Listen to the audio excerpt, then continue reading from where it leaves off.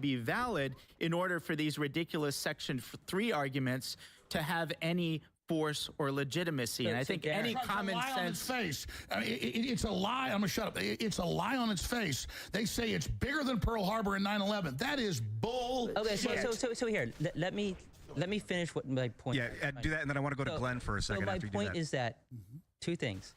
The Civil War was an insurrection. I think it's hard to argue that. Nobody got charged with a crime of violating the Insurrection and Rebellion Statute, 2383. What about 1992, the LA riots? George Herbert Walker Bush, he invoked the Insurrection Act. 12,000 people were arrested, 63 people were killed, hundreds were injured. Was that an insurrection? What do you guys think? Yeah, no, it's a declaration of federal martial law. But was it an insurrection? Because nobody there was charged with violating. Nobody there was charged with violating Section 2383, the Insurrection and Rebellion Statute. But we still consider that an insurrection, right? I mean, by that yardstick, Kamala Harris bailing out people that firebomb federal buildings. That is not true. Glenn, talk to me. You have something to say. Yeah, I actually think what Destiny and what Ed are saying are very important.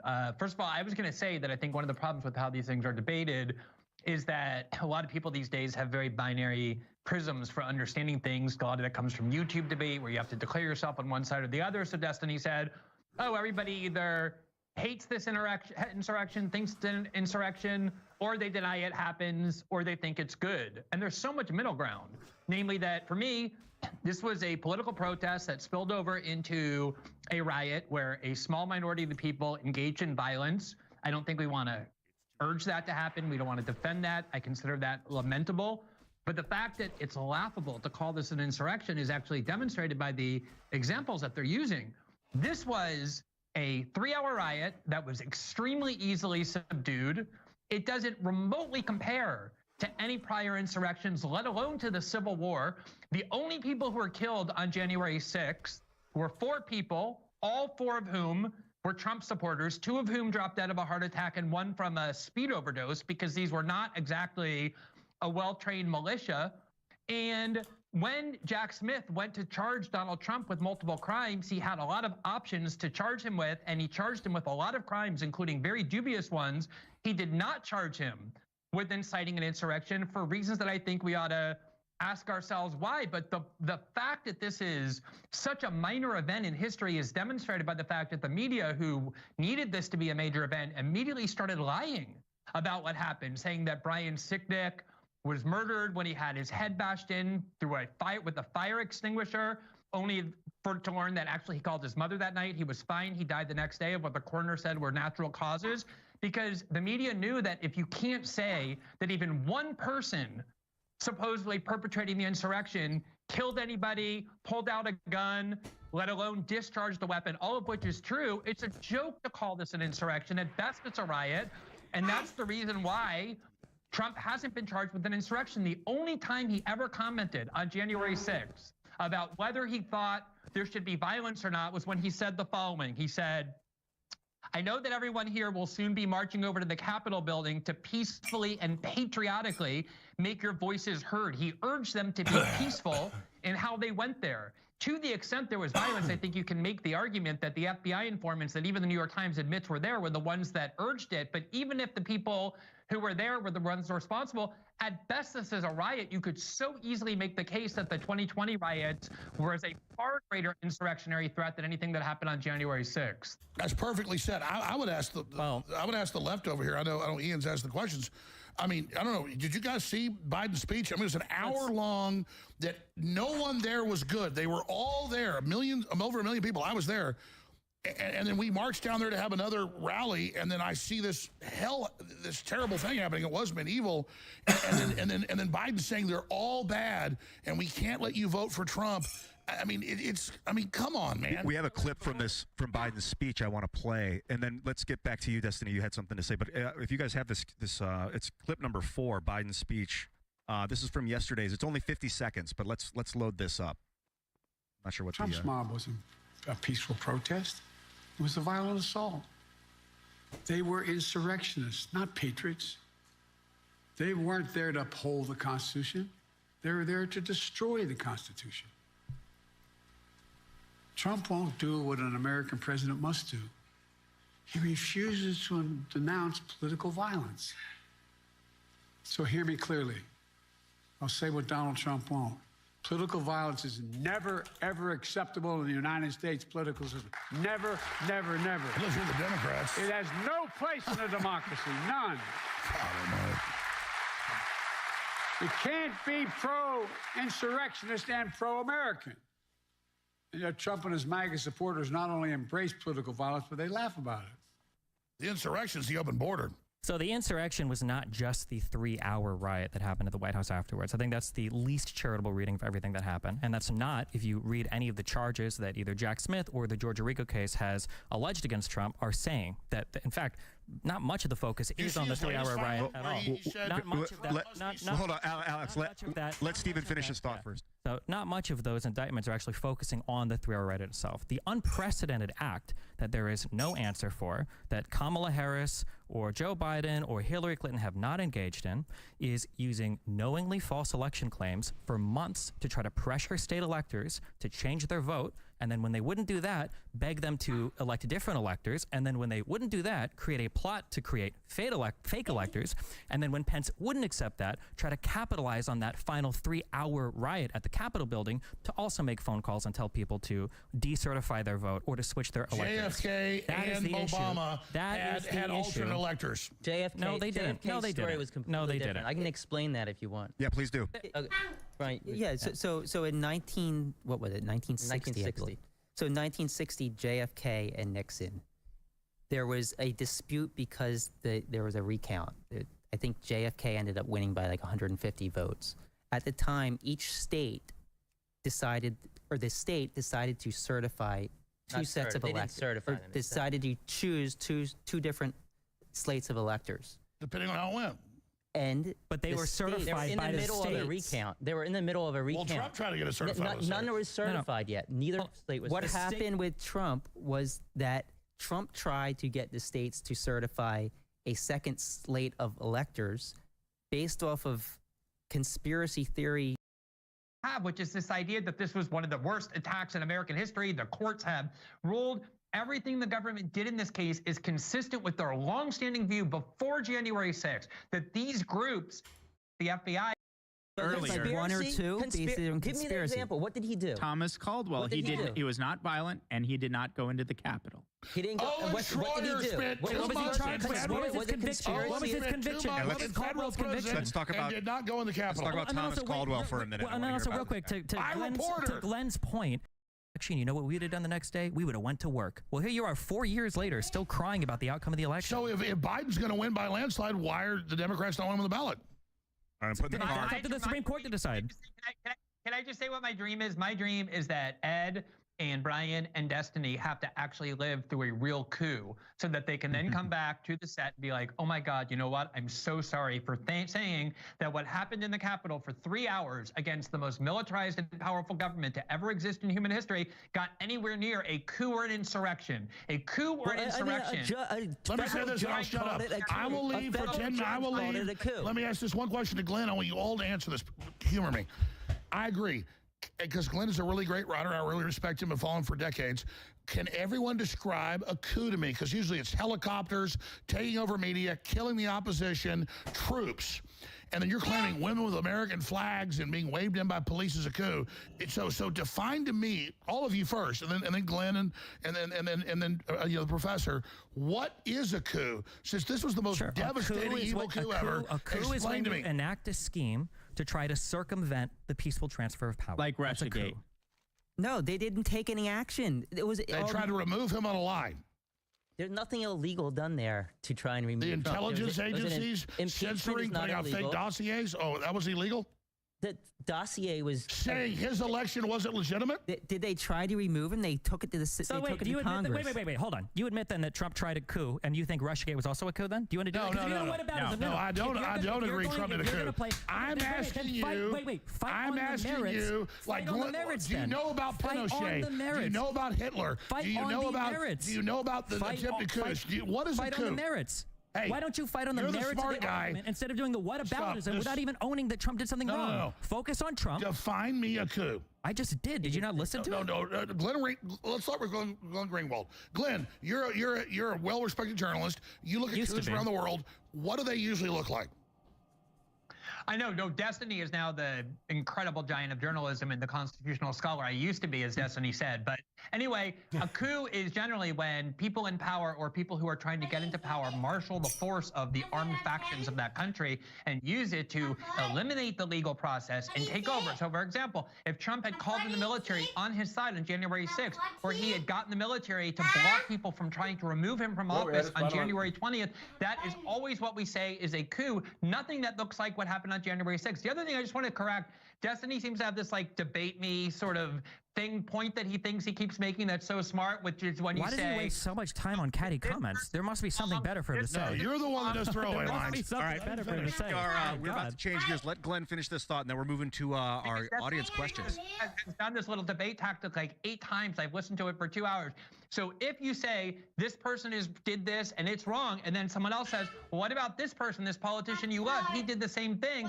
Destiny says, oh, you're admitting that both of them did something wrong. No, one of the reasons why you say things like the Black Lives Matter protest was never considered an insurrection is not to say that January 6th was also an insurrection and therefore you should treat the Black Lives Matter one like an insurrection.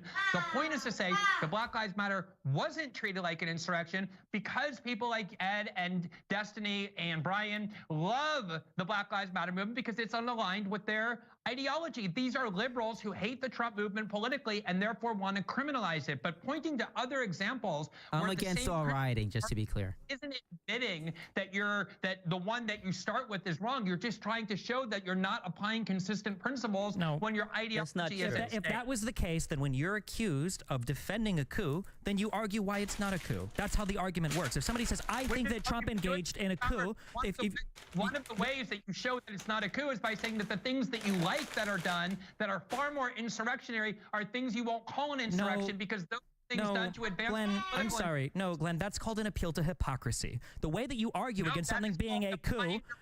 You actually believe what why has Trump not been charged with it? Why have they not charged Trump with insurrection? You just say Jack Smith already said why. Go read some of his documents if you haven't already. It's like the main Secretary of State. She says he's guilty. If you don't think it's a coup, then we agree on what the definition of a coup is. If we don't agree on the definition of a coup, which you said it requires military presence, I don't know if anybody would necessarily said. All right. Well, it's not going to get resolved tonight, although we have tried to resolve it. Why are we shutting this down? I'll go. We're not shutting it down. We're just moving to the next phase of the organization, which is let Destiny and Glenn finish his point because we're going to comments. I think this. Fine, if you want to shut it down, that's fine. I do want to shut it down. I want to move on. Okay. In fact, you've been instructed to move on, so that's what we're doing. By who? By who? By the producers of the show.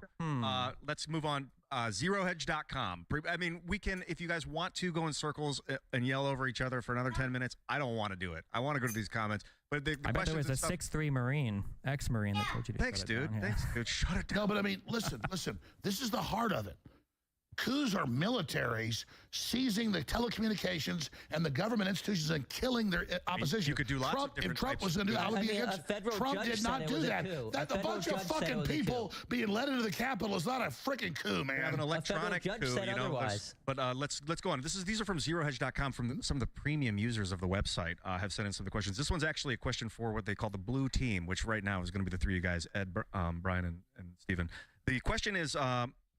The New York Times acknowledged that there were FBI informants in the Capitol on January 6th, and then they give a link to the New York Times article. Given the agency's history of entrapment, is it a stretch that some agents may have provoked the riot? And then there's a follow-up question. Why was law enforcement so ill-prepared for the insurrection, in quotes, despite the presence of informants? So the first part of the question is it a stretch that some agents may have provoked the riot? So informants are something the FBI has been using for years, decades. Is it illegal? No. They can do it as long as they do it within the legal means. If an informant is in the Capitol breaking the law, that doesn't mean that the FBI is behind it. Yeah. Informants are also people who live their lives. Like, I could be an informant for FBI. I could go and murder somebody. That doesn't mean the FBI had me murder that person. So I think there's a lot of misinformation there that gets conflated with facts. Well, and number two, do I think it's possible that an FBI agent could have done that? Sure, anything's possible, but It put out the evidence. There isn't evidence of this. The whole Ray Epps thing. Show us the evidence that he actually works for the FBI. He orchestrated it.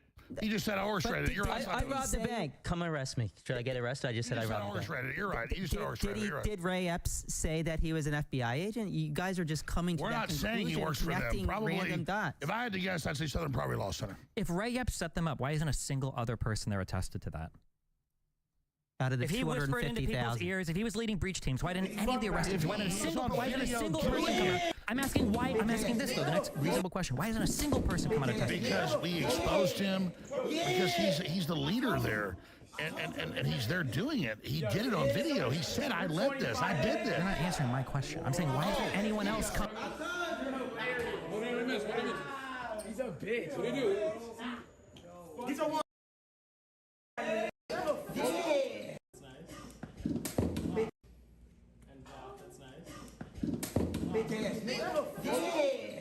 Yeah! I told you! Fuck Mary Kill. It's a J. Fuck. Because she's sexual. And that's nice. Bitch ass nigga. Kill. It's fuck Mary Kill. Fuck Mary Kill. Sorry. Fuck Mary Kill. It's a J. Fuck. Because she's sexual. And that's nice. Bitch ass nigga. Yeah! Yeah! I told you! I told you, bitch ass nigga. Yo, see, you're 25 minutes. Whoa. What did he miss? He's a bitch. What did he do? He's a ones back though. You're a bitch, bro. Well, nigga, why the fuck you ain't like that, nigga? The fuck you, nigga, why?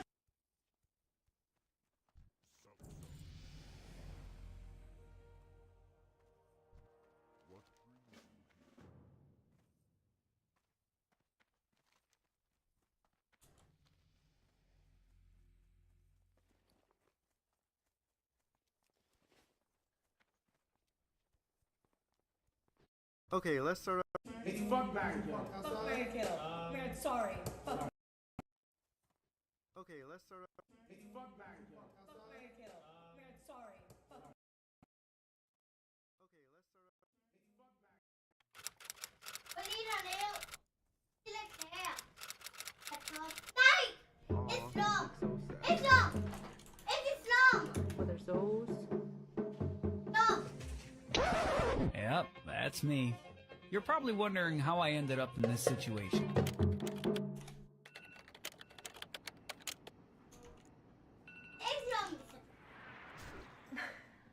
Good morning. It is currently 5:35 and it's surgery day. There is an entire storm outside. When I mean storm, I literally mean like a whole thunderstorm. I was supposed to put this patch on last night, dude, and I forgot because I was so stressed out. This was supposed to be my anti-nausea, so like off to a not good start. I just put it on behind my ear. Because I just put that on, I need to wash my hands because if any of that solution goes in my eyes, I can get like blurry vision temporarily. This is the outfit that I'm gonna wear to the surgery center, which is kind of what they asked me to wear. It's super stretchy and just soft. All right, I'm gonna hop in the shower and rinse off with my antibacterial. Make sure that I'm honest and clean. Let's go to the shower. I'll be back. I'm done. I just got out of the shower. It is now 6:01, so we're literally gonna cut it close to leave at 6:30. Let me show you guys the areas that we're gonna work on. We're gonna do this entire like belly area and remove all of this fat pocket. Specifically want to target up here because I've always had a huge fat pocket up here. I have a lot of back fat. For the bottom, I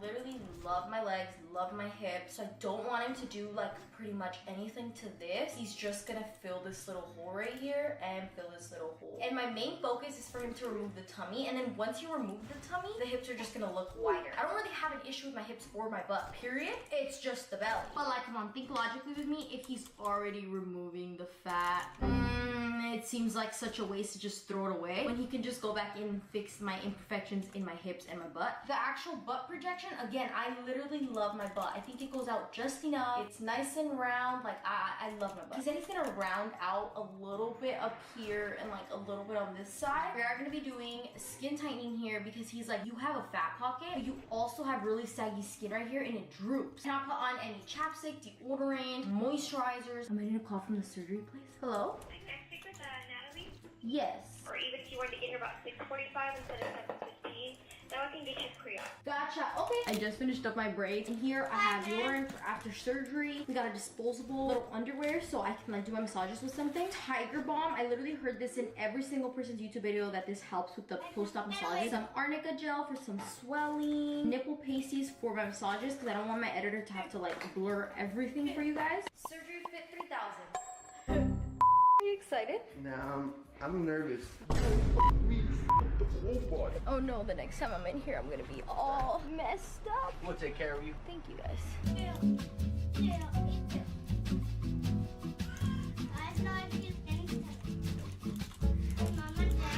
Alright, I made it. 6:45, nice and sharp. You nervous? Yeah. I'm just gonna be down for 2, 3, 4, 5, 6 weeks. No sitting on my butt for 6 weeks. That's the craziest part. That's crazy. We're in the OR, which is the 3rd floor. Yeah. So there are a few initials that you, once you get those signed, I'll take you back. Perfect. Enjoy the last city. Damn it. I feel like I don't really know what I'm getting myself into till I'm in it, you know? Which is fine. I don't need to stress myself out right now. We'll deal with it when we're there. See you later. Love you. With the fat ass. Okay. Bye, T. No! Turn around. And get a price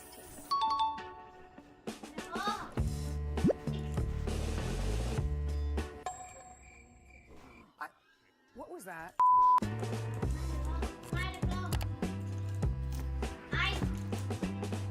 They just brought me to the consult room and there's like the Sharpies right there, so they're gonna mark me up and I literally, oh, this is probably gonna be the worst part. I'm not gonna say that, but we have markings everywhere now. We got all of that, all of the belly markings here. I'm so excited. I will see you guys after surgery. It's 10:43 and I has been in surgery for about 2.5 hours. She's finally done, then she's being discharged in about 30 minutes. I'm so excited she's fine. Excited to take care of her, you know? I'm not really excited, but just putting a whole bunch of layers. We're not taking any chances here. Y'all look who's here. Oh, she looks so sad. We're not focusing on that pain though, okay? Baby steps, baby steps. Good job. You got it.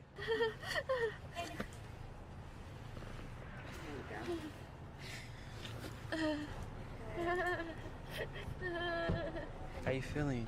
You don't feel good? It hurts. I know, it's only for right now. You're gonna have to take medicine a little bit, okay? Oh. No. You'll be okay. Good. You're almost there. No.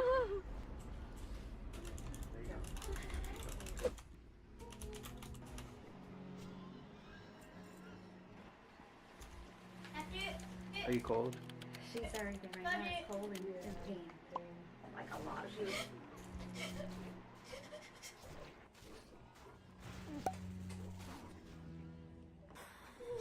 Needs battery. But just go ahead and use battery. But I'm gonna. Now I'm gonna see big people.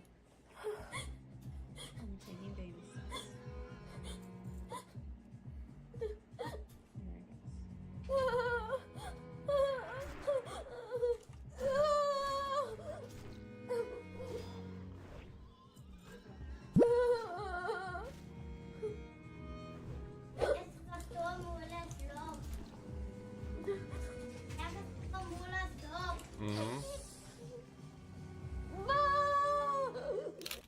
I didn't even see this when we were cooking in. Made it out. Yes, she did. By a thread. I'm gonna put bro. So I feel a lot better after that massage. But I'm trying.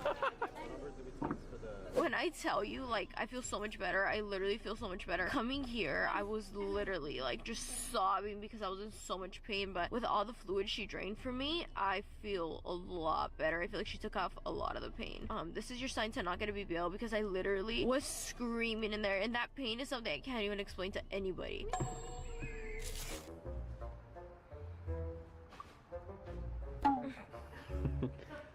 New and improved now with GAT 10.0.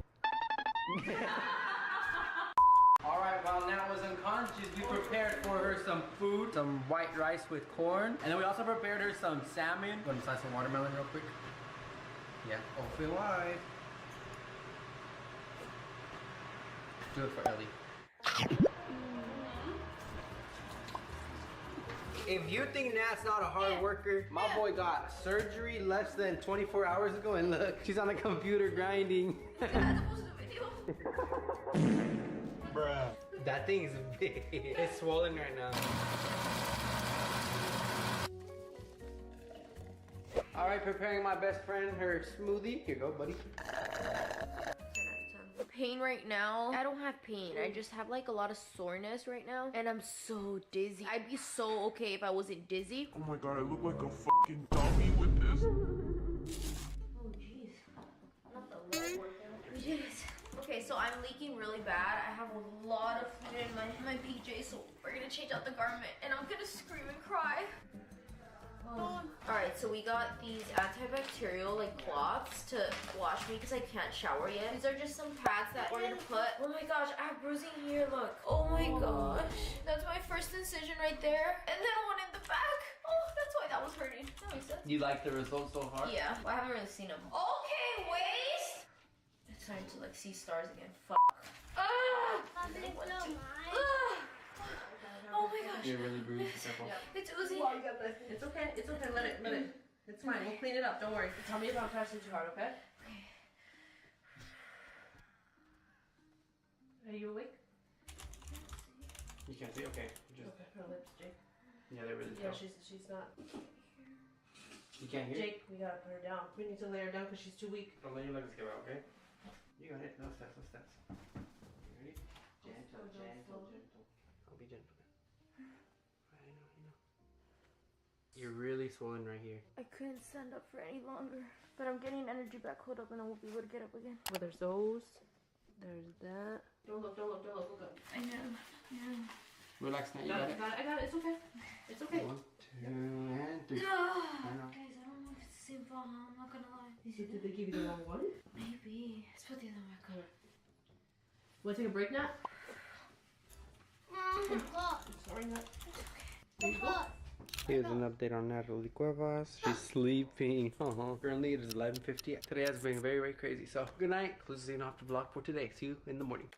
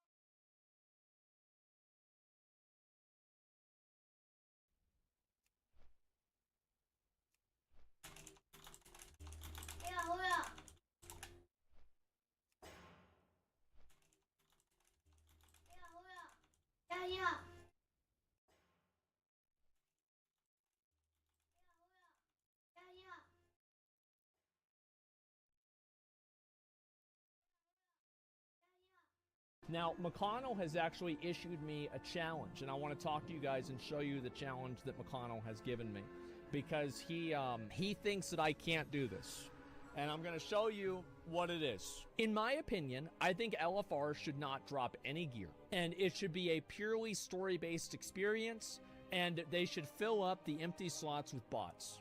Straight up, right now, I'm going to get my sword. We're going to do a sword run.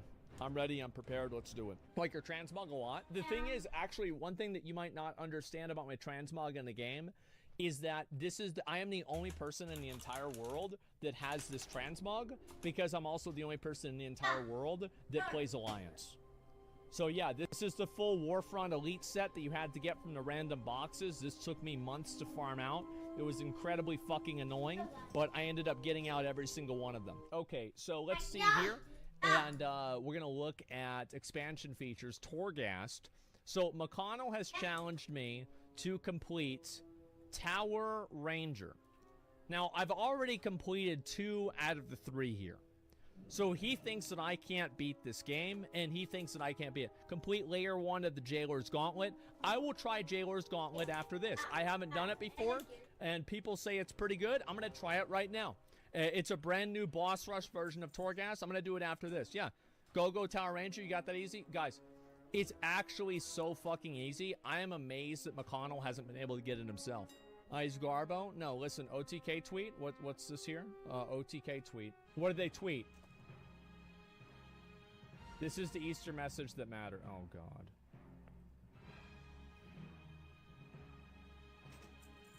What's up, y'all? It's me. It's your boy, the Easter Bunny.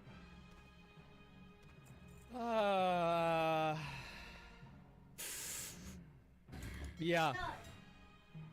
What's up, y'all? It's me. It's your boy, the Easter Bunny. Yeah. I thought it would be funny, you know, like I did it. They were like, hey, it'd be really funny if you put on the Easter Bunny hat and you do this dumbass thing. And I said, fuck it, all right, I'm going to do it myself. Just a minute, let me actually see if this is what it is. Yeah, so McConnell, you there? Yeah. He's in Discord. I don't know, he might be AFK. And so anyway, yeah. I'm never AFK. I know that. Okay, so you think that I'm not going to be able to get Tower Ranger, this title right here? It's tough, dude. It's tough? Oh, it's so hard. Oh, it's tough. So, it's not hard at all. Okay. Like if it's so hard, then explain why I've completed every other Torghast achievement. You haven't though. Oh yeah, I have. I think, right? Oh yeah, I haven't. Never mind. Okay, but like the other ones, the hard ones, I beat all those. I got the little horse thing before Cody, and Cody plays all day, every day. Yeah, listen, do you even have the horse, McConnell, for completing all the 8s on flawless? No. There you go. So there we go. See, listen, I'm telling you guys, I'm gonna be. Wait, what does that matter? It's not a challenge for me. Well, what I'm saying is like, but you thinking that it's hard or whatever, is. I think you believe that it's hard because you don't know how good I am at Torghast. But you haven't even done like layer 1 of the gauntlet yet. What's it gonna be? It's gonna be like a guy and I kill him. Right? I mean, it's that simple? Yeah. Okay. I mean, I think we can handle that. Yeah, everybody thinks it's really hard. Okay, fine. I will go and I will try it after this. Listen, all I'm gonna say is, yep. Clack issued the same, or not the same challenge, but Clack told Anbani to clear level 5 gauntlet, and he couldn't do it after like fucking 8 hours. Well, Anbani's a Shadow Priest. Yeah. And Shadow Priests are stupid. So what do you expect? What? I'm playing a warrior. What? Yeah, I'm playing a warrior. It's not going to be hard at all. I'm going to go right over there. I'm going to clear it. I'm probably going to get to layer 3 right now. And my item level is, let me show you guys what my item level is. 250. I'm not even halfway there to max item level. What's it go up to now? 500? Your eye level's what? It's 250. Oh my goodness. Yeah, no, I'll be fine. What's wrong? Like 250? No, yeah, everybody. All right, guys. Just give me a minute. I'm gonna go try it out in just a minute. You're gonna find out. 250. Goal is to 282. Yeah, it's about That's about 500. Yeah, not even normal mode gear. I don't need it. Like the thing is, I will be able to beat this. It will be a joke. Okay, guys. Tier? What? Do you have any tier? What do you mean? Like the tier gear? Yeah. No. No, you got a month. You got a month, so we'll see. I've got. Well, I mean, I got the new belt. Yeah, I got the new belt. I don't know what the belt does. That'll do it. Yeah, I'm fine. Hey, everybody's talking shit. The first 2 levels are easy. I know they are. The whole thing will be easy. Do it 235 and the patch came out. Yeah, you guys will see. All right, guys. I beat it with 228. We'll see how that goes. Let me get this done, and then I'm gonna go try it out. I feel like it's gonna be a joke, man. Do you have the 291 ring? Who said that? 291 ring. So here's the thing. is that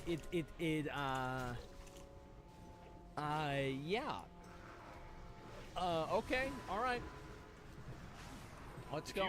If you got Tower Ranger at eye level 228, you're playing a hunter. Okay. Give me a minute. Do you think I'm gonna get the sword today? Yeah. Wait, really? Yeah, you're gonna get it. All right. Gentlemen, you heard him. It's just that easy. Guys, 10 years of farming this sword has come down to this very moment right here. So, I didn't get it. So McConnell, yeah, McConnell's wrong. Okay, number one, McConnell's wrong. You know what? I want to try the Jailer's Gauntlet right now. Like, I want to try it right now. You can't handle it, dude. I want to try. I'm gonna try it right fucking now. I'm gonna see if it's easy or not. No, it's gonna be a joke, man. Everybody says it's hard. Oh, it's so hard. Oh, it's so hard. No, it's not. Watch this. It's a 291 legendaries. I don't know how to get that. Who cares? I don't need that. Now, here's what we're gonna do. McConnell and I are probably gonna do this at some point sometime soon. We talked about this. We are going to do a world first run for the new raid. And we are going to pretend like the first one never happened. We are gonna, yep, the first run, yep, exactly. It's gonna be our first raid that we've ever done in the new raid, and we're gonna go through the whole thing. Yep, just rethink the entire thing. It's gonna be totally fucking fine. And tell them the other thing too. And then everybody trades us a bunch of gold? No, about the achievements. Oh yeah, we have to get all the achievements for the old raids. We've got to get these before the new patch comes out. Yeah, we 100% do. As Alliance, yeah, we'll probably get enough people for that. Absolutely. Okay, so we go over here, and the Jailer's Gauntlet. Enter the new portal in the Torghast lobby. Okay. So let's try this out. These guys are gauntlet runners. Well, they're pretty good. Those are warriors. This will be easy. I'll use my my thing here. Dead game, true. Okay, it's not a dead game. Stop saying that. Okay, so let's do Jailer's Gauntlet level 1. Okay, let's get some buffs. Well, let's do Resonant Tendrils. So. Oh, this garlic? Is easy. Get garlic, dude. Well, how's this supposed to be hard? It's a joke. It's the first layer. It's a joke, man. What do you mean? It's like an onion. Okay. And then we're going to go with this one here. Fleshcraft absorbs more damage. Nobody cares about that. But we're going to go with it anyway because it could be important later on. Dude, remember that one time I told you there was a new pet? You made a video about that shit. Oh yeah. McConnell was like, hey, I've got this like fucking this new information that like nobody's ever heard of. It's this brand new pet in the game, and then I go and I look, and it's the top post on the WoW Reddit. He's like, yeah, I've got this fucking like brand new secret information nobody's ever heard of. Writhing Solas. What the fuck is a Writhing Solas? It's a Murloc pet. Okay, let's see here. All right, we're gonna do that. This is easy so far. It's the first layer. Bro, this is easy, man. Like, why are you saying it's easy? It's the first layer. Why? Oh Why? Look at this. I already got the other one done too. Look at this. Okay, let's do critical strike chance. Oh, I'm stunned. Oops. It's not a big deal. Yo, Blizzard. What? Blizzard, bring back multi-strike. No, multi-strike was dog shit. It was so cool. I disagree. I think multi-strike sucked. No. No, yeah, it did. Here's why it sucked. Because it was an added level of RNG. Because you had crit and you had multi-strike, and they could compound on each other. So like an attack could do like 5 times as much damage. Like it looked really cool though, to be fair. I know it did look really cool. It looked so cool. It looked very cool, I know, I agree with that. This is so easy, I know. Only a rat paladin would think this is hard. True. Very true. Okay, let's see this. We'll pick this one up. No, nothing. I never said the first layer was hard. That's not what I heard. Okay, we're gonna get the leap too. I didn't say that. We're gonna get the leap too. Obviously, let's see here. Get War Machine as well. Okay, this guy's dying super fast too. Lion 10. What? That's you. No, that's you, brother. What do you mean? No, I would never do that. God damn, bro. Like, my damage is crazy. Like, what is this? I'm out of control. That's how it's done. Where you at? How do people think this shit's hard? Like, this is a joke. You got Tower Ranger yet? No, I didn't have Tower Ranger, but I don't need... The thing is, like...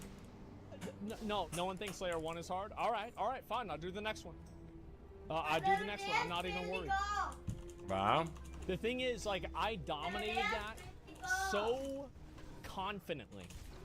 I actually feel like I could maybe just get Layer 8 right now. I could just get it done. Like, I do. I beat level 1. It's a joke. Level 4 is whenever it starts getting hard. No, you'll see. You'll see what's gonna happen. Watch this. Watch this. Let me go right back over here. Level 2. For today, bro, I might actually, you know what? I'm gonna use a flash just to make it even easier for myself. Okay. Oh, you pussy. Yep, that's right. I'm gonna use a flash. You pussy. Okay, let's go with the leap right there. We're gonna do Voracious Culling Blade. What's this green shit? Stand in it. It's a DPS buff. Is it? No. It had put a skull on my guy. Bro, I was looking at your Spotify thing. Yeah. And it's funny. It's just like a whole bunch of random songs for the most part. Yeah. Until you get down to Linkin Park, and it's just two Linkin Park CDs just in. And in a row. And of course, right? I mean, I listen to that all the time. It cracked me up because it's like. Yeah. You got all these songs in just a random order, and it's fucking full 2 CDs of Linkin Park. I'm getting really bad RNG, guys. I'm getting really, really bad RNG. If it wasn't for the RNG, I'd be doing way more damage right now, okay? Keep that in mind. We're going to go with Oberon Spikes. I think they're just better. Dude, actually, you know let's buy one of these. Go ahead. You know what upsets me, man? What? You are one of my best friends, okay? And you play a warrior. Yep. And Ret Warrior is like super good in arenas, but we never do any arenas together. Is it still good right now? Yes, it's like one of the best comps. Really? Yes. Holy shit, I didn't even know that. Wow. Okay, yeah, maybe we should do arena. That'd be a good idea. I need to get gear though. Vanguards plays with the Warrior. He plays with Smexton. Yeah, I need. Yeah, I mean, I'd be down for that. Sure. Look at my damage now, boys. Look at my damage now. They actually can't handle me. Even if he has the buff, it doesn't matter. He still dies like a bitch. Yeah, like now I'm actually doing real damage. Because like before, I was worried. My damage was garbage, but now I'm feeling way better about myself. I'm dying. What the fuck? Why am I dying? Okay, now we got this stick. Hey Asmon, I'm a complete WoW newbie. Okay. I found I like the mobility from Demon Hunter, but watching you on Warrior, is Warrior got better mobility? No. You made the right decision. Stick with Demon Hunter. Yep, you made the right decision. Wait, what? Oh, that's a boss. Oh, fuck. It doesn't even matter. It doesn't even matter. He wants to do all these abilities. It doesn't even fucking matter. Yeeted and deleted. Get him out of here. There it is. You getting afraid now? Yeah, that's what I thought. Doesn't even know what to say. Oh my god, bro. Like, my damage is out of control, man. Out of control. Look at this. Let me see what this next one is. All right, punching the air right now. Exactly. This is level 3. Now, this one is probably going to be easier than level 2. Now we do just huge damage on this guy. Like literal massive dicks. Literal massive dicks on him. Mega hard up, man. Way to go. Right. What did he do? Hey, just ban somebody. Fuck him, man. True. Yeah, what a loser. What did he say? Nothing. I'm sure you'll read about it in a ban appeal. Okay, alright, that's good. I'll look forward to that. Alright, let's go ahead and go with the Rage Generation. Whirlwind, obviously go with that. Double Time, this is going to be fucking huge. Okay, yeah, it's over. I've already won. I've already won, guys. It's finished. I've ascended beyond everything. It's a Final Fantasy, Andy. He says, WoW is boring. Oh my god. Okay, maybe I can... Does this have any cutscenes? Maybe we can watch some cutscenes and he'll feel more at home. Yeah, guys, maybe we can watch some cutscenes. He'll be happy. They copied Whirlwind from Lost Ark? Yeah, they did. Actually, they copied Bladestorm from Lost Ark. Okay, let's buy this one. And hey, bitch, just go read a book instead. That's basically what Final Fantasy is anyway. Listen, I think that you should... Did you actually play the story? Yes, motherfucker, I got the 63. Okay. Who is... Livia? No clue. Who is Nidhogg? The big fucking dragon. Why is he mad? I forget, but they threw his eyes in the fucking... in that big pit off the bridge, and then he got him back anyway. Yeah, true. That's what it is, yeah. Exactly. Yeah. Listen, I don't care. Okay? The game was boring. I didn't think it was boring at all. Like, did you like the raids at least? Yeah, they put me to sleep. It was a good sleep aid. What do you mean? Like, why don't you get crit damage? Because I don't. Yeah, if I was going to get crit damage, I would have, but I don't because I'm not.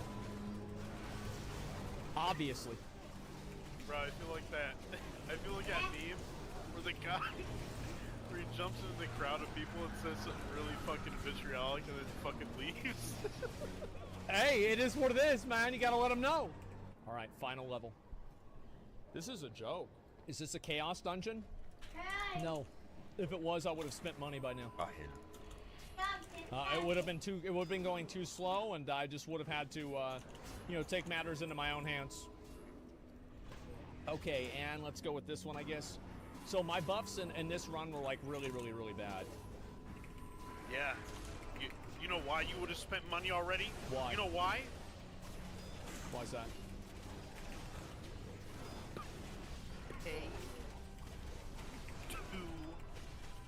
Lost Ark is pay to win. No, it's not. Why would you say that? Pay to win. Wait, Lost Ark is pay to win? Wait, what? No, it's not. Who said that? Me, bitch. There's no way it's pay. How could it be pay to win? Too late. I already made the red post. No, it's not. It's just pay to progress. That's all. And if you don't progress, you can't win. Exactly. Okay, let's kill these guys. Refuses to elaborate.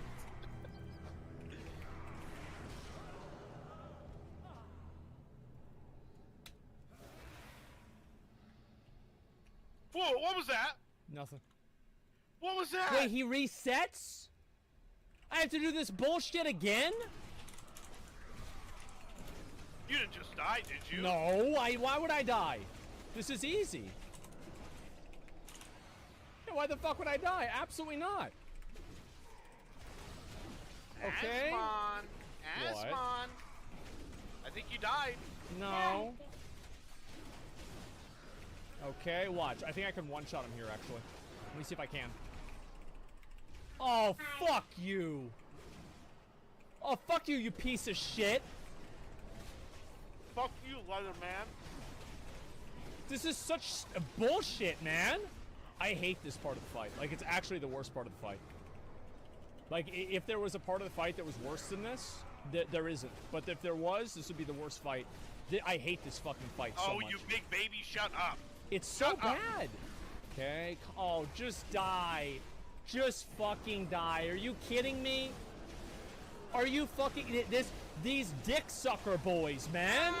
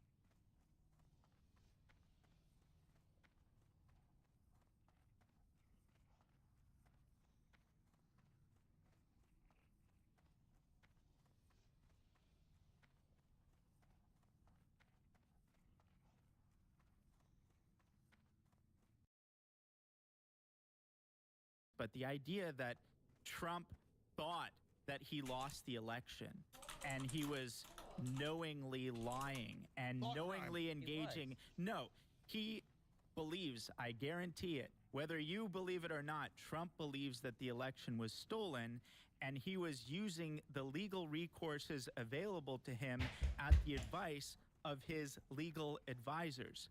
That is not true. Most of his legal advisors said that this idea was crazy. Well, no, but he had legal advisors who were telling him.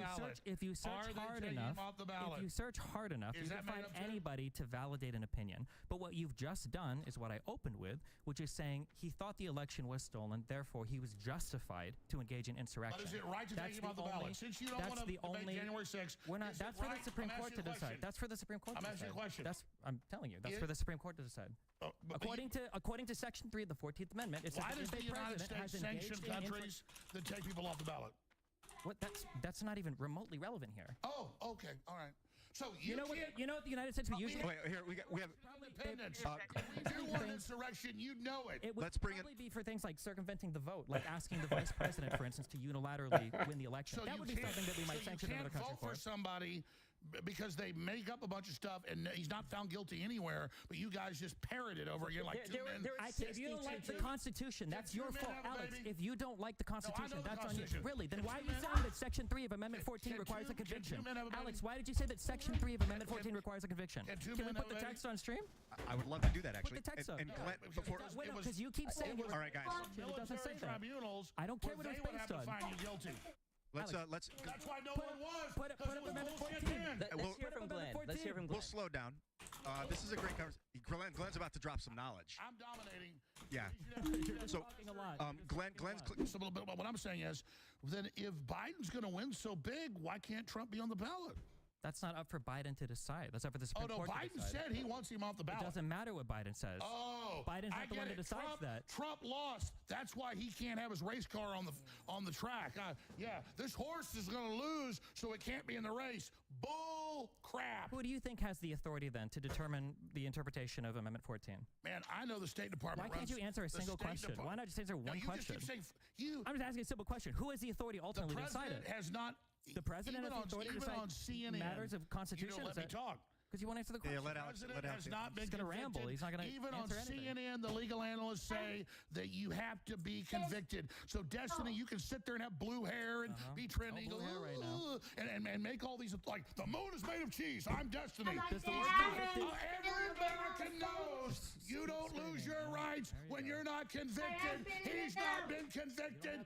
And here's the good news. It's backfiring. People, we have the Declaration of Independence, and we can vote for who we want to. No, you can't. You can't vote for people under 35. You can't vote for vote non-citizens. But can you? Nobody stole an election. Can you vote but you for can't vote for who you want. Can you vote for Nobody stole an election. But you can't vote for who you want. I think we just. Nobody stole an election. But you can't vote for who you want. We just beat this into the ground.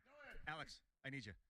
We just crushed this one into the ground, but I want to ask the question in a slightly different way. Was this an attempted coup? Do you guys think this was an attempted coup? Of course it was. Obviously it was. The Hunter Biden laptop. Oh my God. The weaponization Hillary hearings. Clinton's emails.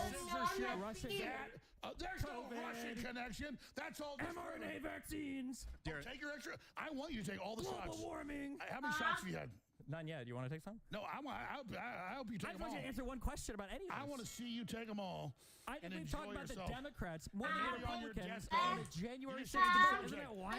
Wait. Isn't that crazy? They now admit that the shot erases your system and does you. So you do that little one-liner there.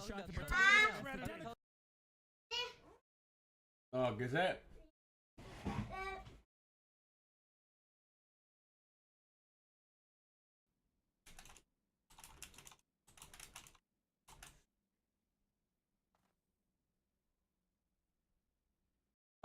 Trying to take away my Democrat. Yeah. Let's stay back. All right, guys. Back to topic. Remember when Trump said Biden cannot run and have the Justice Department take Biden off the ballot? Oh God, that was Biden. Sorry, I'm sorry. I was having a moment there. To reiterate, also, Biden doesn't have the authority to do that. He still doesn't have Only the his Lord authority and to do Savior that. Jack Smith. I The Supreme Court that Trump has his takes on, that's currently 6-3 conservative, they're the ones who are going to make the final decision on that. I wanted to be known that every single time you try to talk about any of the stuff related to Trump, it's so many Democrat names that comes out of people's mouths. I don't know why people can't just engage on the facts of what happened on and in the events leading up to the insurrection without having to invoke every other Democratic leader's name. No name calling. No, his name's Ding Dong. Ding Dong, Destin, whatever it is. The point is, I was there. There was over a million people, and they said police were attacking, and we got there like shooting tear gas, and then a bunch of feds helped break through with some idiots that got mad and had a brawl, and then the cops go, come on in, everybody come on in. So Alex, so there's everybody sees those videos now. Okay, so you call this the new Pearl Harbor, worse than 9/11. 3,000 people. Do you disagree? Let me ask you this. Do you disagree with them claiming this was worse than Pearl Harbor or 9/11? I think it depends how you ask that question. I would say no, it's not worse than Pearl Harbor or 9/11. What are you basing on it? Are you basing? No, I get it. No. Trying to take people's votes away is sacrosanct, but you're trying to take people votes from Trump. There's an unprecedented that a president of the United States would do everything within his power to prevent the peaceful transfer of power to the next president. He said, I want you to peacefully march down to the Capitol. That is a uniquely horrible event. The march to the Capitol, what was bad was him watching the riot happen for 3 hours and doing nothing. No, it took him.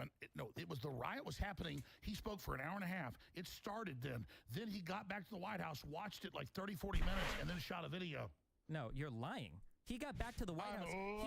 Mark Meadows delivered a note on his desk that Ashley Babbitt had been shot, and he sat there sipping Diet Coke for an hour and a half. The guy that you called your leader. The way they run these headlines, I was there. How many pardons did Trump do for the patriots that got unfairly charged with crimes and convicted in the Capitol grounds? I was there. Why didn't Donald Trump pardon any of those people? Why didn't Donald Trump pardon any of those people? Timelines. There's not going to be an answer to this. Because there's not. You're scared to answer any questions. They claimed on their timelines every single for almost an hour and a half.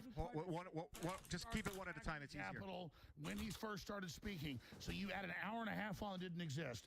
I was there. So you're there, Alex. So tell me, were there weapons there? No, nobody used weapons. So are you telling me no weapons? You're right. You got me. He's going to say the cops. Yeah, they shot Ashley Babbitt and they threw people off the balcony and they a woman's brains out. You're right. There were 75. Oh no, nobody shot a woman. Nobody beat a woman to death. Beat a woman on the ground. That's a fake video that got put out. That was not real. Ashley Babbitt's fake, folks. He was shot. I like how you would think that years after the event, we're now getting unreleased footage. Like there were 1,000 people sitting right around it. There's video of that event from 5 different angles without her getting beat by a baton. How would that take years to report? Oh my God! Everybody on X, get him saying they didn't. To death. Everybody watching, go to Google. Yeah, let's. You just screwed yourself. All right, I asked you about weapons. Got your ass. Woo!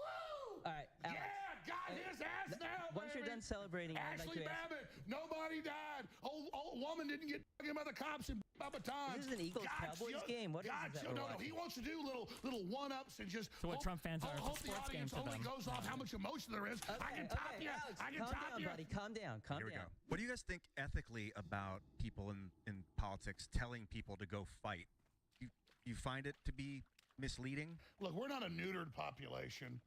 I mean, I have Democrats, during the impeachment for this, they shut it down when finally Trump put a 5-minute video on of Democrats saying, attack them at grocery stores, attack them at gas stations, attack. We need civil insurrection. What do we think about the term battleground state? Yeah. You know, it's... The problem is not typical political rhetoric. It's the context. It's not. Go ahead. Nobody is upset because Donald Trump said fight like hell. People are upset because for months or years, really even in 2016, Donald Trump has consistently attacked and undermined the electoral process with absolutely no good reason. No, it's the Democrats said he was a Russian agent. And the Democrats falsely said he was a Russian agent and sick the deep state on him for the 4 years of his administration. That every single appointee that he made, all of his own people were part of the deep state. Any evidence Trump's a Russian agent?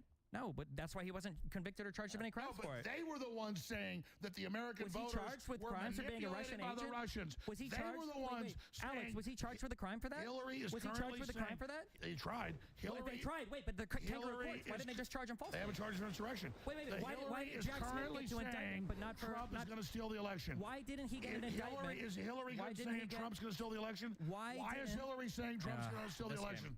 Why is Hillary saying Trump's going to Why wasn't Trump indicted? Why is Hillary saying Trump's going to Guys. Why is Hillary saying Trump's Can you have him answer that I'm question? about to stand up, just so you know, and that would be good TV, but I'm not going to do it. Well, he won't stop, well, Alex, and I will dominate. What we need to do, and you don't answer a question. Guys, what we need to do. No, I do answer questions. Listen to me for a moment. We are. That we don't speak over each other. What we do is we listen to each other, take turns. It becomes way better. Well, I have a question. I agree. Well, can I finish my statement?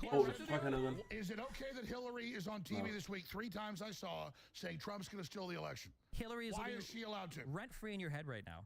The problem with Trump's speech. The problem with Trump's speech. Why can Democrats say it, but Republicans can't? You keep trying to change the subject. I'm not changing the subject. Hillary shouldn't be saying that. I agree. Hillary shouldn't be saying it. Who is she? She's a private citizen. But I think you're allowed to say people are going to steal the election, whether you're right or wrong. That's what Trump is being charged for. Trump, you said it yourself. He's not being charged with incitement. He's not being charged with insurrection. But that has nothing to do with him saying a particular thing. Did Joe Biden try to get the votes certified for Hillary Clinton? Did Hillary Clinton try to force Joe Biden in 2016 to certify the electoral votes? No, because they knew the landslide was so big. The Biden had a pretty big landslide. Wasn't Biden's landslide? Wait, hold on. What do you mean the landslide was so big? Didn't Hillary win the popular vote? Hillary won the popular vote. And Biden won by more. No, the landslide. The narrative collapsed right before our eyes. So Trump didn't win the 2016 election. What? Trump didn't win. No, which one? Both 2016. He didn't win the popular vote. Well, Russian help, right? He didn't win the popular vote. No, from the evidence I've seen, he had a huge landslide. They tried to steal it with illegal alien voters, but it's still Trump was so big. We're not all privy to the election that exists in your head. I know. The There's voices no illegal that talk aliens. to you don't give us the same type of information. The rest of us on Earth don't get information beamed down from the mothership. We got to go by what people in reality say. I'm so sorry. Here we go. People know you're wrong. The states where the illegals are getting more. California just got 6. Så skal du selv bestemme, hvordan det kan være, mor hun gider at komme og hjælpe med at vælge. We need you to come up and... Gør med den der. Nej, det er ikke den der. Jo, det er det faktisk. Det er den der, der skal trykke på. Du må selv bestemme, om du vil være en mand eller en dame. Nå, så skal du trykke deroppe i... det deroppe, hvor pilen er. Ja, nedad. Der, ja. Der. Eller så skal du bruge tasteren. Det er faktisk, hvor du skal bruge tasteren. Sådan der. Det er ikke ham der. Jamen, så skal man bare gå sådan her. Så går man ned. Så skifter man bare. Hvad mor lige gider at komme og hjælpe. Hun ved, hvordan man gør det der, ven.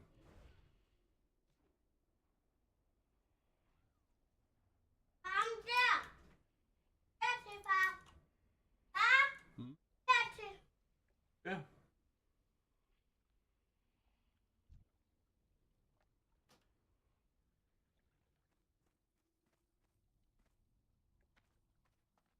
Ham, det håber jeg have. Far. Det håber jeg. Er det for sejt ud? Det håber jeg have.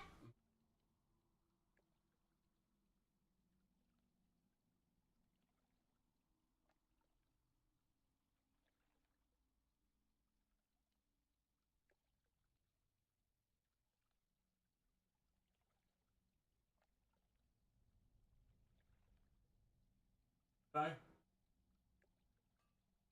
Mig, der starter.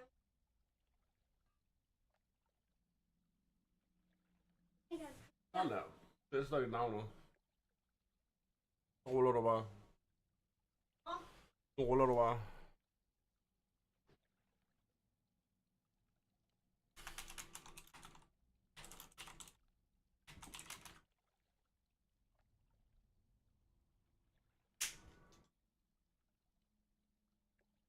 Jeg tager med et nyt land.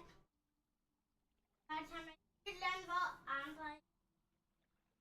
Ja, jeg tror ikke, der er nogen, der skyder dig, hvis ikke du laver ballade. Der venter, hvis der står nogen, så tager man politiet efter. Ja, det er rigtigt. Lad være med, ikke? Nej. Jo. Nej, du tager med efter. Ja, du skal lade være med at skyde og slå nogen, ikke? Og så kommer politiet ikke.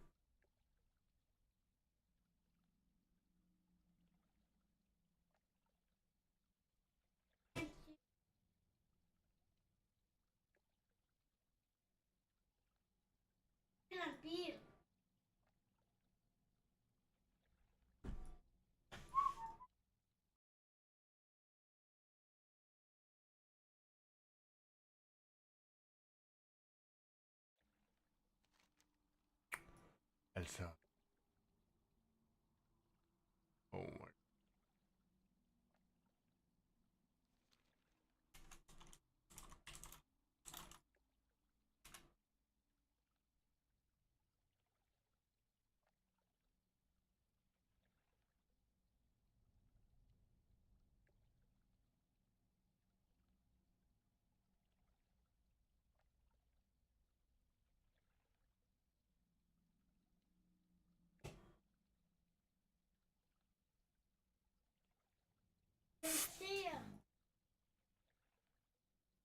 Mm.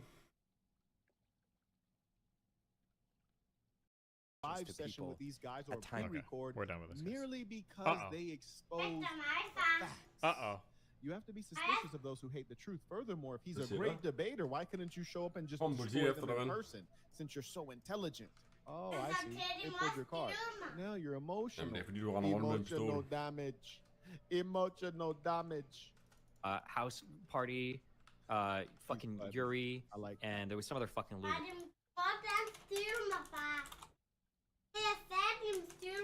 Nej, det er ikke sjovt, når man hele tiden... Nej, det er det ikke. Ej, der skal man ud og... man skal ud og finde nogen. Der går politiet. Hvad gør jeg nu? Hvad nu kører de faktisk væk for mig? Hvad nu kører de væk? Ja, det siger du ikke. Du er opført ordentligt nu. Så gider de ikke at have noget med dig at gøre. Bare det faktisk en dør, der er åben. Jeg vil lige hen til mig, at det er mørkælder. Politiet! Væk! Væk!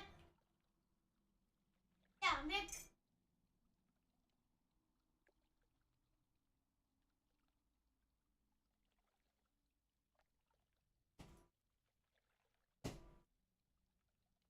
Wait.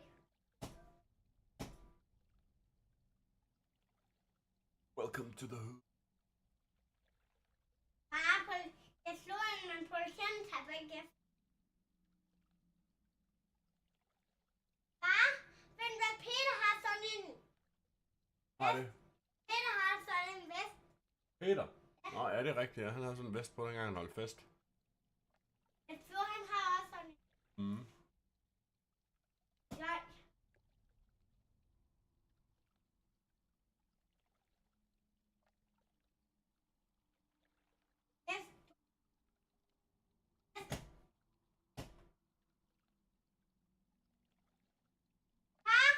Ja.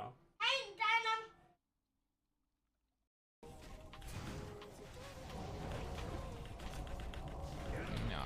No shot! What just happened? Dude, I got frostballed!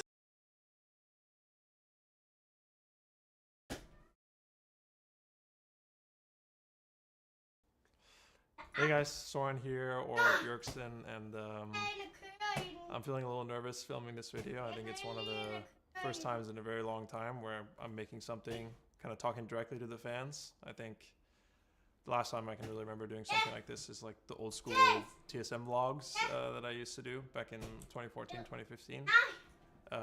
But I want to make this video personally because I want to talk to you guys about the fact that I am stepping away from League of Legends and esports in general, and why.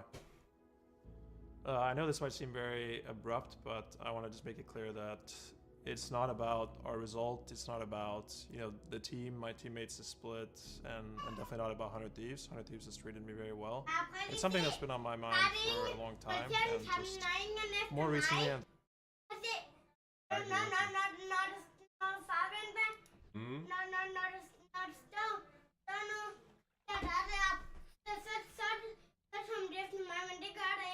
Nej, det er fordi, der ikke er nogen efter dig. Jo flere stjerner der er, jo flere politier er efter dig. Jo større politibiler. Det kan være, der er andre, der laver ballade i byen. Tror du ikke det?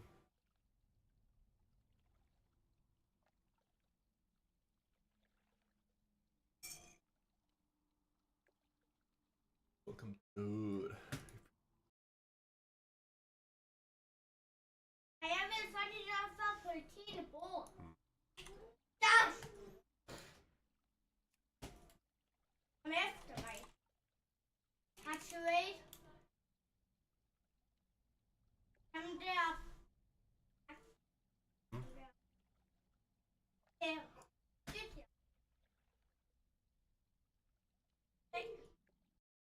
Sæt herop. Hvordan der med dig?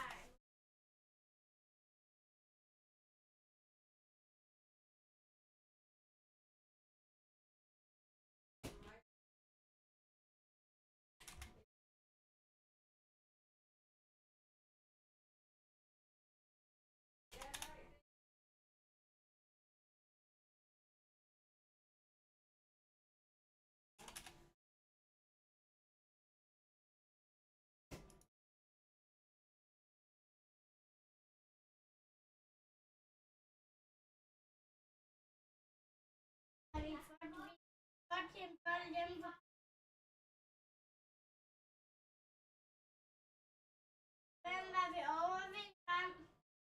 Hvad siger du? Hvem var vi overvinteren morgen? Vi var over ved Michelle og... Vi var inde med Hjalte og Thor. Michelle. Der fik bold med. Fik vi en bold med hjem der? Og til den røde bold, der var lige... Nej, det er rigtigt. Ja, det er gummibolden der, ja. Jeg får til mange af dem. Nogen med hjemme. Hoppebolden. Det var det. Der er rigtig fik røg ind, dem fra Tyskland. Der får de øjne, og det var vores. Ja.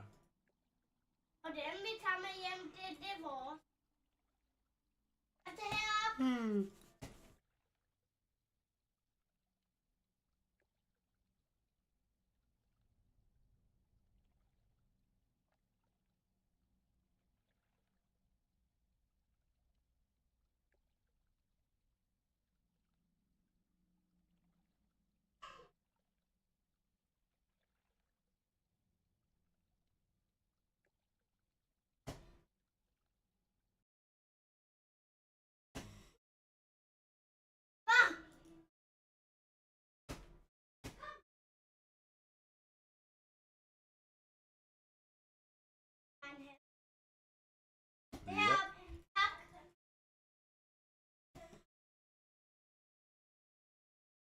I'm Steven. I'm in a relationship. I'm married for about 5 years.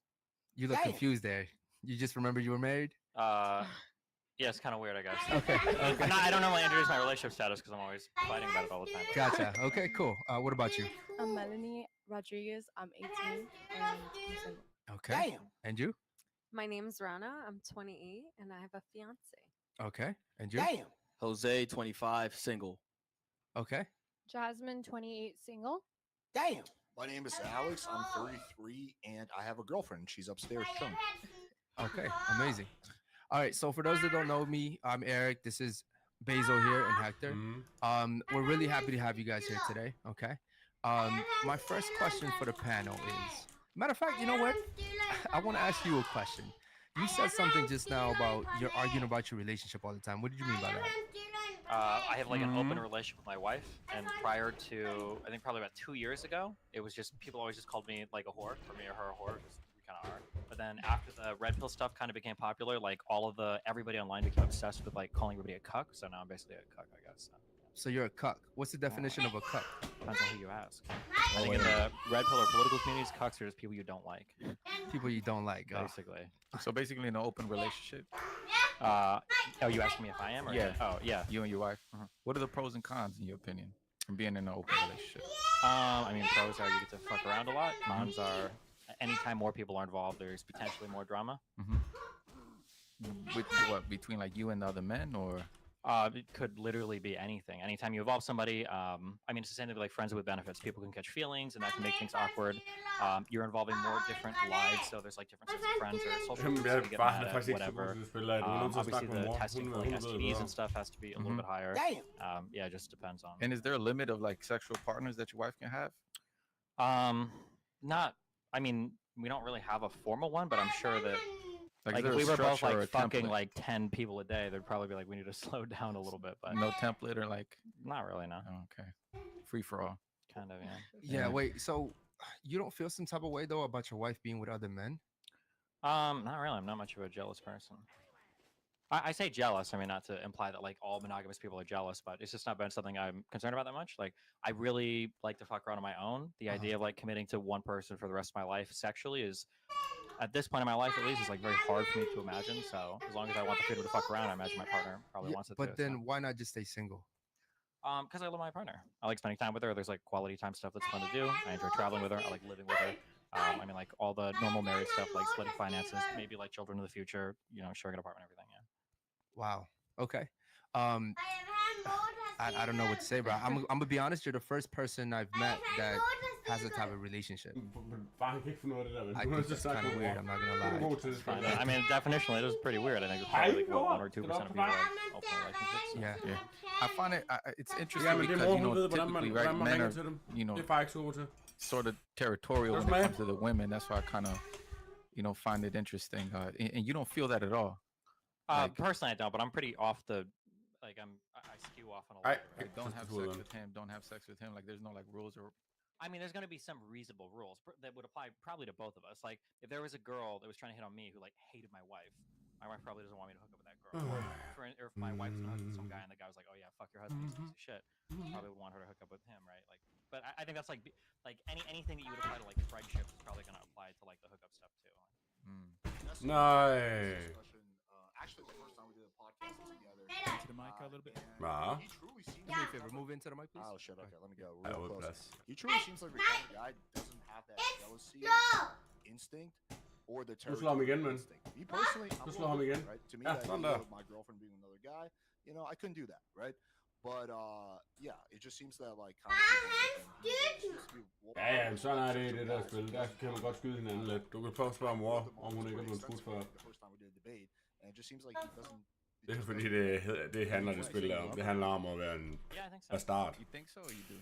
I love her. Yeah. Because it's I mean it's kind of difficult to wrap my mind around me personally because it's like when your idea of love, like the typical idea of love is like, at least from a man's perspective is like she's mine, she belongs to me, right? So it's She kinda, belongs to the streets. It's odd to see someone who doesn't have that. I don't think it's territorial, right? Yeah, but being territorial over your woman versus being jealous over a man, like it's two different things. I mean, women are very territorial. Yeah, women are all also territorial. Most of them, about as many as men are too. Yeah, sure, but wouldn't Men you mor, agree hun- that hun, when a woman øh, has sex with a man, they're supposed to god be til det.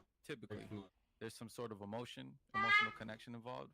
I think the percentage of that happening for women is probably a bit higher. Probably maybe even significantly higher. It's hard to say. But like all of my women friends that practice like casual sexual relationships, all of them have at least one story of a guy that gets too deep into it, a friends with benefit situation that goes bad, and the guy is like getting really obsessed. So I mean, I'm not gonna say that it's the same for men and women, but it's probably a higher percentage of women that have an emotional attachment to have sex. But yeah, I mean, there's definitely women that just have recreational sex and they don't develop like huge feelings for it. And there are guys that get like obsessed when they have sex with somebody. So I have a question for the girls. Yeah, go ahead. So, what do you guys think about being in a relationship with a man and then wanting to sleep with somebody else while being in that relationship? Like, how does that register in your perspective as a female? That's a good question. Big up, actually. Jordan. So are you saying as in like would I feel like it would be cheating? Like, No. you had sex with this man, now you guys are, together. Nej, så når jeg ikke charge. Like, any thoughts? If you really love this man, like, do you have thoughts of sleeping with anybody else? Like, what is your perspective after you're with the guy?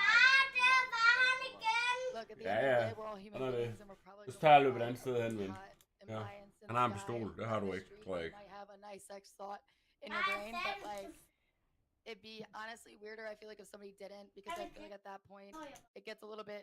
At least for me, I don't like controlling. I wouldn't mind that he has these thoughts. He doesn't act on them, so I don't care as long as there's no physical touch. In my perspective, he can think it all day. No, but I'm saying on your end, like you fucking another guy while being in a relationship with somebody. Like, is that something that you would do? Is that something that if you love the Assuming man, it's an open relationship. I think that's the I mean, qualification. I feel like Well, that would be like a per problem, situation. the problem is that I think that when a woman really loves a man, I don't think she wants to have. Well, from experience for me, when a woman has been in love with me, she doesn't want to have sex with other men. It doesn't really make sense to want to have sex with another guy, but be in a relationship with a guy. Yeah. That doesn't make too much sense. And you might as well not be in a relationship. So I don't like what he's saying. I get what he's saying. It just really doesn't make sense. It seems pointless, to be honest with you. It seems weird. I'm biased. I've never had a boyfriend in my life, so I can't say. Really? Damn, bro, really? 24. How old are you? 24. Red flag. Yeah. I mean, as far as like, all right, guys, slide in the DMs. Yeah. Slide in the DMs. You guys, as far as like love, admiration, and respect, though, like, You wouldn't does that do that. disqualify that though? You know, Ej, would jeg tror question that she fandme ikke, jeg får don't langt væk. love him enough that she is okay with doing that to her. First, she don't love herself because she's doing that with her body. Second, because if she did, she wouldn't have the urge Oh my to god, go to hende other var jeg guys aldrig. because he will be providing all the sexual needs. well, let's do this by a show of hands, ladies. Who? Oh, would be yes, comfortable having baby. sex Jeg with nåede det. multiple men at the same time? Let's go, baby. Not in the same occasion, but you know, rotation. Raise your hands. So how big of a percentage do you think it is women that are okay with that? No, it's not just his wife. Also, hold on. A real quick thing. I like that no one raised your hands here. I don't buy that for a second. There are plenty of women here that have rotated guys, or they've casually dated one guy, though they're not committed. And I was like boned another discussing guy. with myself after the fact. So you have done it before, right? Yeah, I'm but just saying, you're like, doing yeah. it like in just in a relationship. Like she's doing it. There's no, oh, she had a time when she did it and she's not doing it anymore. She's doing it and you're okay with it.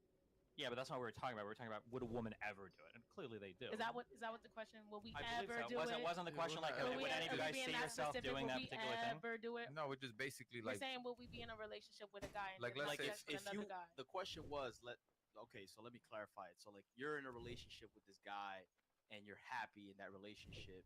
Would you pursue, I guess, a sexual connection or having sex with somebody else? No. While being in a relationship. Sorry, I forgot your name. What's your name? My name's Ashley. Ashley. Okay. Do you think it goes both ways? It does not. Okay, so a man can be in love with a woman but still have sex with other girls, right? Yes. Okay. Thanks AirUp for sponsoring this video. On today's video, I'm making a chicken sandwich taste just like a steak. I know this seems like an impossible challenge, but I'm ready to put my knowledge to the test. I've learned quite a bit over the years of making insane experiments, and let's see if it's gonna pay off. And everything starts off with this: steaks. Now you're probably thinking, oh, you're gonna make a chicken sandwich taste like a steak with steak? Let me explain. This is a skirt steak, and it's gonna be perfect for this application. We're gonna turn it into dust, and here's how. The first thing to do is to cook it normally. For that, I season it with a good amount of salt, followed by freshly ground black pepper and garlic powder. Oh, and by the way, I'm also going to be using some aromatics. So the first thing to do is to go ahead and cook it in the pan. Get it nice and hot and start getting a crust. Then I immediately throw in butter, garlic, and thyme. Basted my steak has This is now ready, but not to eat. Jeg ved ikke rigtig, hvordan man finder våben frem og alt det der, vel?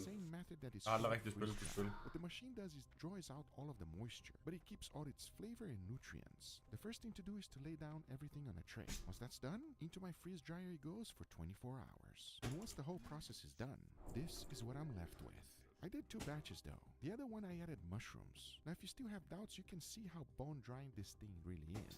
And surprisingly enough, if you ever want to bring it back to life, all you have to do is to add moisture. But that's not what we're about to do. To create the dust is pretty simple. Throw everything in the blender and process it on high, and here we have it. Steak dust. Since it's completely dehydrated, the flavor is quite intense. The best part is that I can save this for a long time and use it very often on different experiments. Because there's one other special ingredient that is even better than this, and that would be bone marrow, also known as the butter of the gods. And whenever you combine it with other ingredients, it just makes everything taste better, and it's pretty easy to work with. The first thing you want to do is to clean out the bones. For that, you just want to soak them in salty water overnight. Once that's done, you can clearly see that they are much whiter. That's because the salt pulls out a lot of the blood that was inside of the bone marrow. Now the only thing left to do is to go ahead and cook it. So I laid them all down on a tray, pat them dry really good, and put them to roast for about 10 minutes. Once that's done, you are left with bone marrow heaven. As you can see, it looks just like regular oil. However, the taste is a whole different level. Talking about that, in order to make a chicken taste like a steak, I'll be using a good amount of this. And here's how. first, I like to bake my own buns. A while back, I made the recipe, and it's still available for you today. But Come this on one with the is buff, gonna be dude. a little bit different, as I'll be making a normal one, but one that will be red. Oh, wait I'm a trying to second. trick my friends on another thing. When they see red bun, they think spicy. You see, I'm trying to play with their senses. But here's how I made the dough. First, I combined flour, sugar, and yeast. Mix everything well, then added salt. After mixing a little bit more, I added the bone marrow mixed with water. Oh yes. The recipe is exactly the same as my regular bun. However, I replaced butter with bone marrow. Skat, kan du lige komme og hjælpe mig med at finde en pistol eller en granat? Applied some more bone marrow, let them rise for 1 hour, sprinkled a tiny bit of sesame seeds right on top, and baked them at 350 degrees. Jamen, jeg kan ikke lige, vil ikke lige være med tryk på, I kan tage. Perfectly made Guga's buns. However, they're gonna taste quite different than my normal Huh? recipe, and that's because of the secret ingredient. Don't forget that we also have the red one. This should really trick my friends. But at the same time, I will be making a spicy version of the chicken sandwich that tastes like steak. And to do that, I'm gonna be using this. It's like my take on Nashville hot fried chicken, but with bone marrow. And to make it, it's super simple. I started with cayenne pepper, followed by garlic, Jamen, vi smoked tror måske, morgen kommer, så skal hun lige paprika, vise and det. brown sugar. Mix everything together and combine these ingredients. Then you want to heat up the bone marrow to 300 degrees Fahrenheit and immediately throw in on top of the spices. Because once everything's settled down, you are left with this bone marrow Nashville hot fry oil. This is going to be delicious. To add even more spiciness, I also made a mayo. Into a blender, I threw in some eggs, followed by lime juice, salt, and started to blend everything. And little by little, I added the bone marrow. This will emulsify everything together, making it a delicious mayo. Now you know this is going to taste good just like this. But we're not done yet. As to make it spicy, I'm going to be using some chipotle. And if you've never had it, it's just smoked jalapeno. To finish it off, I just throw them in a blender, followed by the mayo we just made, blend everything on high, and there you have it. A spicy mayo that is just going to be perfect to go along with our sandwich. I also did a very simple one, not spicy. That one I just threw some pickle in, mixed everything well, and that's it. Next up, to make a cheese sauce. And this one, I was a little bit worried on how it was gonna taste. So the first thing to do was to combine bone marrow and flour. Mix everything together until it became a roux. Once that was ready, I immediately threw in some milk. I kept it under medium heat and whisking it until it started thickening up on me. Once it was nice and smooth, I added some cheddar cheese. Mixed everything well, and once the cheese was fully melted, my cheese sauce was now ready.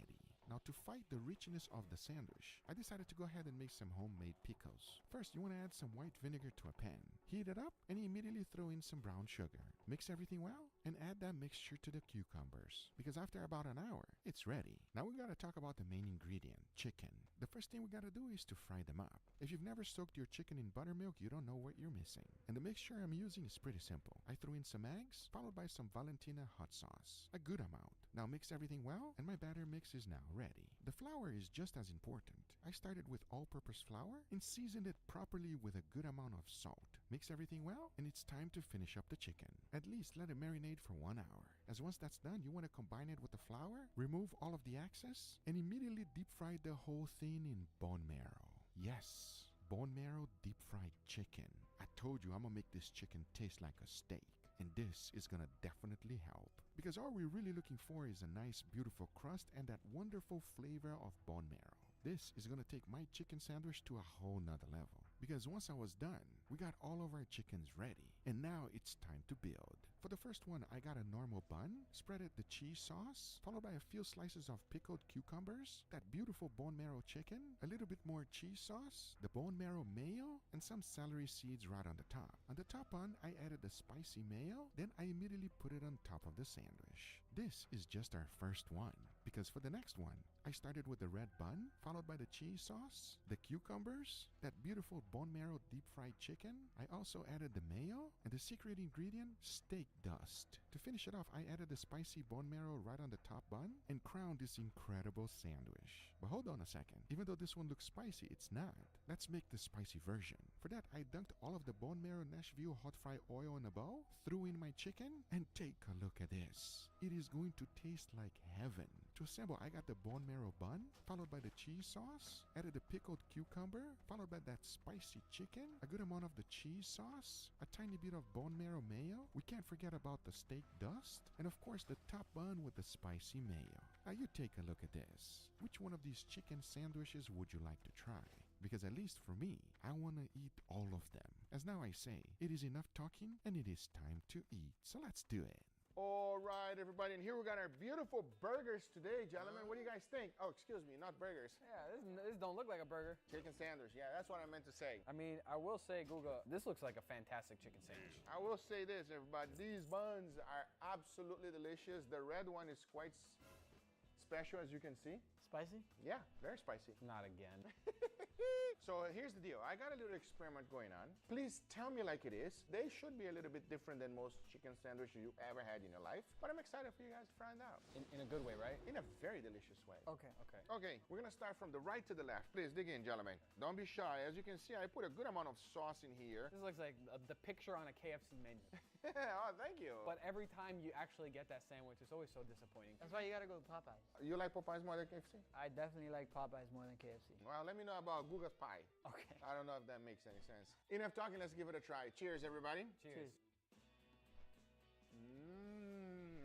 This might be the best chicken sandwich I've had in a while. That sauce is incredibly delicious, creamy, a little bit of heat, a little bit of tang, a little bit of, I don't know, I'm feeling a little saucy. This is delicious. And what's going on with the bun? The bun is different, guys. The bun is different, in a good way or in a bad way? Good way. I love that classic pickle there too, to give a little bit of acidity to really balance out all the savoriness in this. Are you guys ready for the next one? Let's go get some spice. Check this out. I mean, this is like picture perfect, everybody. As good as it gets. I'm proud of this one, everybody. I just hope it tastes as good as it looks. You guys ready to go? Guga, this looks spicy as Enough talking, let's give it a try. Cheers, everybody. Cheers. It's not spicy. No, it's not spicy. But it tastes like a steak. Tastes like a steak? What do you mean it tastes like a steak? What are you talking about? Okay, you bite it, you see chicken, and then you taste steak. That's all I got, bro. That's a good description right there. Guga, how is a human being supposed to wrap their mouth around this burger? Ginormous. How does it taste? Not spicy. I didn't even get all of the elements. That's how big this burger is. Let me go in for another. Try just the chicken. Damn, Leo, relax, bro. I know it's good, but chill out. We want to hear from the description guy. That was just an excuse, man. Guga, why does this chicken sandwich taste beefy? I got like surprise sucker punch by this sandwich. I was expecting it to be spicy, but no, it's beefy. That's insane, but it freaking works. You have that beautiful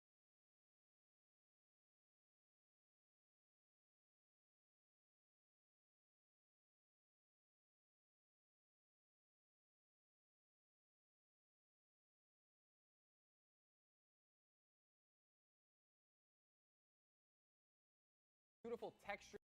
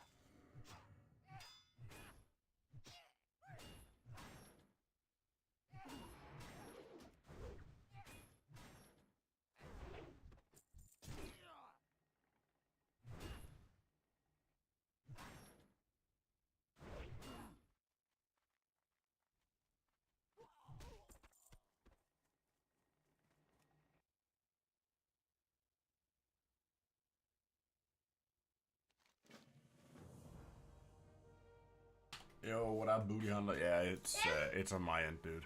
I was just speaking to the fam.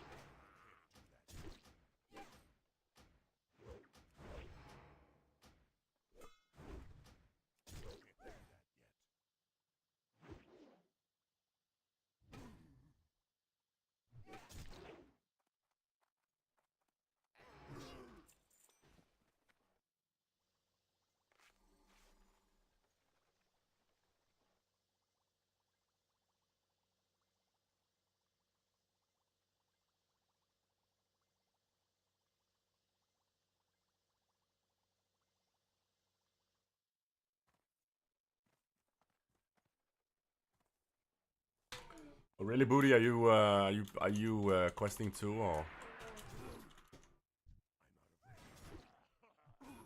what kind of class do you play?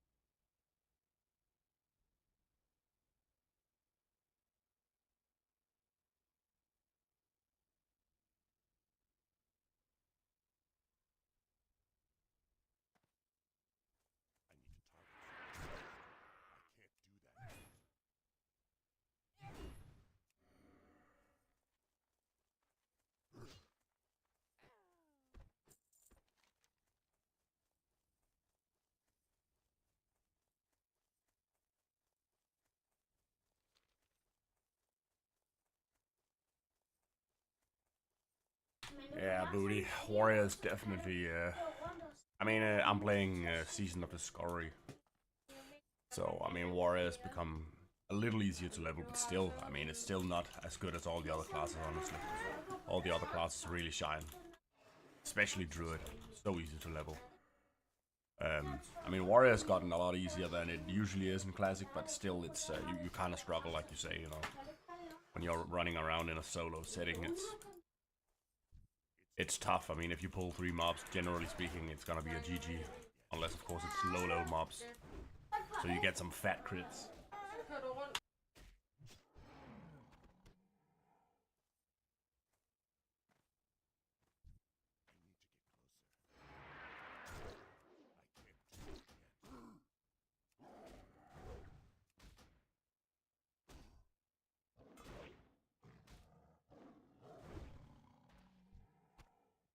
Oh yeah, Booty. I'm the same, dude. I'm the same. So, I mean, I am the same, but at the same time, I kind of have found some enjoyment in playing Druid.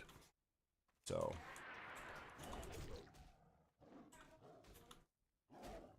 But for the longest time, I always played warrior in classic. It was just the most fun. But I generally tank, so.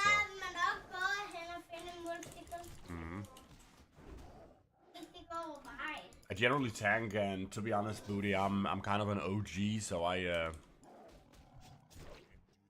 one of those guys liking to tank with a one-handed shield, you know. I don't really dig the whole new meta of dual-wield tanking or even two-handed tanking that you see in SoD.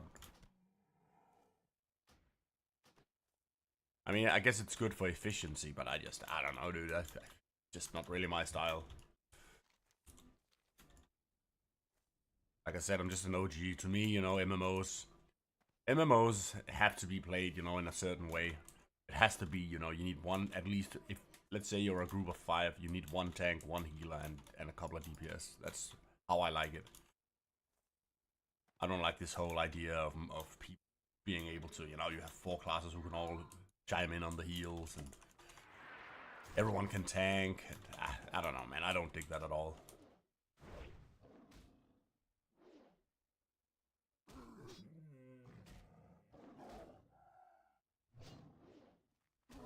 Yeah, I don't know about the hardcore challenge thing though.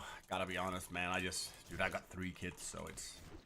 I can't be fucking around, you know, with a hardcore server where I lose all my progress just from, you know, my kids being on my computer while I'm taking a pee or some shit like that. I mean, that's just... that's not good, not good. Oh, det kan man sagtens. Go.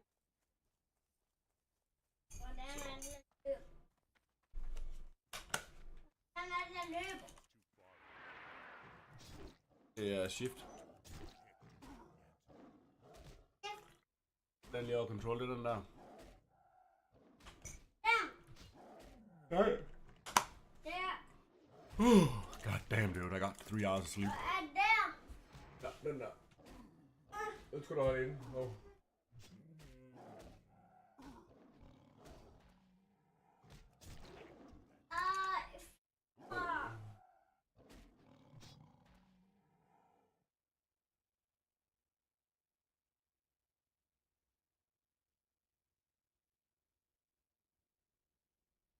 Hold du den der inde, og så stopper det. Ja, sådan løber man.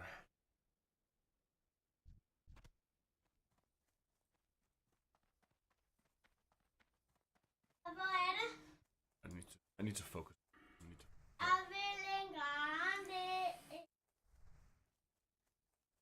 Du skal bare løbe ud i verden, og så bare vende på et eller andet, du laver. Ja, på den der, jeg så tryk på W samtidig. Yeah, I mean, I agree. I tend to agree. Gotta be honest though, I feel like there's a lot of areas that are kind of nice in classic WoW. I gotta be honest, man. The better graphics, the worse I really feel like MMOs are. I feel like, you know, the better graphics you have, the more it's so hard to look at territories and determine, you know, what are key points here and what's just, you know, random clutter. I don't like that at all. That's why I like it. I like it basic style like this, you know. You kind of always... I mean, I guess you also have like 19 years of experience playing this game. That helps, but I just like, you know, the basic layout. It's kind of easy to see, you know, what am I supposed to do, where I'm supposed to go. I get really confused, you know, when you're playing like modern MMOs. It's just, there's so much shit, dude. Great graphics, a lot of shadows, details. I mean, it's so hard to...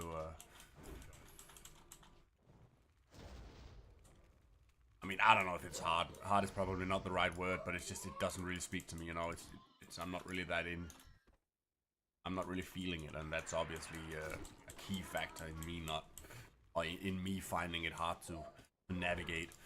And you know how it is, man. If you don't really dig something, it's gonna be hard to get pumped.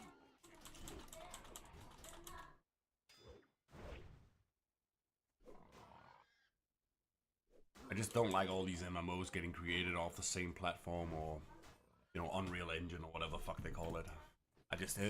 all games just kind of look the same. I mean, with twists. So.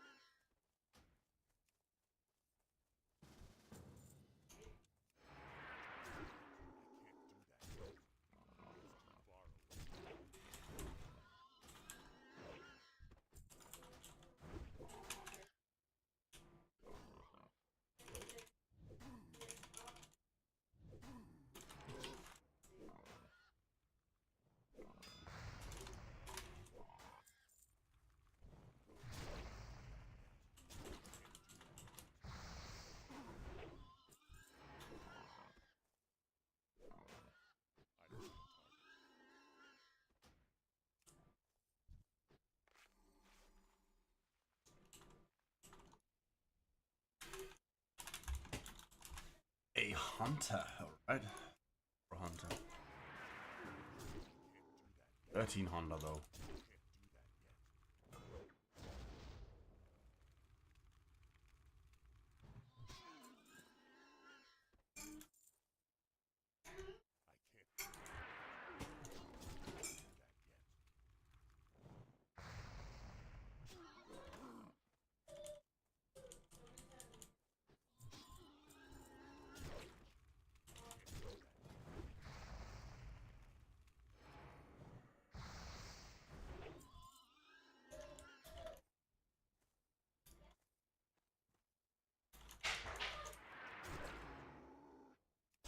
Another hunter, alright, alright.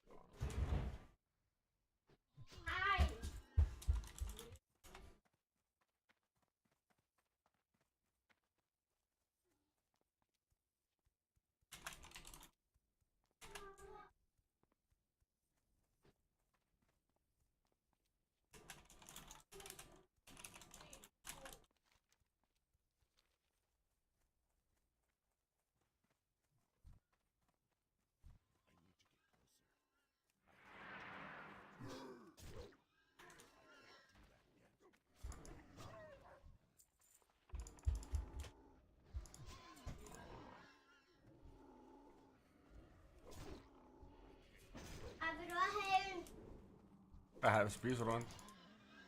Ej, jeg er lidt quick ting, men jeg er ellers tak.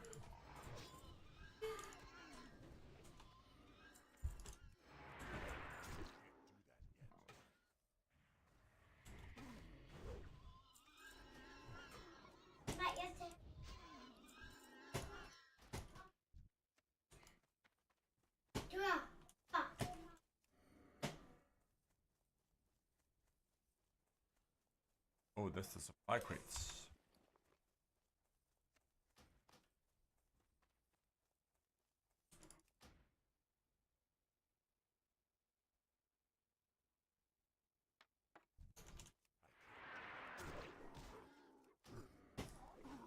So what are you playing anyway, Booty? Are you playing solely hardcore, or have you tried decent discovery as well?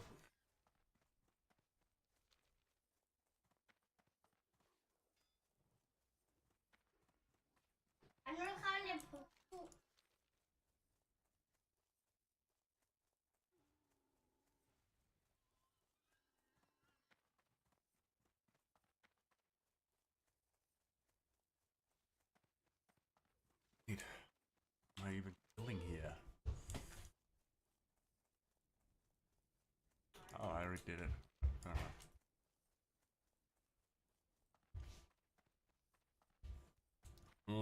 Alright, Booyah, that makes sense then. Man, I was actually playing on Stitches. Hardcore realm. I made a Druid. I was thinking, Druid is gonna be a little bit, you know, safer than playing a warrior. But man, I ended up, I got to level 13 and I had to go take a leak. And you know how it is, I was playing a Night Elf. You know how it is, you've got what's it called, Shadow Meld. So I was standing, maybe not exactly on the road, but pretty close to the road, and I Shadow Melded. When I got back, dude, I was dead. And then some, you know, obviously some random mob had found me or some shit like that and killed me. Dude, I was just thinking to myself, as much as, you know, that's obviously a bad idea to stand AFK, even with Shadow Meld, you should just log out. I mean, when I'm going to take a league, I should just hit escape and log out. That would obviously be the only solution. But man, dude, I can't live with that shit, you know, needing to think about stuff like that so much. I just, CBA.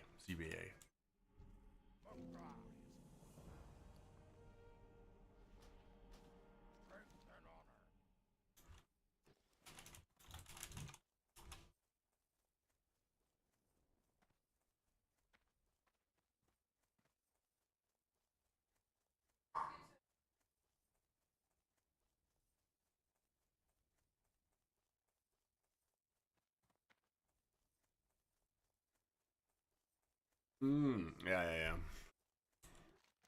But man, I gotta be honest, Season of Discovery is actually, it's really nice, I like it. It's super fun. It's almost, Season of Discovery is so, I feel like it's pretty much so fun that I am having second thoughts about playing Cataclysm Classic. And Cataclysm Classic is pretty decent, so I mean, I am gonna play both, I think, but I gotta be honest, man, Season of Discovery is really a lot more fun than I thought it would be. Generally, I'm the kind of, you know, guy that likes Classic to be Bliss-like. So when I heard, you know, new abilities and Warlock tank and all that, I wasn't really feeling it, gotta be honest, but.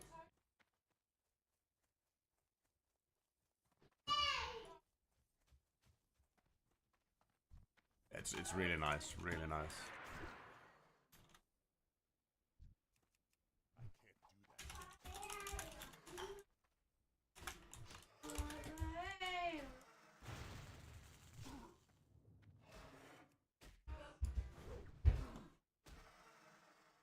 Det kan godt være, at I skal have tøj på her senere i dag, så vi skal lige ud og lege sne. Ja, det ved jeg godt. Nej, i forgårs var det. I går der bare ikke, der ville I gerne, men der synes far, det var en dårlig idé, fordi jeg var alene med jer.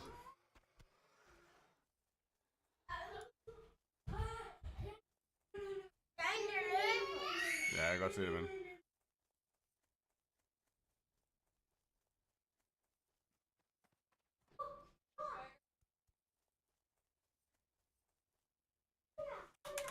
Yeah, dude. I mean, I don't know if you're talking about when Dragon Soul hit in Cataclysm. That was just that was when it went to big shits. Big shits.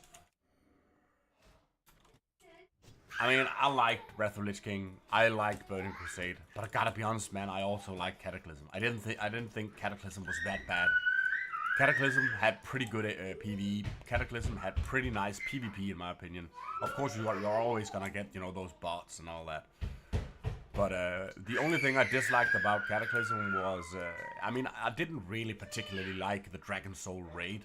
I thought that was kind of, That's when, you know, they added those style of, I mean, I guess you could say that High Maul, the High Maul raid was a little bit like that, you know, where you just zone in and you pretty much just jump right onto the bosses. But I mean, Dragon Soul obviously had looking for raid and all that coming with it. So that was just like so bad. I just watched earlier today Asmongold talking about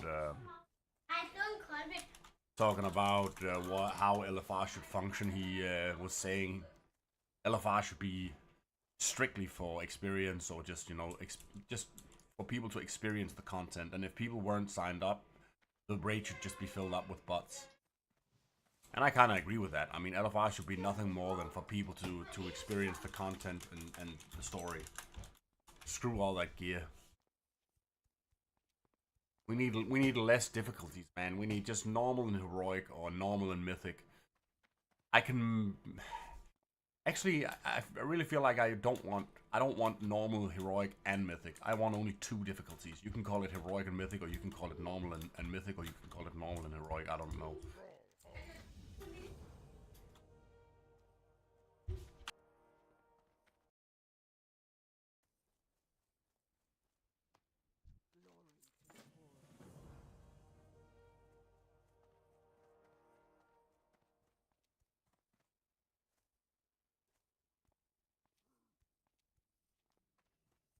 Blood and thunder.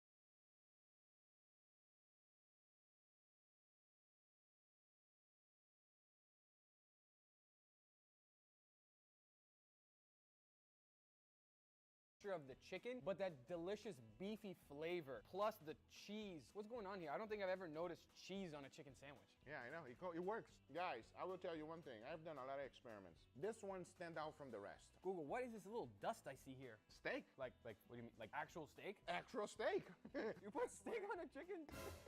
Wait. That's why it tastes like a steak. This is the first chicken crossbred with a cow. It's a mental image I did not need.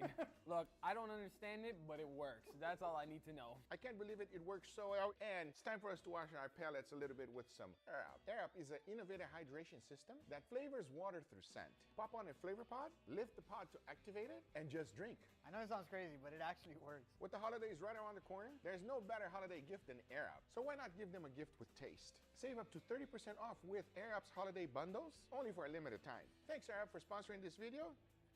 Because now, you guys ready to try the last one? Oh yeah. Let's do it. All right, dig in. Google, why'd you give me the messiest sandwich? Because whenever I'm gonna make a sandwich, everybody, I'm gonna make a mean sandwich. And this one is me.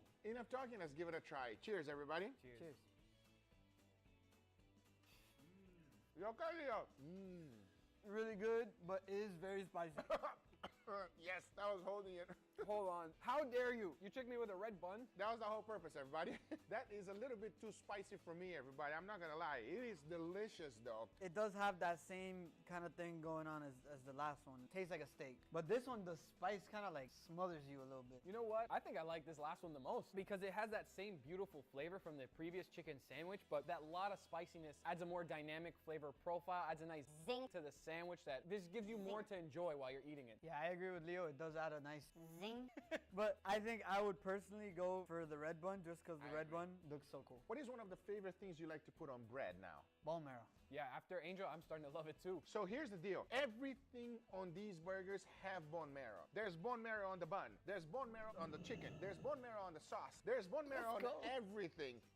But not only that, there's also a little bit of dust of steaks like you guys already know. That's why it tastes quite unique. It's just layers of beefiness that you added to this chicken sandwich that make it really delicious. It goes to show you, everybody, if you sprinkle a little bit of steak on your chicken sandwich, you will be better. What does that tell you? Chicken sucks. And I also deep fried it on the bone marrow. But those are the results, guys. I hope you enjoyed this video. This is a good experiment. I like this video.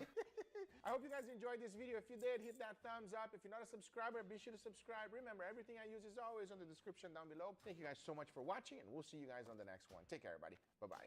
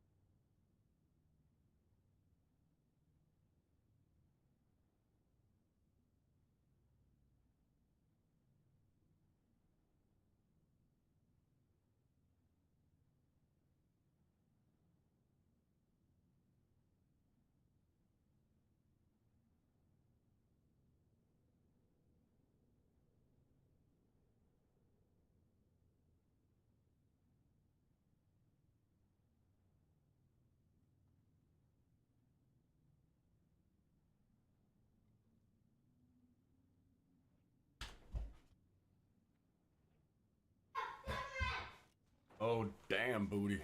I was muted. Yeah, Google Foods is nice, dude. But honestly, there's a lot of decent cooking shows on YouTube. Ja.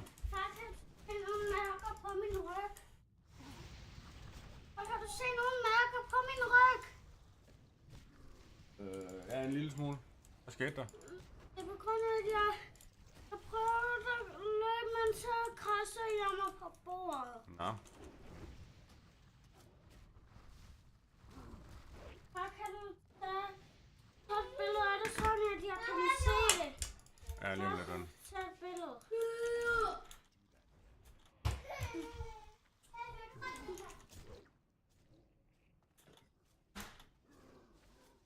Dear Heavenly Father. Far, kom så. Jeg har kigget til billedet lige nu, men jeg har ikke min telefon. Det står til ladning, ja. Mor.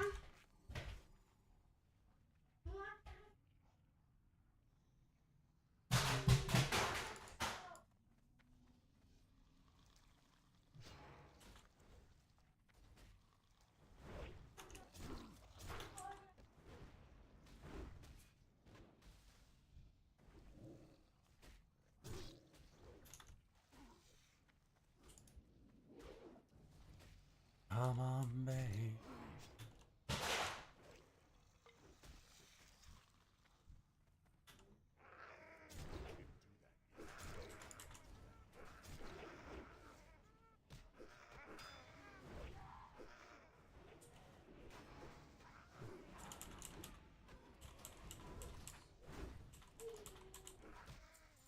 Dude, why are they not growling?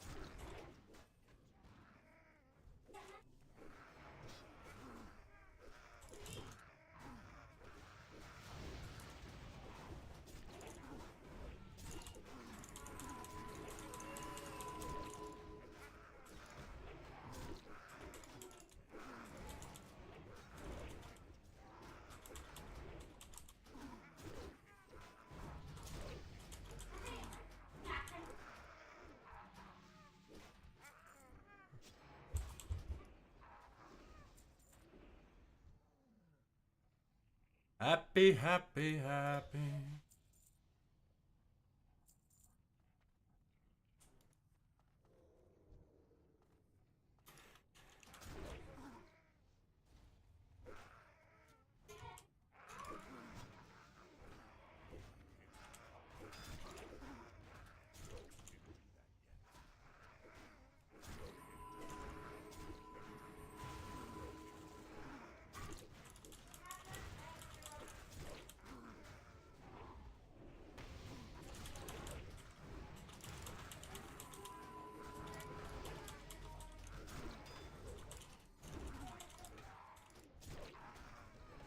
if I'm dead, I get so annoyed.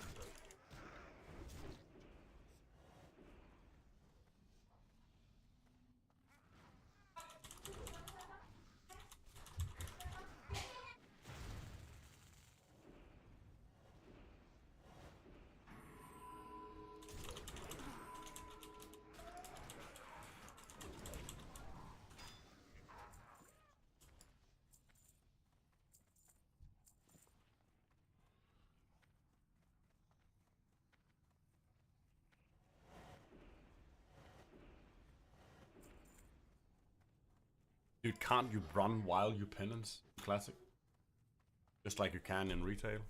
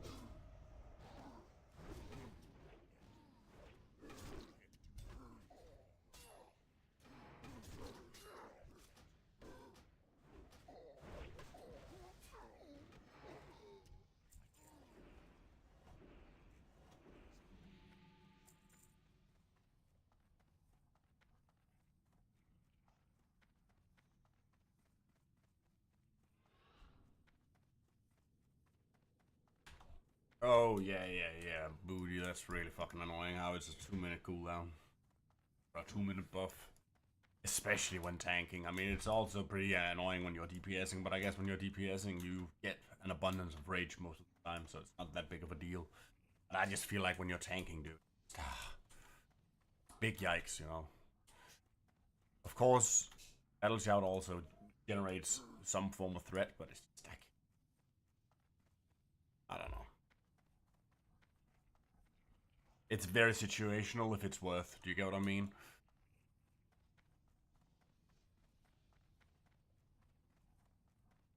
But I mean, it's obviously, there's more to it than that. Obviously, you want more attack power, hit harder, get more rage, all that shit. Generate more threat. But honestly, I mean, your team does more threat too. It's just, it's a tough call in my opinion. I mean, it's not a tough call in terms of speed, clearing speed, but it's a tough call in terms of whether or not, you know, the ease and breeze of tanking. Do you get what I mean? But I mean, when that's said, obviously you should always have 100% uptime on Battle Shout. No questions, but yeah. It's just, sometimes it's very tough. I mean, if you're standing with 10 rage and you have no control over 4 mobs, I'm not sure Battle Shout is the first global I'm pressing. But I mean, I guess in this day and age, it doesn't matter who's tanking. Det kan vi godt.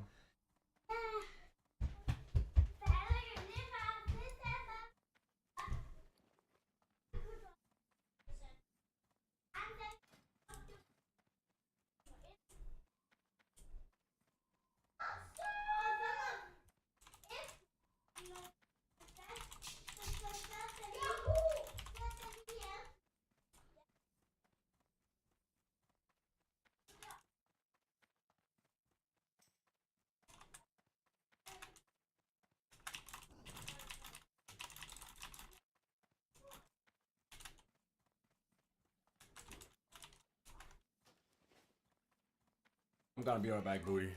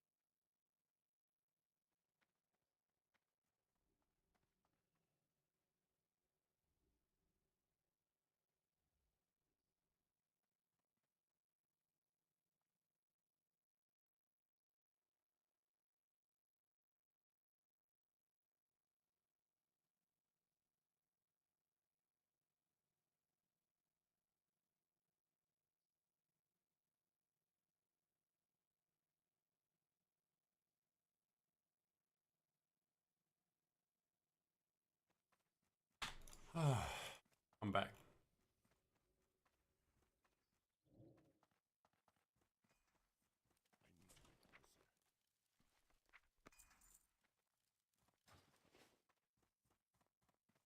Thanks, buddy.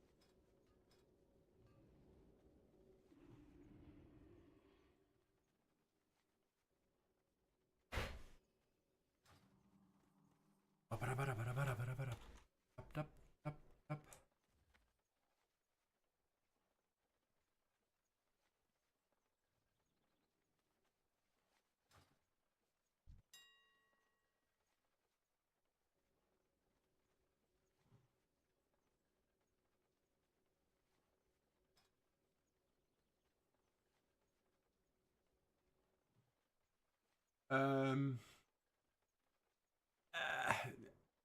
I mean, cooking is always good if you ask me, because it's just like it's whatever you have it. But I mean, do you actually use it? Probably not. But it's just, I feel like it's very convenient to have, you know. It depends, man. If you like to fish at the same time, then I think you can get something out of having cooking. But I mean, I would say generally speaking, I think it's pretty much, you know, you don't really gain anything from it. It's not like, you know, retail WoW where you get like decent buff food, and even then, you know, you can buy most of the stuff on auction house anyway. So it's the same thing here, you know. It's just so many people are cooking, so and the recipes are not that amazing. I mean, it's amazing for I think it's for casters. It's pretty okay, you know. The mana per 5, that's okay, but anything else is.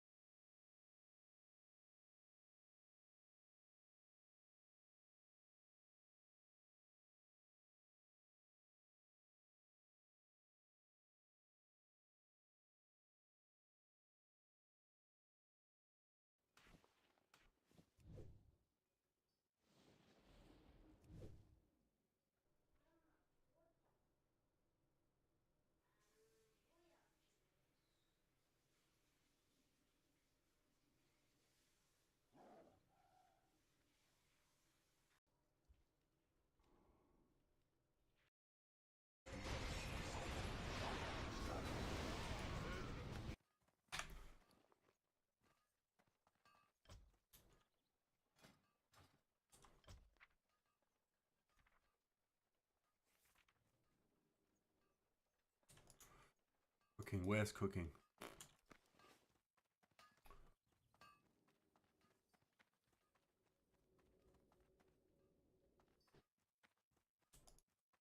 Why? It's not over here.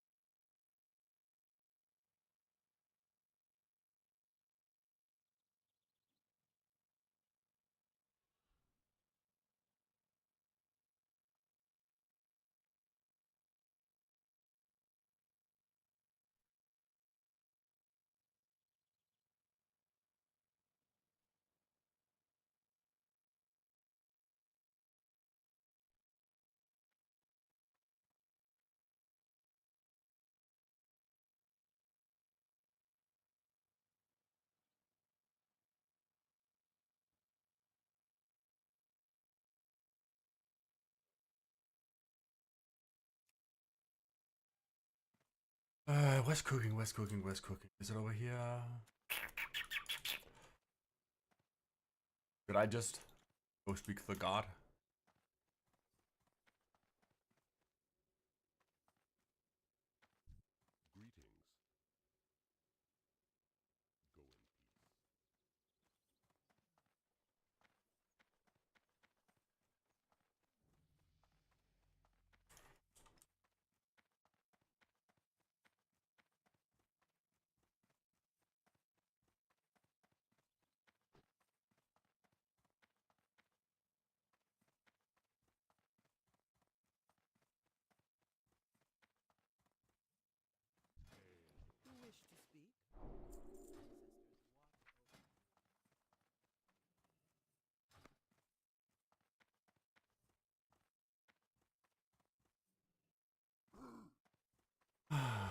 Alright, let's see how many. 20. 20 eggs. Oh, the name's small.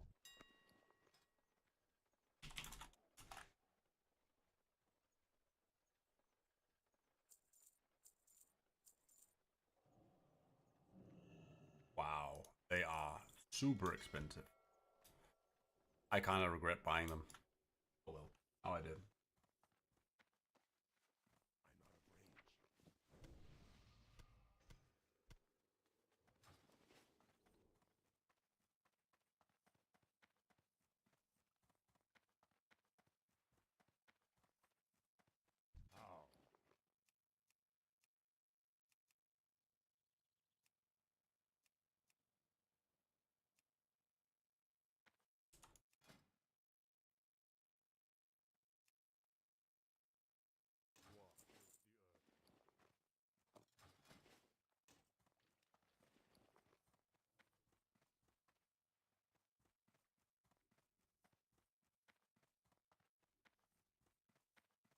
How may I aid you? Goodbye. Now I need a fire.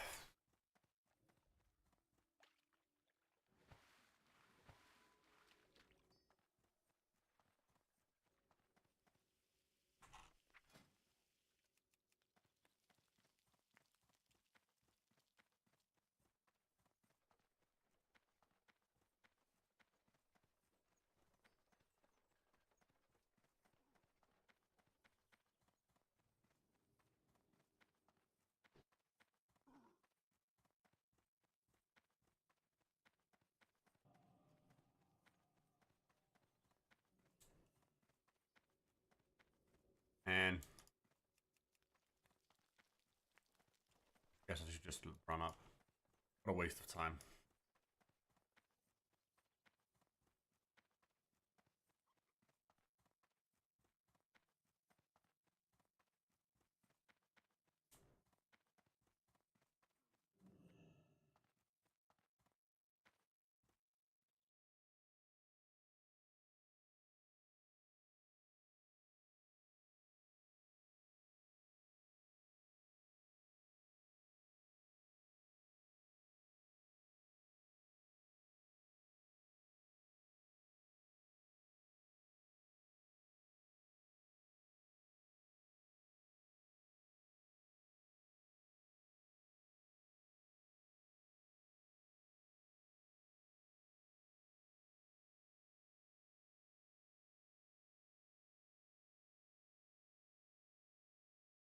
Throughout spring split, it just became clearer and clearer to me that this is kind of what I wanted. There is no like one reason for this decision. This year, playing with 100 Thieves is my 11th year of playing competitively, which is a very long time to kind of be doing the same thing or working towards the same goal, being in the same industry. And I've been playing League of Legends for probably like half my life at this point. It just doesn't feel as fulfilling as it did when I was younger, just spending all my time playing League, studying League, and just chasing winning above everything else. The way I see it is either you really enjoy the day-to-day of practicing, preparing, and competing every single week, or you are really like sacrificing your love for the game and enjoyment of competition for the long term of trying to work your ass off to win a championship or win an international tournament. And I think just neither of those really are resonating with me anymore. And the last time I won a championship was 2020 summer, and it seems like everything is going to be great if you win a championship or you accomplish this thing that you want to accomplish, but I think just the joy of that achievement is just fleeting for me. I think just because of the amount of depth that League has, how many champions are in the game, how much the game changes, you have to put in a ton of time if you want to stay at the top. Studying, practicing, thinking about the game, theory crafting, and I always felt like that was a big core reason for my success, was just that I worked harder than a lot of people and I wanted it more than a lot of those people. And I was willing to sacrifice, you know, time with friends, family, personal interests, hobbies, personal curiosities, really just anything.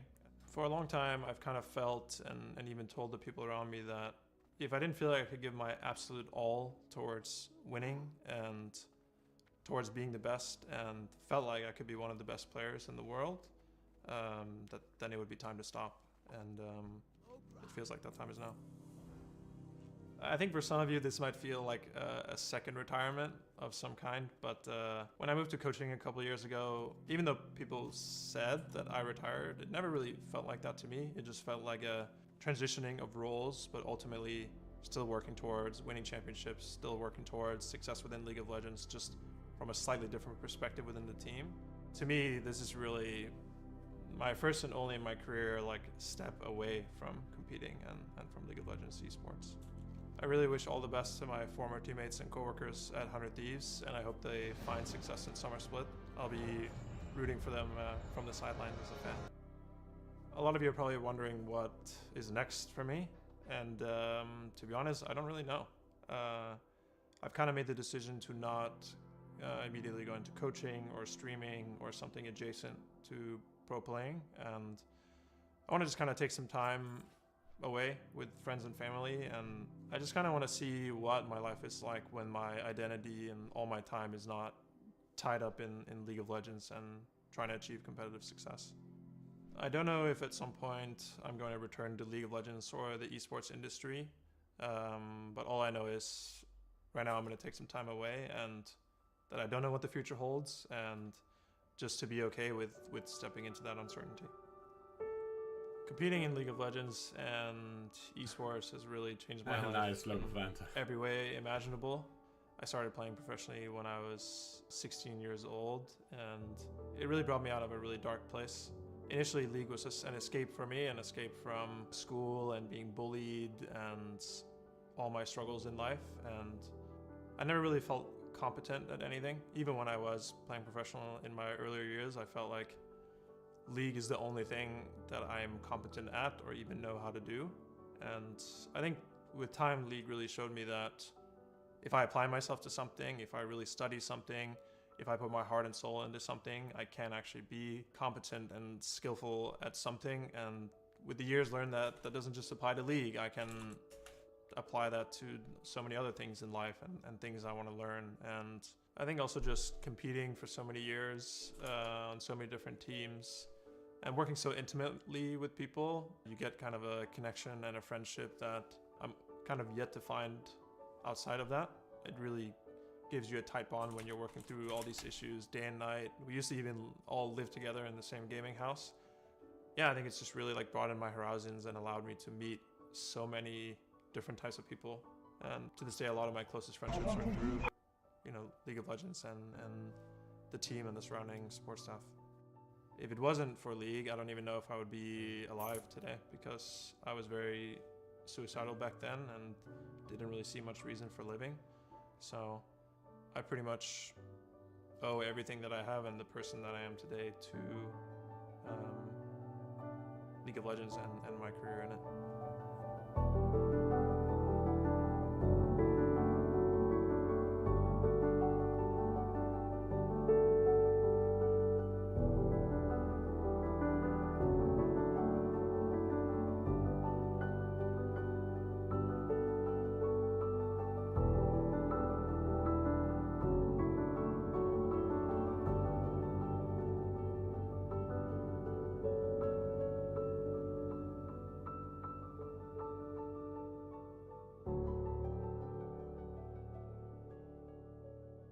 it's hard to begin to thank individual people because there's just too many people that have helped and supported me throughout this long journey. So I just want to give a general big thank you to, first of all, the fans, you guys, my supporters that have made this entire thing possible. If it wasn't for you supporting and watching my games and watching my streams and my rare, at this point, tweets,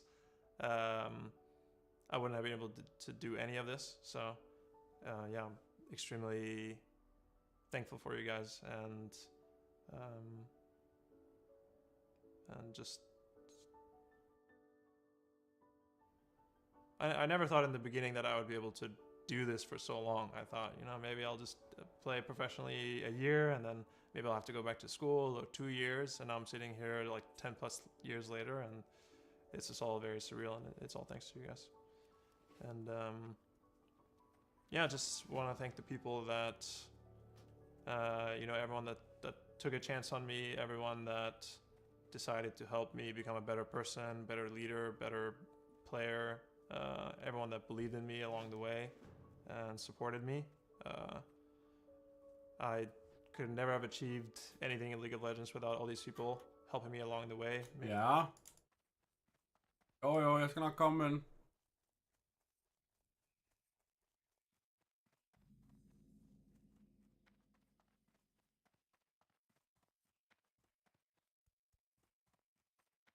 Making me a smarter and better person. So. Bare gå ud og luk døren, ven. Jeg skal nok komme.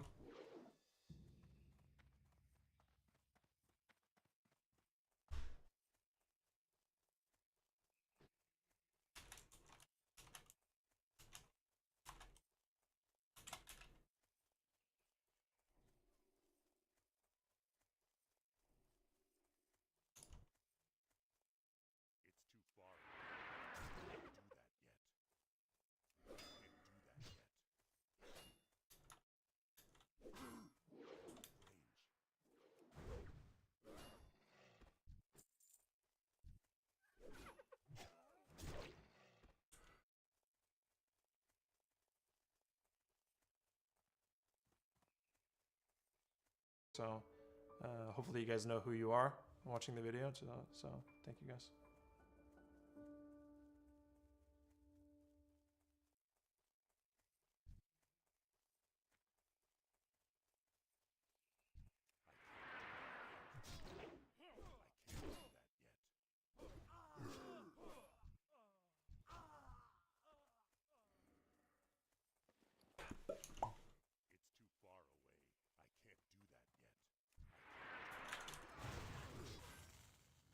Ooh, sucks to suck, bros.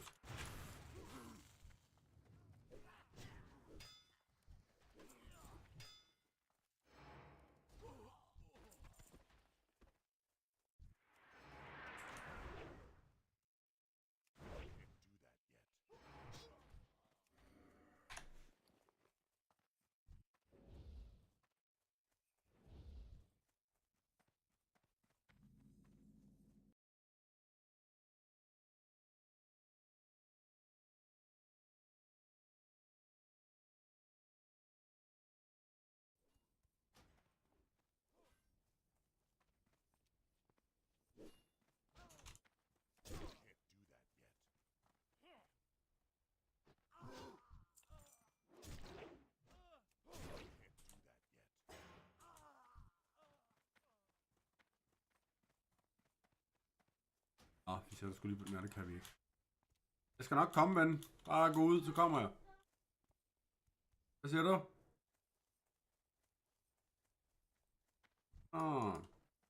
Kommer, ven, så finder vi lige nogle andre til dig.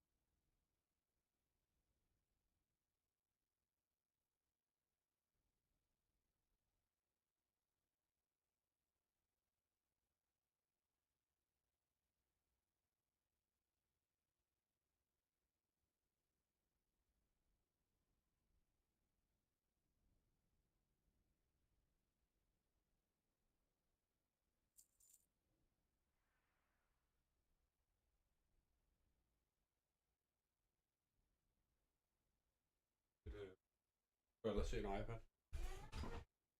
Nej, det må du også gerne.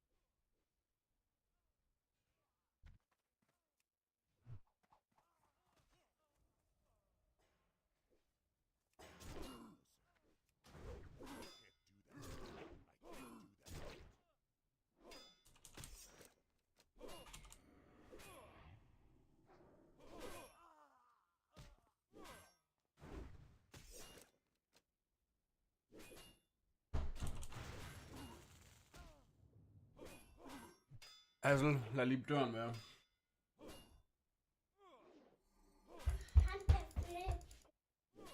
Hvad? Der er sne på døren. Det må han gerne. Du skal ikke åbne døren. Nej, men det skal du ikke.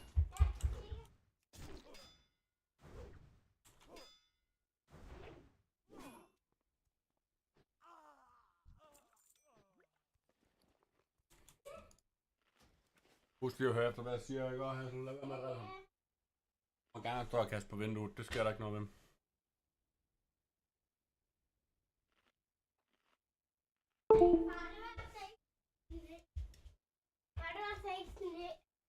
Hvad var det så? Og hvis ikke det var sne, hvad var det så? Nej, fortæl hvad det er.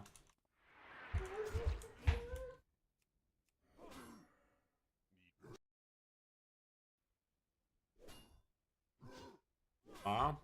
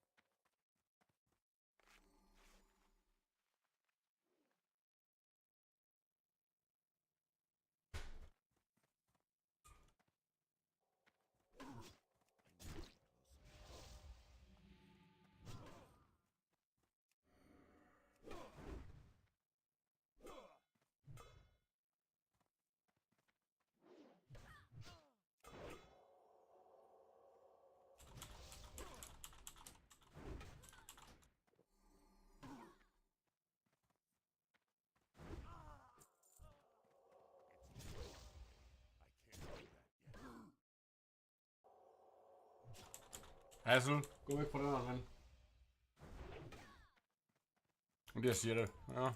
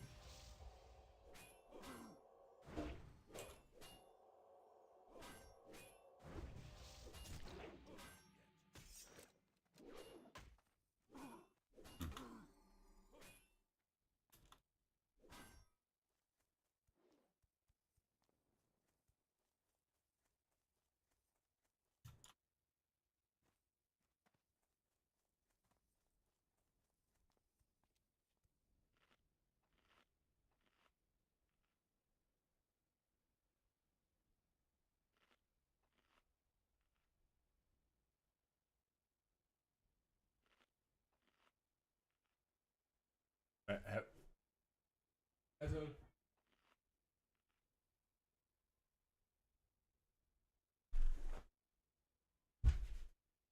Ja, det har han kastet på.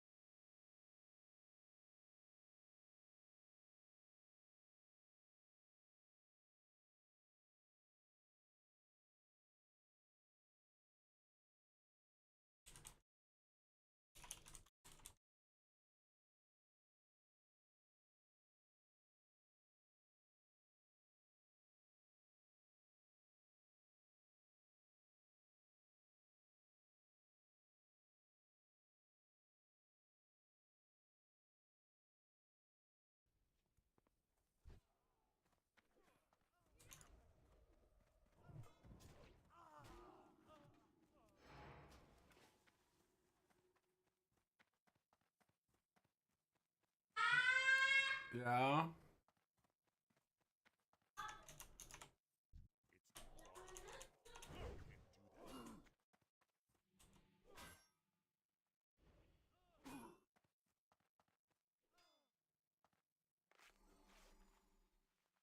Jeg skal nok komme, ven.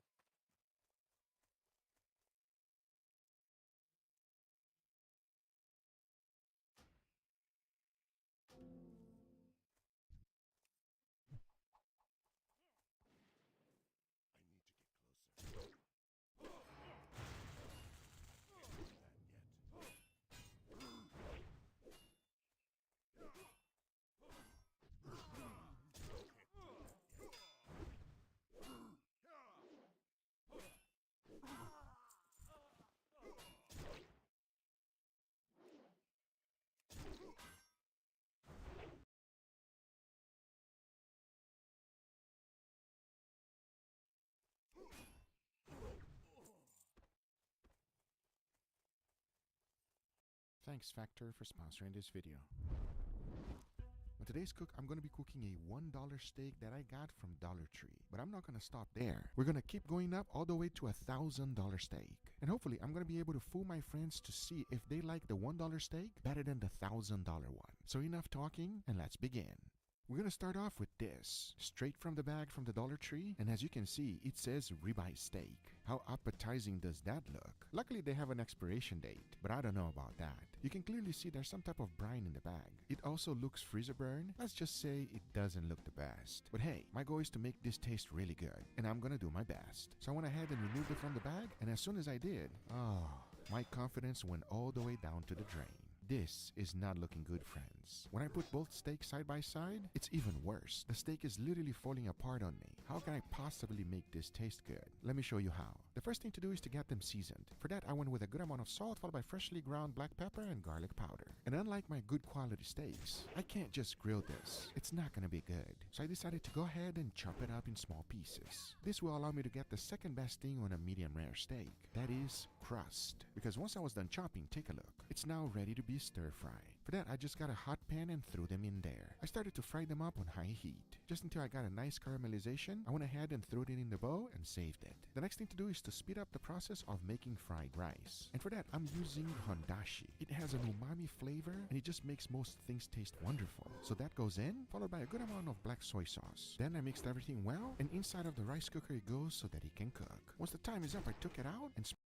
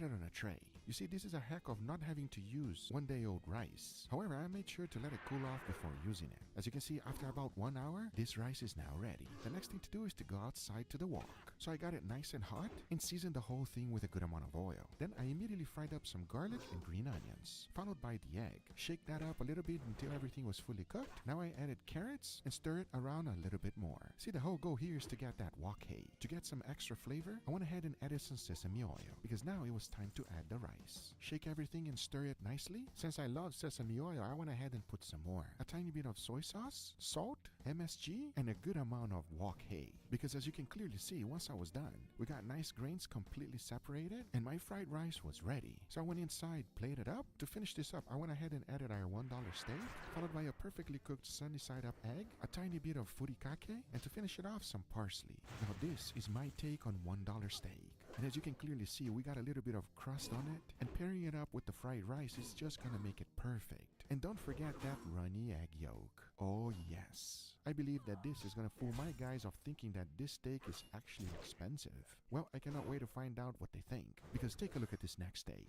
It is straight from Walmart, and as you can see, it only costs $9. And take a look at this. It is a flat iron. Now this steak is very flavorful, but it's not the most tender steak. But regardless of that, we're gonna cook it real good. And the first thing to do is to get it seasoned. For that, I kept it simple. A good amount of salt followed by freshly ground black pepper and garlic powder. Now that it's fully seasoned, outside I went to put some smoke on it. And for that, I'm going to be using the Ragtech Dual Fire. You see, that's the thing with this steak. By putting smoke flavor on it, hopefully it's going to trick them off thinking that it's an expensive steak. But we're going to add more flavor to it. And that's by making a mushroom sauce. The best part is super easy to make. First, into a skillet I threw in some oil, followed by white mushrooms. I stir it a little bit to get it cooking. Then I added salt, followed by freshly ground black pepper and a good amount of garlic. I went ahead and mixed the whole thing up, as then it was time to add a little bit of white wine, followed by bone broth. As soon as it came to a simmer, I went ahead and added some table cream. This will start thickening up on me real quick, as the next thing to add is some Parmesan cheese. Now all there's left to do is to mix it well, and my creamy mushroom sauce is ready. Talking about that, by this time, take a look at my steak. This is why I love to smoke meat. It looks fantastic. So I went ahead and sliced it up. And since I cooked it medium rare, if you take a closer look, you can clearly see a small smoke ring. Now this should taste real fantastic. At least that's my hope. Because to plate it up, all there was left to do is to add a little bit of chives to the mushroom sauce, followed by that beautiful smoked flat iron steak, and this is my take on a $10 steak. I hope this tastes as good as it smells, because it is fantastic. Talking about that, the next thing we're gonna cook up, it's even easier. And everything starts off with this, a beautiful filet mignon. But I'm gonna make a burger out of it. The first thing to do is to get it seasoned. For that, I went with a good amount of salt, followed by freshly ground black pepper and garlic powder. Once that was done, into the oven it goes to cook it in indirect heat. Once the internal temperature of 130 degrees Fahrenheit was reached, I took it out and did a 3-step process of breading. First the flour, followed by the egg wash, then panko breadcrumbs. Once that was done, I went ahead and flash fried it. It only takes about 30 seconds because the oil is at 400 degrees Fahrenheit. Because once I was done, I got my hamburger bun, added that beautiful filet mignon right on top, followed by some coleslaw cabbage, and to make it, it's super simple. First, I just sliced it up real thin, then into a bowl I added some sesame oil, followed by Kewpie mayo. Now mix everything well and that's done. So after adding that on top of the filet mignon, I went ahead and added this, spicy katsusando sauce. Now I'll tell you one thing, friends, this is not something you see every day, and I'm pretty sure it's going to be fantastic. Because as soon as I sliced it up, take a look. Come on now, and if that's not delicious, I don't know what is. Before moving forward, let me thank today's sponsor, Factor. I can't eat crazy experiments every day. I need to balance things out in order to meet my nutrition goals. And Factor, America's #1 ready-to-eat meal delivery service, makes this easier. And like me, you can treat yourself to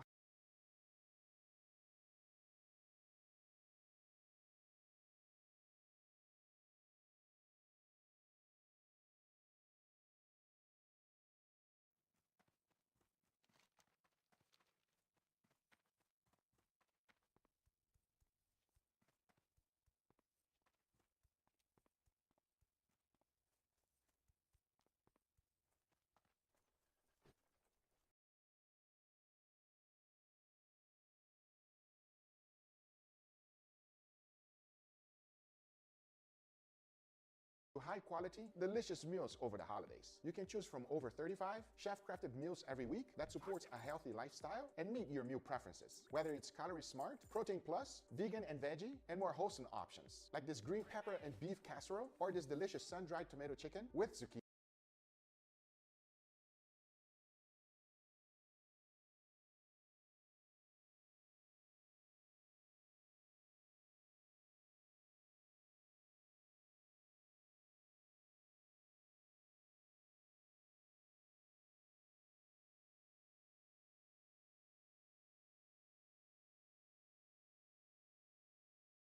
Noodles. Just skip the meal planning, grocery shopping, prepping, and cleaning out, and get Factor's fresh, never frozen meals delivered to your door. All you gotta do is heat them up and enjoy eating well without the hassle. Factor is now owned by HelloFresh, and with a wider array of meal plans to choose from, there is something for everyone. I love switching between the brands, and now you can enjoy both brands at a discount with me. Head to factor75.com or click the link below and use code GoogleFoods50 to get 50% off on your first Factor box. Again, that's factor75.com or click the link below and use code GoogleFoods50 to get 50% off your first Factor box. Thank you, Factor, for sponsoring this video, but now let's get right back to it. Our very next steak is even more insane. And we're talking about this, a Japanese Kobe beef Wagyu A5.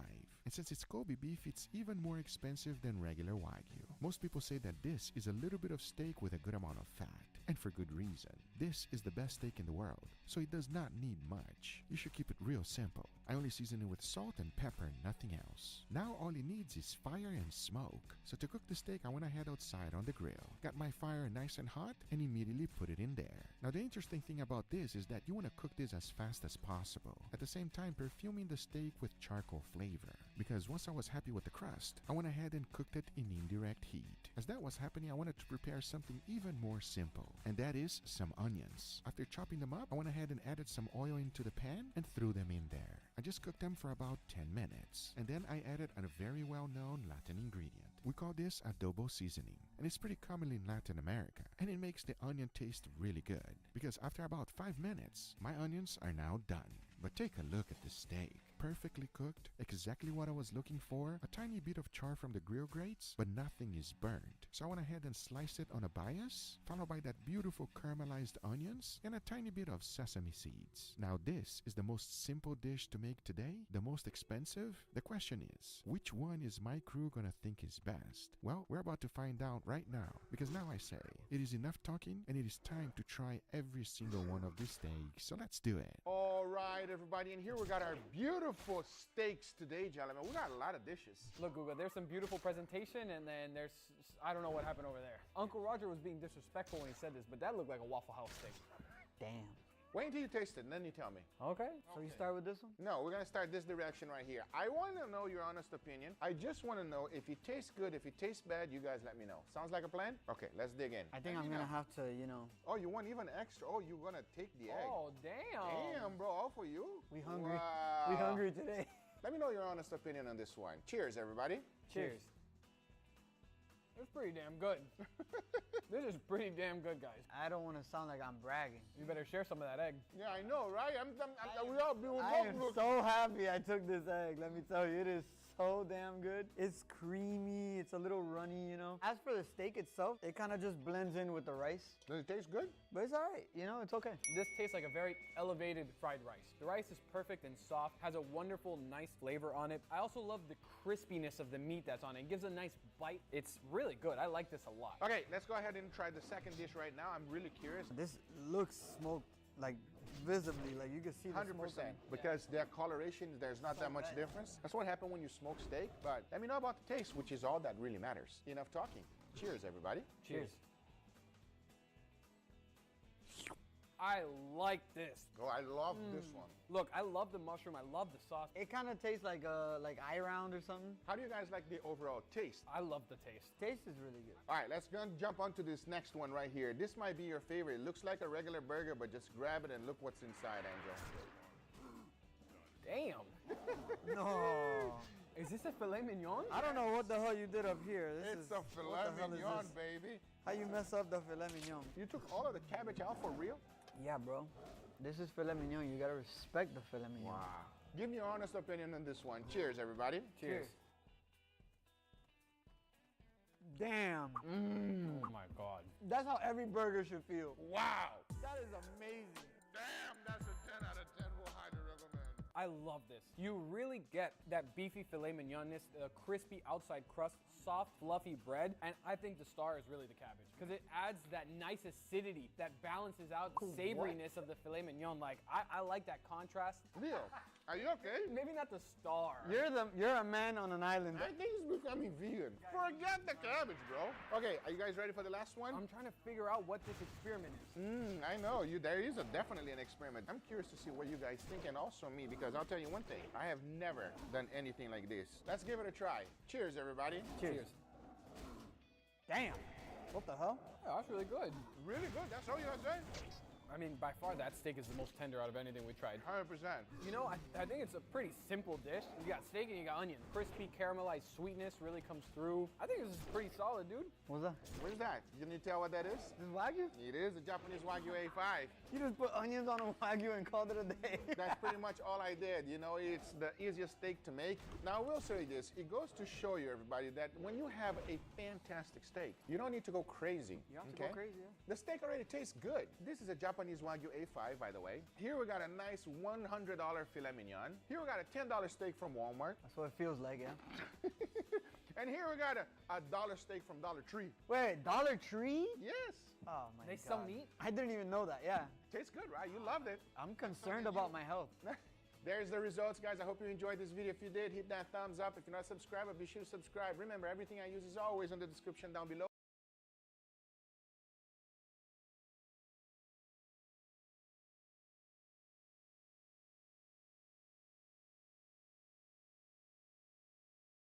Wait, duels for gold? Oh, I could.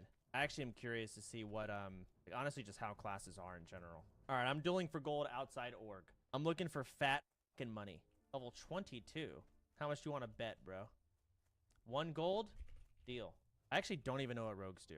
Don't they have like a range stun? Ooh.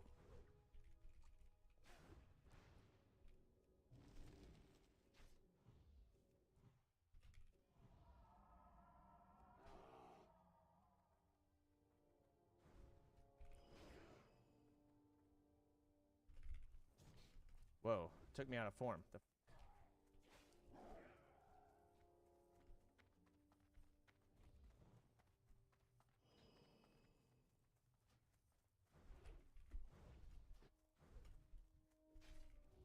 Okay, excellent. Oh, that sprint is terrifying. 50%. Did he swiftness pot? I think he did. Tits. Good duel. It's time to make fat money. Plus 1 gold? Big prog. 1 gold duel? Let's do it. I actually don't know how mages are going to be. Can I even kill this class? Like, actually, I don't know if I can.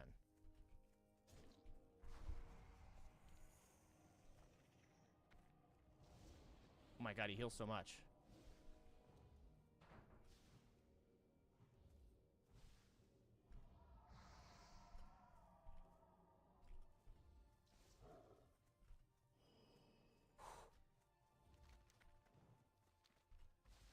Oh my gosh. Alright, I see how I gotta deal with this. Oh, he's healing off this arcane damage. I can't let him do that.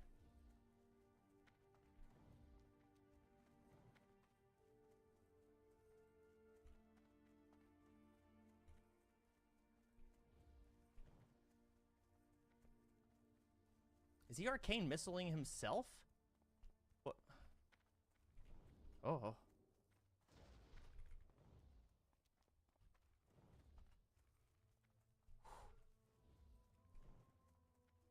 Yes.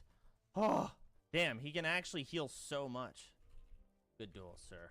All right, who am I fighting now? Okay, T Swift, 50 silver. Let's do it. I'm down for that.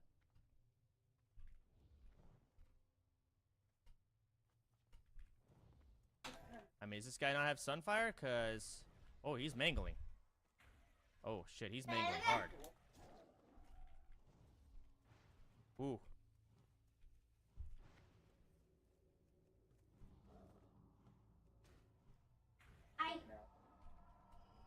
I don't have Nature's Grasp. I just realized.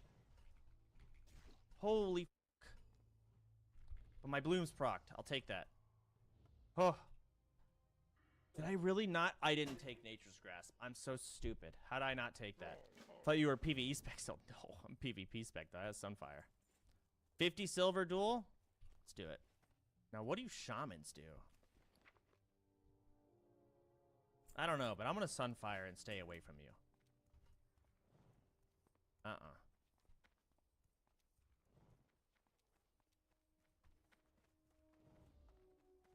Okay, we got lesser healing waves coming in.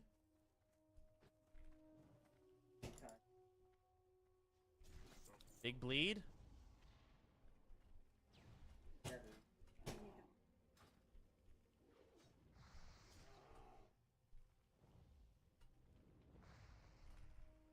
That'll do it. A hunter? Oh, jeez. Okay.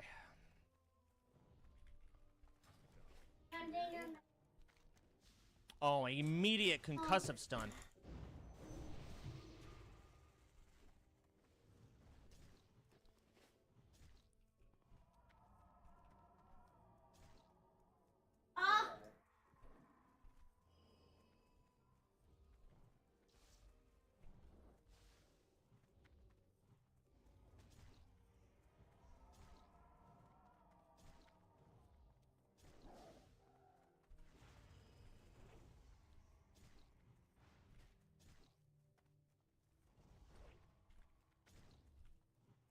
Whew.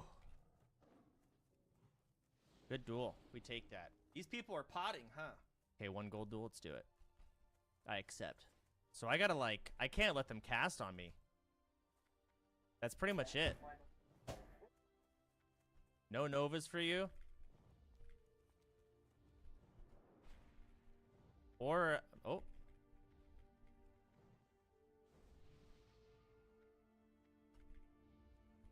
Oh.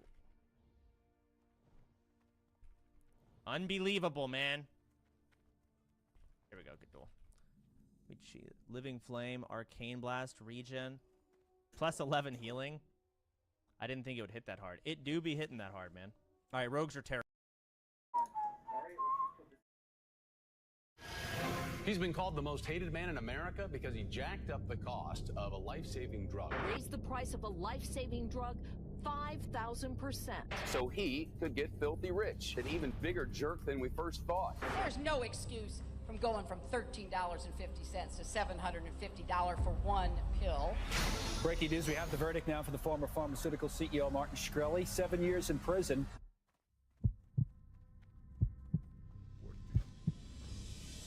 You've been sentenced to 7 years in prison. What do you think? Hillary Clinton, you gave her the finger. Like, you didn't expect to get arrested when you did that? What do you think the public missed about your story? I think virtually everything.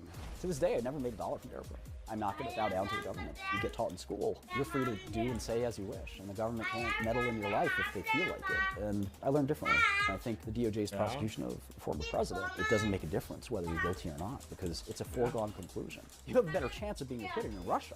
4 separate indictments from 4 separate divisions of the government. Al Capone, John Gotti, can't compete with that. So Sam Bankman's going to prison, most likely, for a long time. Sam's from an upper-class family in California. He's never been around minorities. So he asked you your advice on prison? Something like that, yeah. I know, Sam, there's no internet in prison. It's a rough place. So I said, you should learn rap music, learn slang, and invent a backstory for yourself where you were Sam Bankman from Oakland. If you think I'm a bad guy, see how I live my life. Every time I read a story about me, it's convicted felon Martin Shkreli. Everyone says, oh, you lost 4 years of life. No, I didn't. I experienced 4 fascinating years of life. On December 9th, 2015, Hillary Clinton issued a press release from her presidential campaign office attacking a man called Martin Shkreli. Clinton claimed that Shkreli was immoral for daring to raise the price of an anti-parasite drug called Daraprim. Shkreli responded not with shame, but instead with defiance. In fact, he said, many patients would wind up paying less for Daraprim. And in any case, he pointed out, no politician had a right to set the prices of a consumer product. So effectively, Martin Shkreli told Hillary Clinton to get bent. 8 days later, he was arrested. A team of heavily armed FBI agents showed up at his apartment in New York and took him into custody. Shkreli was charged with securities fraud in a case that had nothing to do with the price of Daraprim. And then he was sentenced to 7 years in prison. He was released from custody last spring and remains unsupervised release. He joins us now in our studio to tell us what he's learned. Martin Shkreli, great to see you. Thank you for doing this. Thank you. I appreciate it. So this was 2015, 2016 that you became almost instantaneously famous when the Hillary campaign decided to use you as a prop for corporate greed. And so our viewers who've forgotten you or can't recall why they hate you so much might have their memories jogged by the following montage of what it looks like when you're the most unpopular man in the world. Here it is. The so-called most hated man in America is an even bigger jerk than we first thought. That's what Martin Shkreli's critics are saying about these new secret memos that show he bragged about jacking pill prices for the sick so he could get filthy rich. Whether he's committing securities fraud or trolling people on the internet, Shkreli doesn't think he has to answer to anybody. The 32-year-old former hedge fund manager became an internet pariah, headlined as the most hated man in America. The most hated man in America. Most hated man in America. The most hated man in America. The face of evil pharma, Martin Shkreli. So overpaid news anchors thought you made too much money. You feel like, and I've never defended pharma in my life, and I'm not going to now, but I feel like maybe there were facts omitted from that summation of your case. Definitely a few facts. So summarize. So for people who remember hating you because you raised the price of this anti-parasitic drug by 5,000% or something. What do you think the public missed about your story? I think virtually everything, you know, and when the media can find a way to tell a story that sounds great and sells clicks. For example, Bloomberg's #1 story of 2015, I happen to date the reporter that covered me, which was its own fiasco. Wait, you dated the reporter who covered you? She ended up as a woman named Christy Smythe. She's a wonderful lady. She was the court reporter for Bloomberg, senior reporter in the business for a long time. And Bloomberg consistently sort of tried to lean on her to not report kind of evenly. And it was the #1 clicked news article for Bloomberg that whole year. And you being bad. Yes. And so that was your time in the barrel. Everyone in public life, you know, experiences that. You really did at maximum velocity. What was that like? I think it was like surreal. You know, I mean, I was defiant because I couldn't imagine this was happening. I thought it was all a joke. You know, could like when is everybody going to come out and say, "Oh, just kidding"? You know, and of course that wasn't the case. So every time I doubled down, you know, the opposition, if you will, sort of doubled down as well. Yeah. And it got to this brinksmanship almost of like me telling politicians like Hillary and so forth that you can't do anything about this. It's a sovereign right of a business. Not sovereign, but it's very like cherished right of a business to be able to choose its price for its product. And this idea that you could interfere with that right is so anti-American, so against everything I learned in school and in business that it was like just surreal that somebody thought they had that kind of power over a company. Imagine her trying to tell Tim Cook, hey, your iPhone's too expensive, you gotta lower the price 200%. What does an iPhone cost? It's like $1,000. And everyone kind of has to have one. Yeah. Does anyone complain about that? Nope. Why do you think, I do think there's a lot of, fair or not, I think you think it's unfair.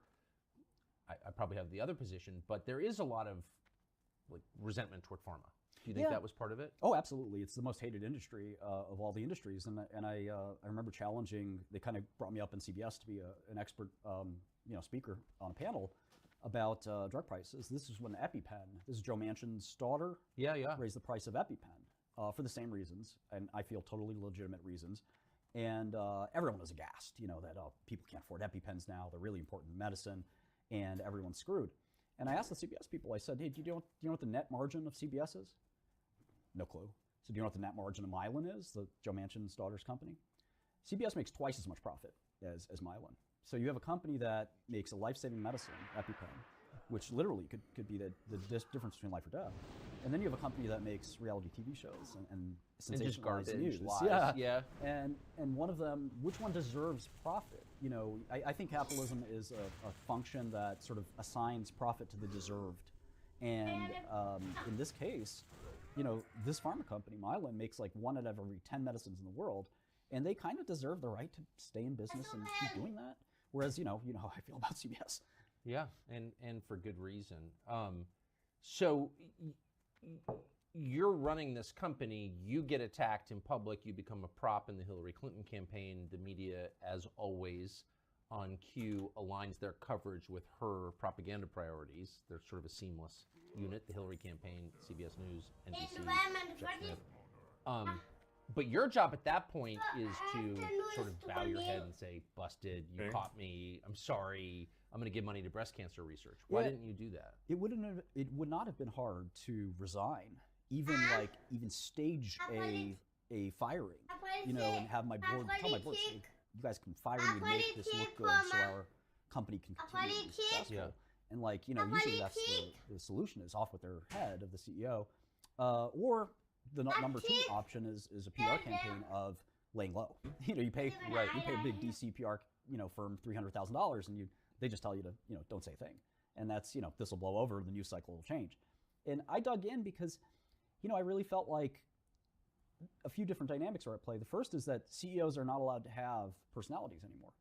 You know, and I think you see the handful that do, the Elons and, you know, others, you know, they get criticized routinely for their personalities. And what corporate America and boards want to see is a CEO that's, you know, just completely, you know, impervious to attack.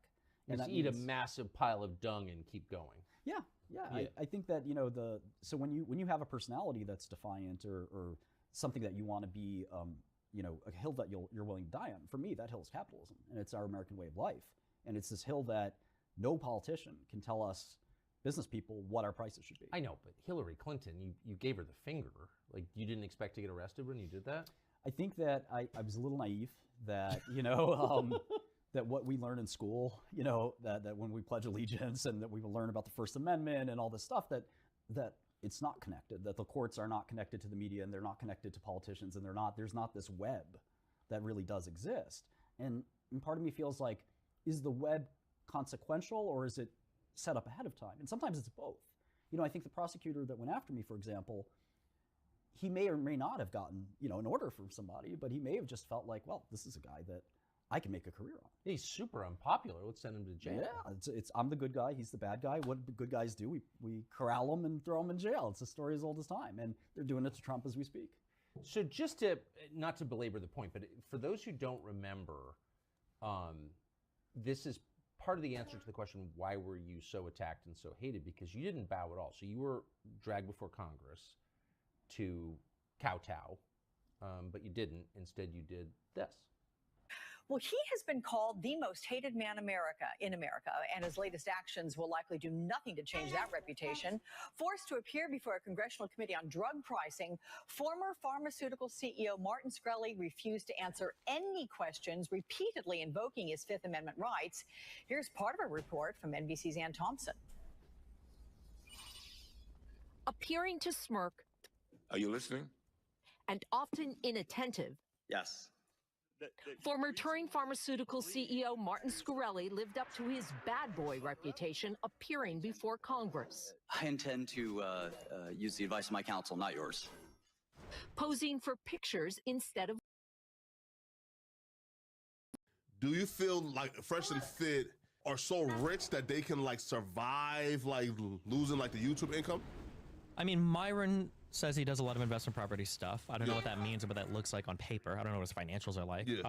Fresh. Walter can maybe rent out his Lambo that he leases. I'm just kidding. I'm sure. That's I'm going to be honest. I really shit on Walter a lot because the subreddit does it, and it's just funny. But there are a lot of times on the show, not even just nice, but there are a lot of times on the show where it's so fucking weird. And I know this isn't the case, but nobody is understanding what I'm saying. And then out of nowhere, Fresh, like this quiet dude, will come out and be like, I think what Destiny's trying to say is this. And he actually gets it 100%. And so I wonder sometimes if he's like, mask on, you know, he plays like some...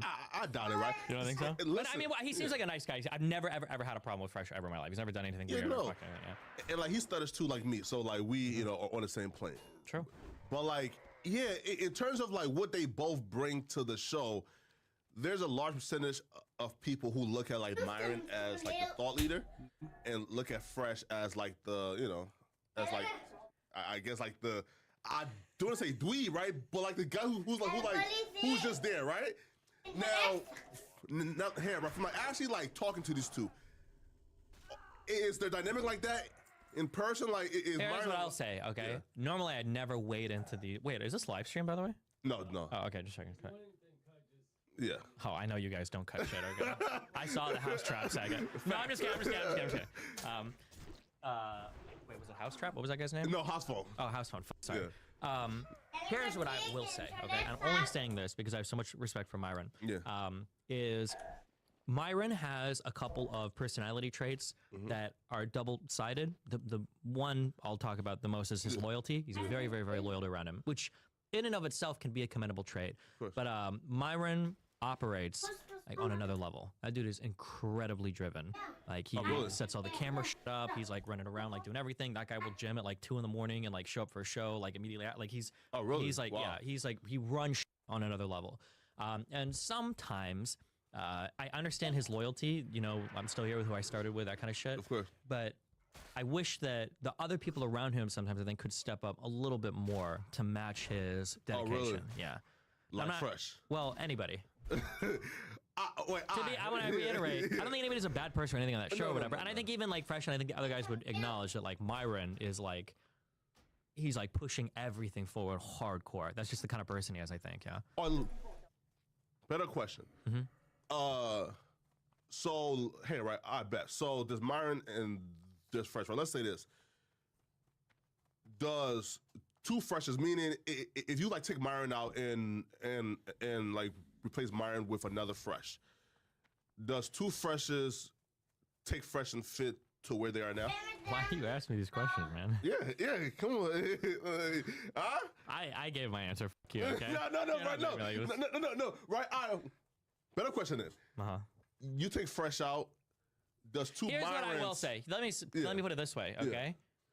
Fresh at his best is a really good counterbalance to Myron, and the dynamic of them works really well. You got Myron, the guy that's there, he's 100%, and then you got Fresh, who's who's chill, who's What do you think about that? Like that? Yeah, right. They work really well when they're both at their best. They work really well together. Yeah. All right. Okay. Now, how damaging do you think that particular content is to, I guess, society and in general? I would say incredibly damaging. But obviously, I mean, they would probably, I imagine they would feel the same way about me, right? Because I'm giving advice. It's completely on the opposite spectrum of what they're saying, right? Yeah. Yes, right? But, okay, so then if you feel like that particular content is extremely damaging to society, right?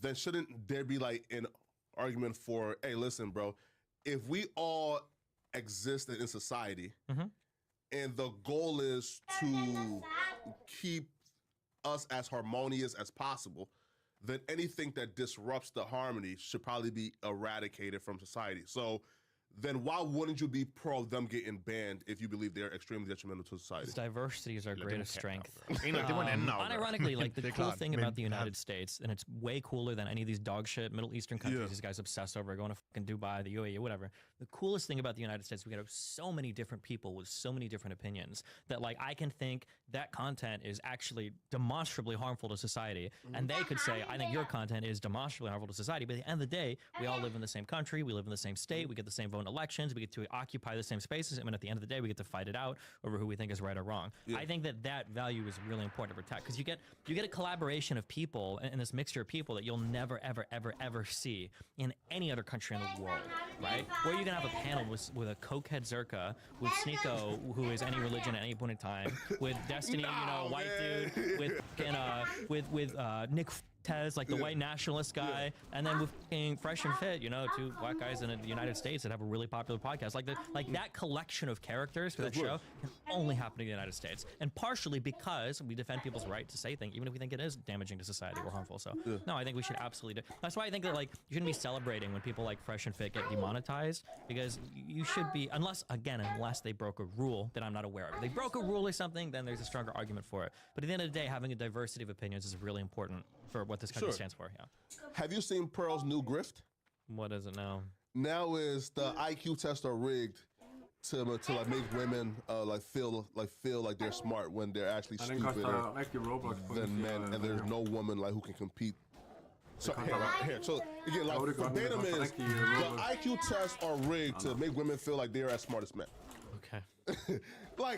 At some point, is it just beneath you to even Cage with Pearl? Yeah. It has been for months. I blocked her on Twitter. I was like, really? Yeah, it's retarded. It's stupid. It's just every possible negative thing you can think about women, she comes on and tweets. And she does it as a teenage girl, because that's essentially what she is, right? She's got no long-term relationship. She is a Nepo baby. Her first jobs are working for her parents. Now she's got her fun little YouTube channel and that she travels around the world for, because mom and dad will pay for everything. And yeah, she's just like a child. She has no life experience. So for her to get out and be incredibly hateful and all this is I don't know why anybody even listens to you. You have no life experience to even speak from. Why are you talking? Right? Yeah, man. I remember being on that show with her, and she was like, "Do people really care about chores?" One of the big problems with households for divorce. It absolutely is a reason.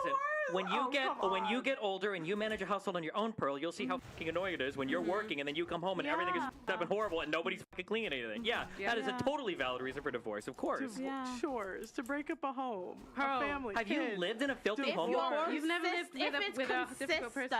If it is consistent, where you're consistently having to have that burden upon yourself, you keep telling him, please, can you clean up? It's so funny because lifelong friends from grade school to high school will dorm in college and then hate each other forever over bad dorm roommates, and that's not even a relationship. So yeah, of course I think stuff like this is perfectly valid. I think splitting up duties in the household is one of the most important parts of a relationship, because it's where you're spending most of the time together. This is why I say, people get triggered when I say it, I don't think you're even dating until you live together, because until you live together, you don't really know who the other person's like. And once you start living together and you see what the household duties are like, then you get a feel for what the relationship is. I mean, I just think that I don't know. I feel like that stuff can be worked out. Chores, hold on, wait. Do you understand? Hold on, wait. You're not saying anything. Do you do this intentionally? Where you're like, I don't know about that. And I understand her saying it because she's probably got like 7 different Hispanic maids, you know. Maybe you don't care about chores, but yeah, for a lot of people. Wait.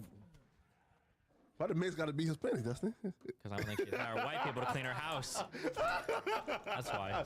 Oh, wait. Is because niggas too lazy and like white folks too rich. Yeah. Right? Hey, right? No, but bro, listen, man, like I like hopped off the Pearl when she like started like talking about like virgins, right? And then like when you check into like Pearl's past, she done like 7 black guys. So like to me it's kind of like, why are you like harping and on this virgin when she's not really right here, right? Now, right? So hey, bro, what was like your like thoughts when like I think Ethan can like confronted her? I was really worried because Ethan Klein doesn't do the best in debates. Oh, really? Oh my God, it was absolutely brutal. It was absolutely bad. fucking destroyed her. It was bad. Now, do you feel like though, like there should be? Now, Pearl's a dick, right? But there should be like some good faith, right? Meaning, like I don't if you think tell her, she's like decently nice. She's just like a retard on Twitter. Yeah, But she's right? never been like mean personally to me or anything. She's never done anything. Yeah. I feel like her ideologies are probably like but like if you like tell her, hey, listen, man, we're trying to interview you, and she's going and under the pretense of, hey, you know, like this is gonna be a mutual, friendly, good faith interview. Do you think that Ethan, like, and older, like the right to tell her, hey, listen, like we're gonna go hard on you, or do you feel like her walking into the lion's den was all fair? I don't know. I'd have to see the emails that they sent beforehand, because everybody will claim, like she did the same thing with Piers Morgan. She's like, oh, they didn't tell me what it was going to be. But they never, why not publish the emails then? Show us what they actually said. Because, I mean, it's Ethan Klein. Like, you know that he does a podcast with Hassan. You know that they're fairly left-leaning, progressive, like, podcast when it comes to politics. Like, wouldn't you expect him to roast the fuck out of you? Of course. Like, that's what I would be ready for, yeah. Yeah.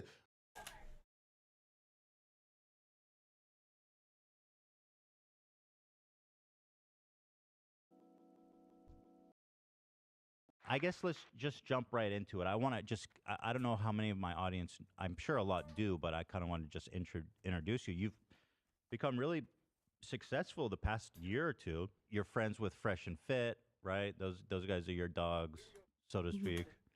And you kind of are sympathetic to their kind of views. But you've made a name for yourself just on TikTok and on YouTube. So let me just ask you generally, like, what kind of messages are you sharing on your platform? What kind of important messages is it that you find yourself are about? I believe in family, so I think that we should have policies that push family. I think that feminism overall was a bad thing. I think women are happier when we have, you know, a family and kids over a career in the long run. Yeah. Sorry, I'm a little nervous. It's okay. I understand. So it's more like, traditional. You want people to kind of follow a more traditional path in terms of family and gender and all that kind of stuff. Yeah, well, and you just see the negative, like outcomes a society has when, like, families fall apart, right? And it's especially hard on the children. Like you see, the kids are more likely to go to prison. They're more likely to drop out of school. They're more likely to, be in mental health institutions. So you just see like all of the problems that come with, single mother homes. So I just think it's important that we push policies that push family. So how do you push a policy that promotes family? Like, in what way can you force a family to stay together or encourage it in a sense? Well, I think you first have to get rid of incentives that incentivize like women to leave families. So, for example, child support, alimony. I'm not really a fan of those. Child support. So if there's a divorce, let's say actually, I think we should ban divorce too. Yeah, I think that should be banned. Yes. Okay, well, that's a little bit silly. You have to acknowledge that, right? No. So banning divorce means that when you decide to get married, you are not allowed by the government to leave your significant other in any situation. Yeah. I just think that if you want to leave, you just shouldn't get married. So that's just my opinion. Right, but like in the real world, that kind of simplistic. And you know, there's like exceptions to this, but I would just say in general, for most cases, you know, we could talk about exceptions, but like the rule. Well, the divorce- exceptions are the important part, because I've heard you say that a lot when you're talking about things. You say, oh, you want to talk about exceptions, but the exceptions is the important part, because those are the people that are going to be affected. I mean, exceptions are going to be a large part of divorces, as you say. I mean, you're talking about like, you know, 25% maybe or more. Because if you're saying you're not allowed to get divorced, so we're talking about like, what if the relationship is physically abusive? Yeah, I think if it's physically, this is the problem though. All right, if it's one-sided physically abusive, okay, fine, divorce. We can allow divorce for those exceptions, but like I've even talked to people that work at like abuse centers, and they say that the majority of abuse is mutual. So it's not just one side's hitting the other; it's like mutual. So surely that's not every time. I think. Yeah, I know. But it's not healthier either. I just think that the goal should be to keep families together, and that the goal should be to work through it. I think most people agree with that, right? Because I think we all can look at the stats and say family is important, right? Family is important. Nuclear families is important to like the health of children growing up in general. I think we can all say that. But when you say something like divorce should be illegal, yeah, we got to kind of suss that out, because that's a pretty extreme claim. For example, in 2014, family violence was the cause of 25% of divorces. So I don't think it's fair to characterize that as some kind of like super fringe example of why people get divorced. Well, but you also have to look if there's incentive structures in place where there's a lot of false accusations in family court. And a lot of people don't know this, that family court is actually it's not based off of evidence, it's based off a balance of probabilities. And there are incentive programs that you get, like in the UK, you get a free lawyer if you accuse your husband of abuse. And it's less than 10% of cases are actually like followed through with the police. Sorry, I don't want to move on quite yet. I want to stick on the topic of not allowing people to divorce. So you're saying that you do want to allow people to divorce, then you don't really believe that? No, I would say ban divorce. Oh, because you just said you would allow an exception in the case of abuse. I said one-sided abuse exception, sure. Okay, so how do you prove the one? So then you don't believe in forced divorce? Or and you ban divorce. Fine. Yeah. Ban divorce except for one-sided abuse. Okay, sure. Except for one-sided abuse. And is there going to be a system to kind of how do you prove that the woman or man? Well, was on the, I think you have to press charges in criminal court, not family court. So only if your significant other is tried criminally are you allowed to leave the relationship. Yes. Tried and found guilty criminally. Yes. Otherwise, just stick out of, which is fine if you don't, want to be with someone forever. But I just say stay out of marriage, right, because when you marriage is supposed to be, for better or for worse, in sickness and in health, and for richer or for poorer. It's not supposed to be, when I feel like leaving.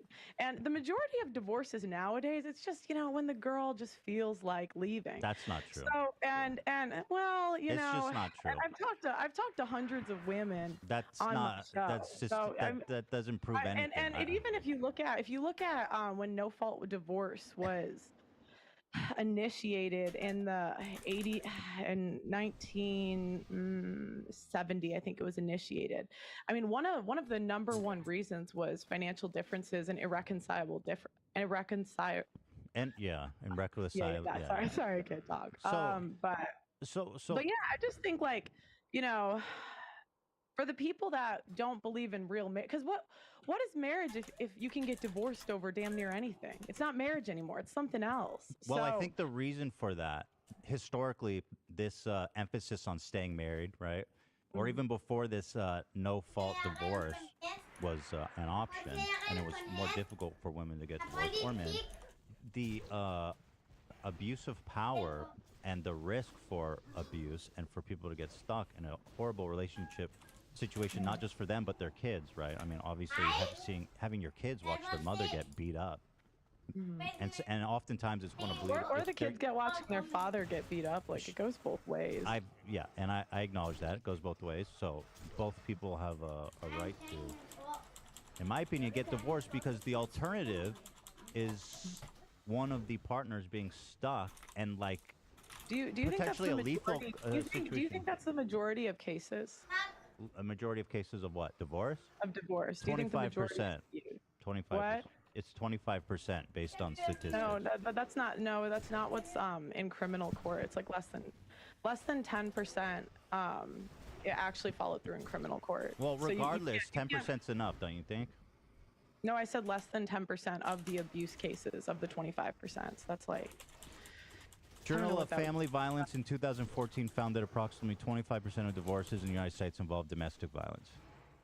Right, but again, that's because the woman says that she was, because their incentive. Okay, but you're just program. saying stuff. You're just saying stuff. You don't actually know that to be true. No, I do. How? I do. Like, okay, in the UK, there's a law that you get a free lawyer if you How get does a free that? lawyer. Sorry, but how if does that you prove that accuse- women are lying about violence? No, because I'm saying that you can't. Okay, you can't prove it unless they go to criminal court, because criminal court is based off of evidence, where family court is based off of a balance of probability. So it means it's more likely that they did it than didn't do it. It's not innocent until proven guilty. Right, but they're not going to jail. It's just to let the abused. I mean, you could call partner- it jail when you have a lifetime of not seeing your children. When the You whole could, but like, it's not. community. I mean, you could. I mean, have you spoken to these men? It's like literally their whole community thinks they're an abuser. Now they get to see their kids maybe 3 days a month if they're lucky. A lot of them are put on. Sure, A lot of them of course. are put on. Yeah, right. there's bad outcomes for sure, but Horrible. on the whole, a lot of men zero themselves out during this. they what? Like a lot of men commit suicide Oh, I during. see. Yeah. Oh, that's horrible. You know. It's horrible. It's like absolutely terrible. Like, I interview these men that are going through this. Yeah, I'm sure 'cause that's happened, but at the same time, you're saying women are lying about violence, and I haven't seen you be able to prove I'm that. saying that you can't prove it unless you go to criminal court, because family but it's court not a is crime. based off of evidence. Right, but they're not going to jail. not- It's just about the I mean- welfare of the kids, and you know, I mean, the people. It's a involved. crime if you're falsely accusing someone of abuse. And so I'm saying there's no, you can't. They only prove it in less than 10% of cases. Okay, In criminal court, because criminal court is based off of evidence, family court is not. so let's just say less than 10%. I'll just give you the benefit of the doubt on that. Still seems like enough to give people the option to leave. And this idea that women just leave whenever they want seems a little bit infantile, since because people change, right? Especially when people get married young, which does happen.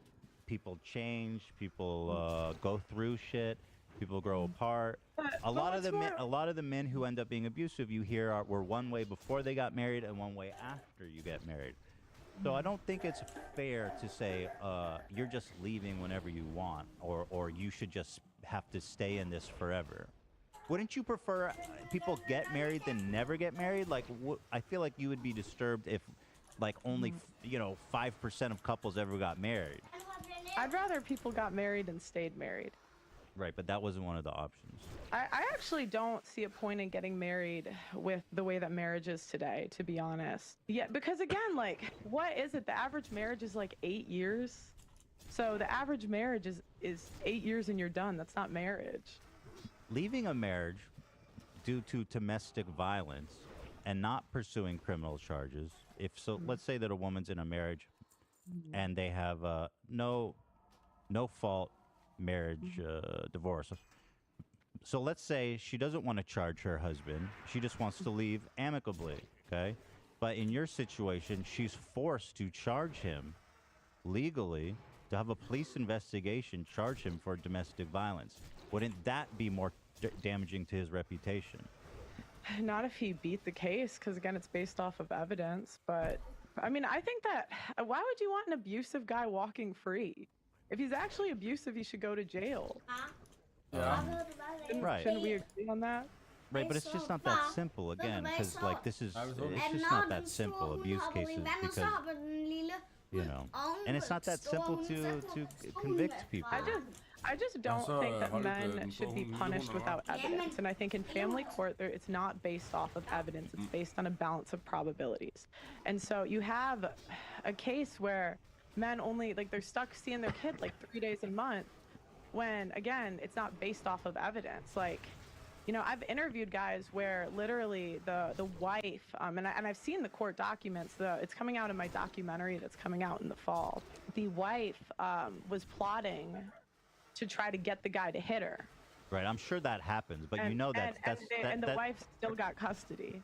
Right, but that's not a representative case. Again, I mean, for example, you ask why a mom wouldn't want to try a parent. It's more nuanced, right? I mean, you need a more developed take on that because it's very traumatic for the kids and the family to put their father through a violence case, and especially when the kids are probably going to have to ask to testify, to talk to the police. I mean, I totally understand why a mother or father wouldn't want to put their family through that, don't you? I mean, I can understand it. Yeah. Sure. Sure. And I mean, according to national statistics on domestic violence, okay, there's 10 million men and women each year that are the victim of physical abuse. But in your world, I have a feeling that a lot of these people would be trapped in these marriages, and that's okay. I said in one-sided abuse they could leave. Yes. Okay. So, no. Okay. I do think in order to get custody of your kids, if you're going to accuse the other side of abuse, you should have to prove it. Do you think what do you think is more harmful to kids, divorce or physical abuse? Physical abuse. Okay, you passed that one. But you had to think about it for a second. But anyway, let's move on from this. No, I just thought it was kind of a silly question. That was all. But okay, that's refreshing.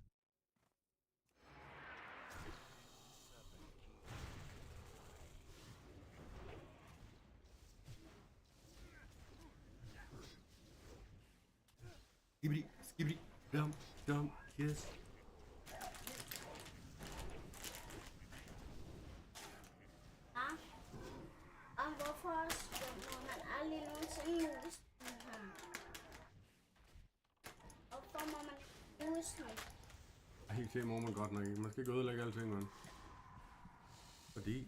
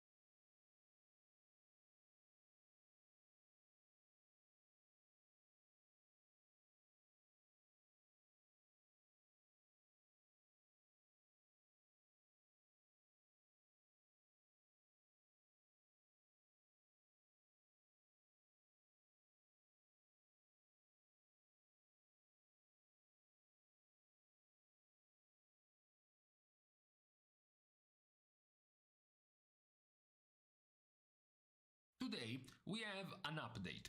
We start the update by pointing out that the legendary, the Firalath legendary, has been buffed, in particular in AoE. Now, the Rage of Firalath stacks go all the way up to 50 instead of 5, which means you can now hold this for big AoE situations and have a much larger burst of damage in AoE. This is your run-of-the-mill Ret Paladin doing a 27 basically now, basically very recently after the hotfix, and this is the damage of the newly buffed Rage of Firalath doing over 16,000 of your DPS and being one of your higher sources of damage in a Mythic Plus key. Now, what is the question for today? The question is that a while ago we had this video right here. So we were wondering what was going to happen.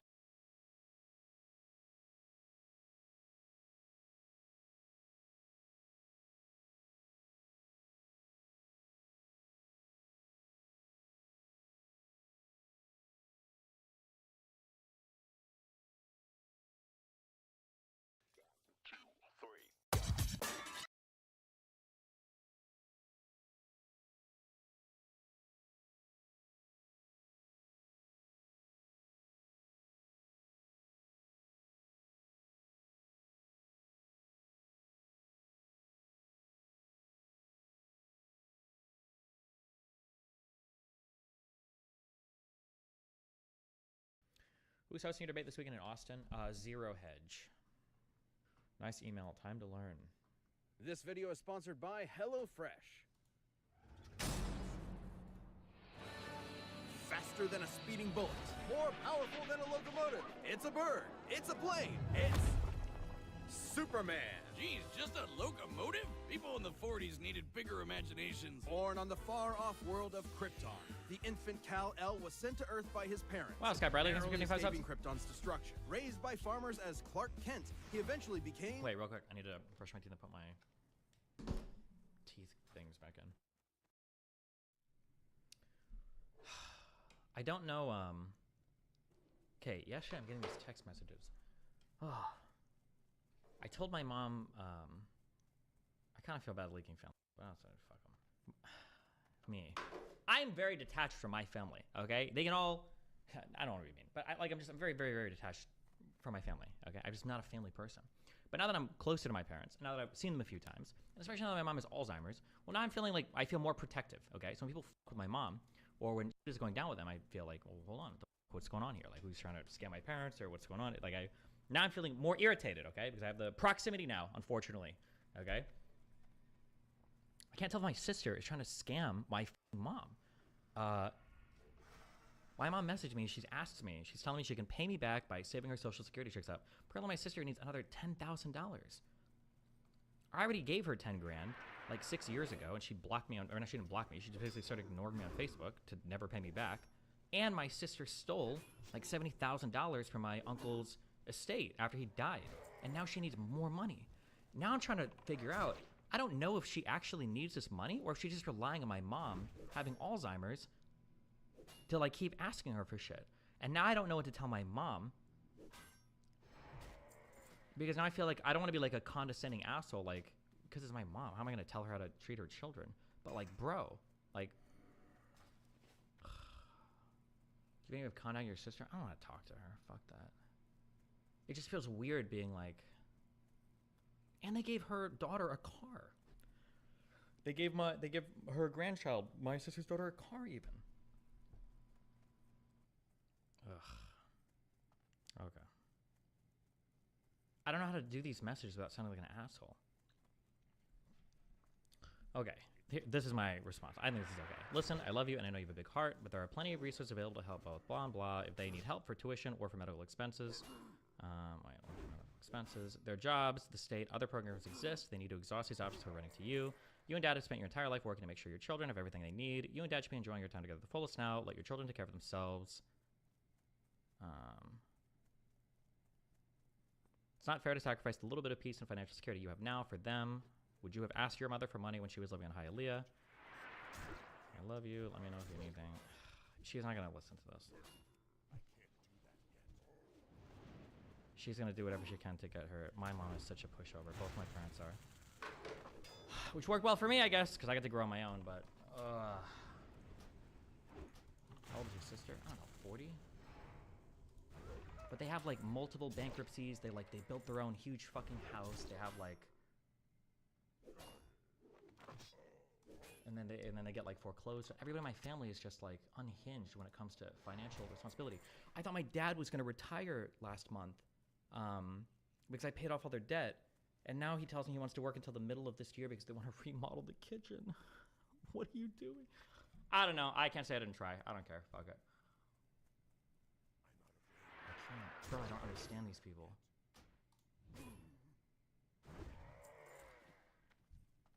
Good parents always try and help their children. It sucks, but you might end up having to toss your sister some fuck off money for mom and dad. No, she's gotten like $100,000 of like scammed and stolen money and shit. How could she not have her shit figured out? Stop trying to be the fucking favorite son. Your mom obviously wouldn't do that for you and it hurts and it's okay. What? My mom would do literally anything for me. My mom and dad, despite my issues with my parents or whatever, neglect or busy bullshit or whatever, my parents are super loving people. I think my parents would do anything for their children. If me and my sister like both had kidney failure, my mom would donate both of her kidneys, like 100%. That's just the kind of parents I had, regardless of their faults or any issues we had growing up. It wasn't because they didn't love anybody. It wasn't because of lack of love, you know. It was just not everybody's perfect, you know.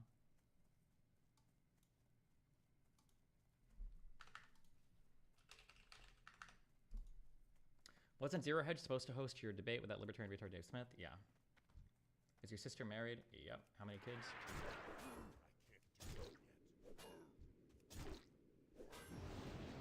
That feels like cope. He probably just wants to work because he's scared to be bored. My grandpa's the same. No, I don't think so. I don't know if I just have zero understanding of Alzheimer's, but judging off your mom's stream appearance, she seems super together. It's either progressing really slow in her, or the drug trial she's on is a really, really, really good drug.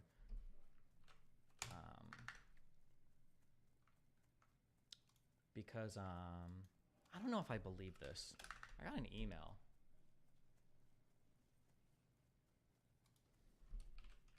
Wait, did I delete this? No way.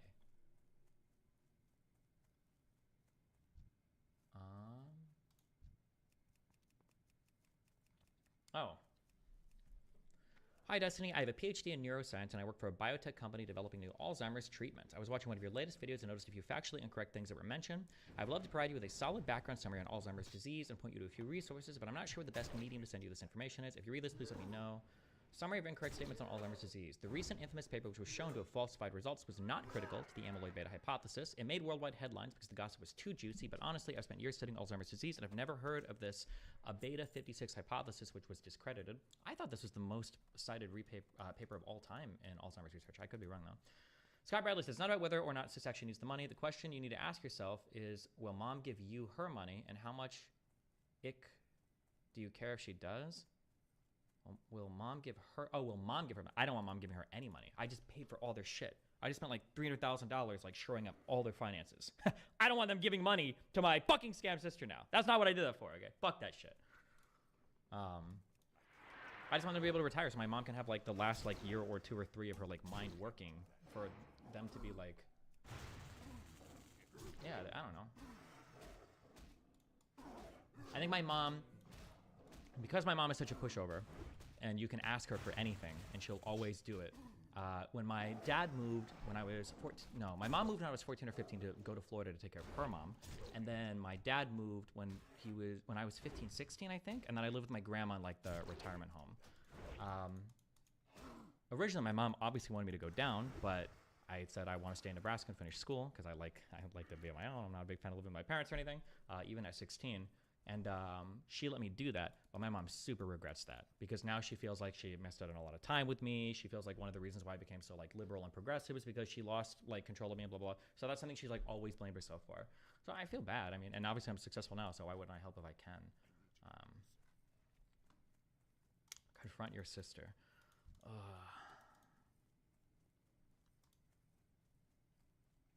Your mom is taking experimental Alzheimer's drugs but won't get vaxxed. That's a really good point. I would never bring that up to her, though, for fear that if I said it, she'd stop her trial. Haven't you also said you've been a pushover in ways in your personal relationships? Yeah, probably. You probably get a lot of shit from your parents. It's probably true.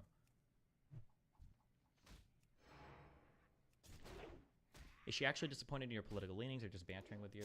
It's a combination of the two. She does sincerely regret all the time she missed.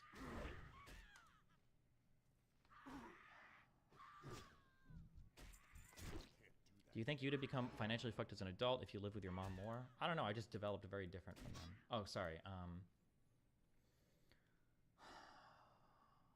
Aduhelm, which was the first FDA-approved drug for modifying the course of Alzheimer's disease, definitely has a contentious history. It was always being developed for Alzheimer's disease.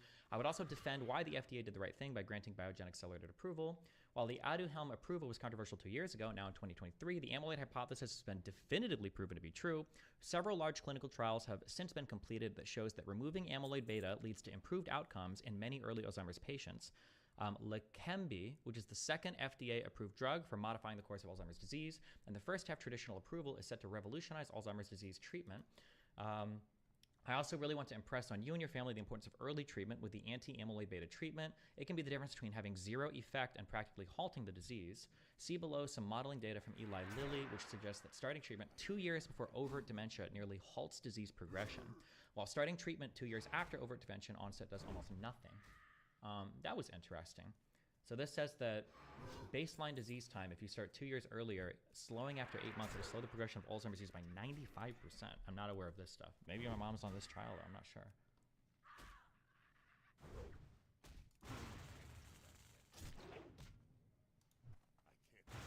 Do you know what type of trial she's on? I have no idea. I've never asked her before.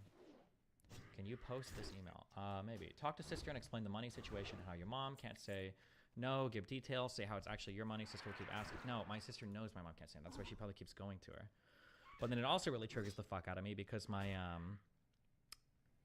kid's mom messaged me the other day and she was getting really irritated. Oh God, I'm getting so triggered reading all of these.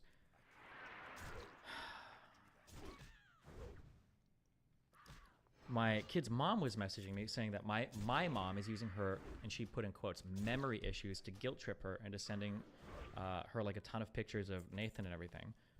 And I texted her back. I'm like, why do you think my mom is making up her memory stuff? Like her short-term memory's gotten quite a bit worse. She's really worried that she's going to start forgetting a lot of stuff soon.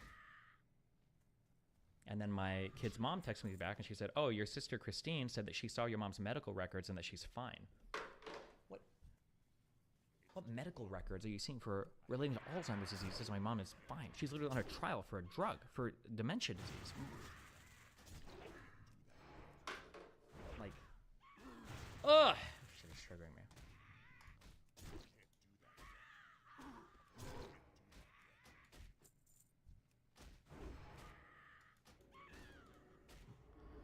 Destiny, do you take every email starting with as a occupation, I think, at face value? I don't know. I read them and yeah, I don't know. I read it and I mean, if it's obviously clearly false information, I mean, depending on what it is. So like for this guy's email, like he links a ton of things like the paper and the drug and everything. It's just going to depend on the type of email I get, I guess.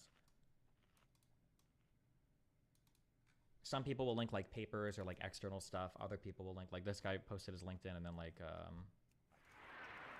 newspapers regarding the shit. But it's pretty rare that I'll get an email that like totally contradicts a whole bunch of other stuff we've talked about or read. If I got an email that was like challenging a bunch of things, then I'll start like doing fact checking and everything. But as long as it supports my biases, I'd never fact check it.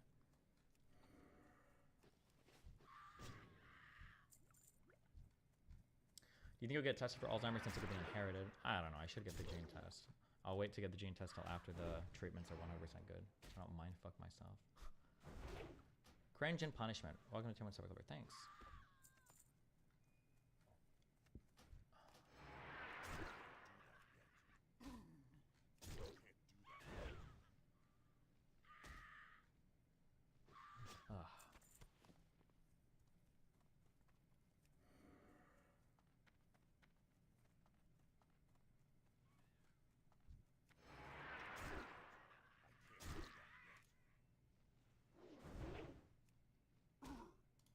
Okay.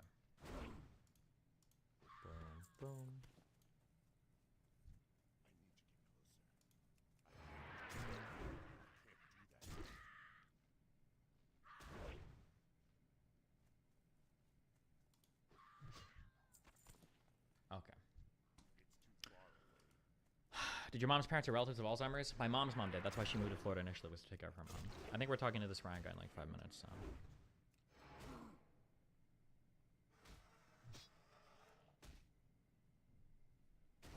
How common is it to inherit Alzheimer's disease? Let's see. If we had to guess the heritability of Alzheimer's disease, my guess is going to be 0.7.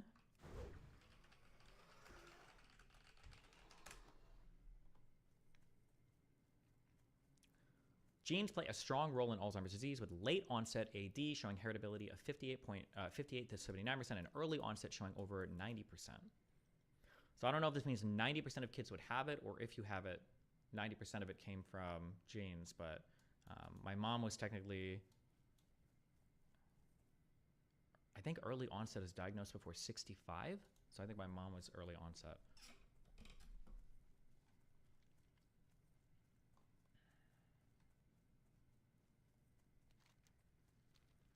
Wait, what is the strongest factor? Family history is the second strongest risk, following advanced age.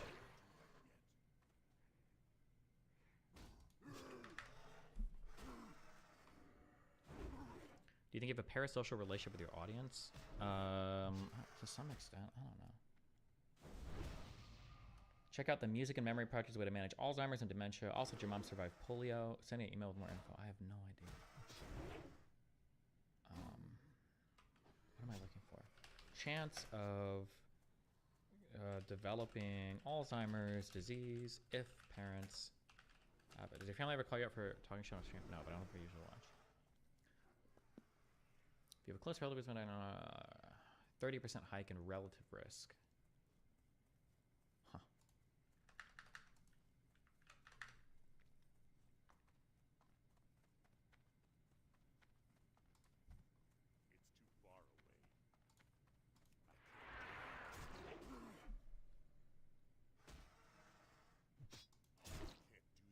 Do you ever get sequenced for this type of stuff? No, but I should. I just haven't. Researchers such as ADHD medications may alleviate some symptoms of Alzheimer's disease. I've never heard that before. Whenever you get back to Trump shit, can you highlight how these one-off crackpot testimonies not under oath keep conservatives so snugly confident in their position? What do you make of all the threats of civil war from MAGA wing if Trump gets jailed, such loses? On one hand, I laugh, but on the other, I wonder how coordinated they really could get. I don't know, dude. Ex-CIA analyst warns intelligence agencies will attempt to interfere in 2024 election. Stop Republican candidate. Ex-CIA analyst. Congrats, you worked for the CIA. Good job, dude. Superman, champion of the oppressed, the man of tomorrow. If you've only seen the movies, forget him. Comic book Clark's not the perfect Boy Scout, and he's definitely not Jesus. Wait, weren't the guys who made him Jewish? Jerry Siegel and Joe Shuster were sons of Jewish immigrants and grew up in a time when anti-Semitism went largely unchallenged. Alzheimer's is really weird. Statistically, research is super difficult. I think the latest something about consuming such cooking with aluminum. Never heard that before. Alzheimer's treatments and everything, I think have like, my understanding is like the history of Alzheimer's disease treatments basically looks like this, to where it's been like nothing. And then they've got like these like amyloid plaque hypotheses that helped. And then as of recently, we've hit like a huge thing where I want to say that 3 or 4 years ago, there was no treatment or anything recognized to do anything to help you if you have Alzheimer's disease. And I think over the past 3 or 4 years, that's changed dramatically, which would be cool. Unfortunately, a little late for my mom, but for others of us that are growing that might be at risk for it, that's pretty good. But yeah. What's the point of getting the test? You're not going to get it just because now you can stress about, oh, well, the point of getting the test would be to do mitigating behaviors. I still think like exercise and healthy sleep are really important for warding off dementia and dementia-related things, like staying healthy and active and moving and keeping your and sleeping well. Those two things are really, really, really important. Didn't they also discover that the plaque thing is bullshit as well? Just one particular plaque, not all of them, just one particular one. The plaque data was falsified. Not all the plaques, just one of them from that particular paper. I read somewhere that teeth health is also really important. I don't know if that's true or not. I saw a couple of that. I'm not sure. I'd have to look into that more, but. And then that ugly mustache. mustache showed up. Understandably seeking escape from some truly terrifying horrors, the pair created Superman to be a simple solution. What's interesting in Alzheimer's and dementia? I think dementia is just all diseases that are like, are they all like it's like a handful of neurodegenerative diseases, and Alzheimer's disease is a type of dementia? Dementia is no, I just completely fucking made that up. It's a general name for a decline in cognitive abilities that impacts a person's ability to perform everyday activities. Typically involve problems with memory, thinking, and behavior. So Alzheimer's disease is the most common. Would Parkinson's be considered a type of dementia? I think Lewy body disease might. Oh, Lewy body disease is Parkinson's, Huntington's. Yeah, I don't think dementia isn't like a particular thing. It just broadly describes a set of symptoms, I guess. Yeah. Overwhelming problems. A hero who could defeat any. Do you think doing memory exercise type stuff helps? I've never heard that in my entire life. I know people like to say it, but I don't know if there's any data to support that. Okay, let's finish watching this.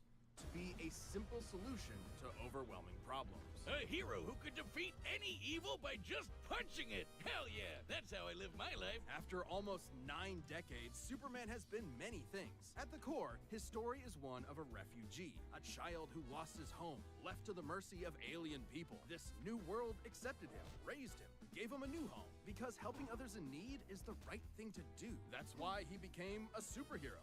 The first superhero. Everything's gotta start somewhere, but he was the first one to really take off. I mean, not literally. It took a while, actually, before he learned how to fly. In fact, when Clark discovered his Kryptonian heritage, he struggled to accept it and subconsciously developed mental blocks, severing him from his true power, which he would uncover throughout his life. He's strong enough to shoulder press the weight of the Earth for 5 days straight, or crush coal into perfectly cut diamonds. Wait, what is he lifting the Earth from? That's not how that works. If you do a handstand, are you technically shoulder pressing the Earth?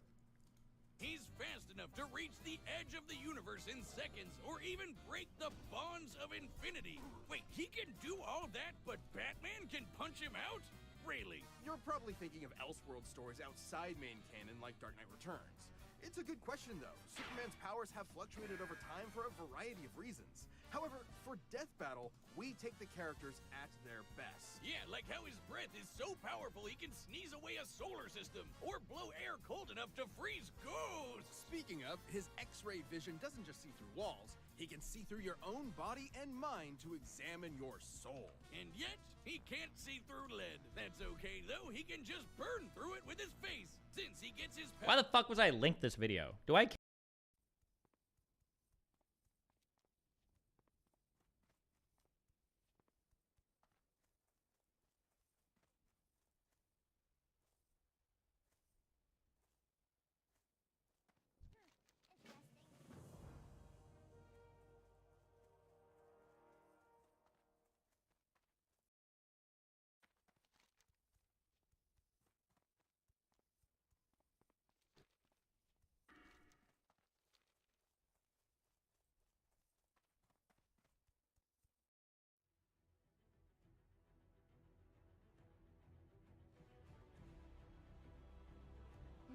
Hello, ladies and gentlemen. Hope you're all doing well.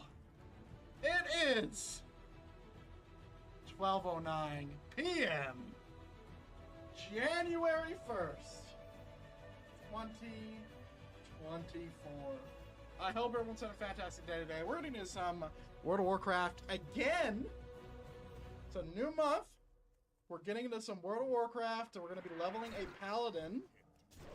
And as you can see, it's a special occasion because we are dressed up, full dress. If you watch the Best of Jeremy Duck 2023, which I would highly recommend, it's on the channel, you know that, definitely getting a little bit of dress up during the today's stream at least, right? Vi er bedre stillet, vi har flere muligheder. Ja, fordi vi har skabt de bedste lande i verden. Men er det så ikke også måske en idé at på en eller anden måde dele det ud til resten af... Altså fordi et samlet verden, der udvikler sig og bliver bedre, og vi bliver mere humanitære, og vi bliver mere menneskelige, og vi arbejder mere sammen, og der kommer mindre krige. Det gavner hele planeten. Det er jeg enig i, men tror du, vi gør det? Altså, tror du, vi får det bare ved at dele rigdom ud? Det tror jeg ikke. Nej, ikke dele rigdom ud, men... Jeg tænker måske mere det menneskelige. Jeg tænker i hvert fald, hvis du vokser op i en ghetto, så bliver du stillet med dårlige vilkår, vil jeg sige. Hvis størstedelen af... Jeg voksede op i en ghetto. Jamen, altså, hvad er det, der betegner en ghetto? Det ved du. Jeg voksede op i sådan et boligområde, hvor der var kæmpe arbejdsløshed og alkoholisme og sådan noget. Det her, det var jo i 80'erne, så det var sådan inden den store muslimske indvandring. Men i dag er den faktisk på ghetto-listen, der hvor jeg voksede op. Der boede jeg, jeg tror, 5-6 år eller sådan noget. Og så flyttede vi ud, så havde min mor sparet sammen til, at hun kunne købe et lille parcelhus sammen med sin daværende kæreste. Og så, så boede vi så der. Men jeg tror egentlig bare, mit pointe var bare, at fordi man vokser op i en ghetto, eller bliver født der, behøver du ikke at blive kriminel, eller blive et dårligt menneske, eller have dårlige forudsætninger. Hvad er det, der betegner en ghetto? Det er noget med, hvor mange der er på overførselsindkomst. Ja, det er ikke sådan nogle ting. Men nu tænker jeg mere, hvis man vokser op et sted, hvor lad os sige, at samlingen af ikke-danskere er over 75%. Så, I Danmark. I Danmark. Hvor at der er de her vilkår, du bliver ligesom født ind i det her, så bliver du også født ind i den kultur. De lever lidt, der er lidt i de her ghettoer, hvor der er et stort mindretal af danskere, så bliver der dannet en anden form for kultur inde i de steder der. Ja. Og så bliver du også født ind i dårlige vilkår. Der synes jeg jo, at politikeren burde gøre noget mere for at opløse de her steder, fordi jeg tror, en, der vokser op i et villakvarter fyldt med danskere, og bliver omgivet af danskere, og omgås i en dansk skole og alle de her ting, og man ikke er i de her områder, hvor der er en stor del portion, der ikke er danskere, så tror jeg, du bliver mere integreret i den danske del af samfundet. Det tror du er ret i. Ja. Det tror du er ret i. Men hvor skal vi så gøre af dem? Altså, mit forslag er, at dem, der begår grov form for kriminalitet osv., dem sender vi hjem. Der tror jeg, vi vil komme af med en stor del. Ja. Og jeg tror, at du har ret i, at det handler om demografi og kultur. Og det er jo også det, vi har set fra sådan historisk, ikke? Altså tilbage i 60'erne, da de første gæstearbejdere, kaldte man det dengang, kom, de arbejdede rigtig hårdt, blev integreret og blev en del af samfundet.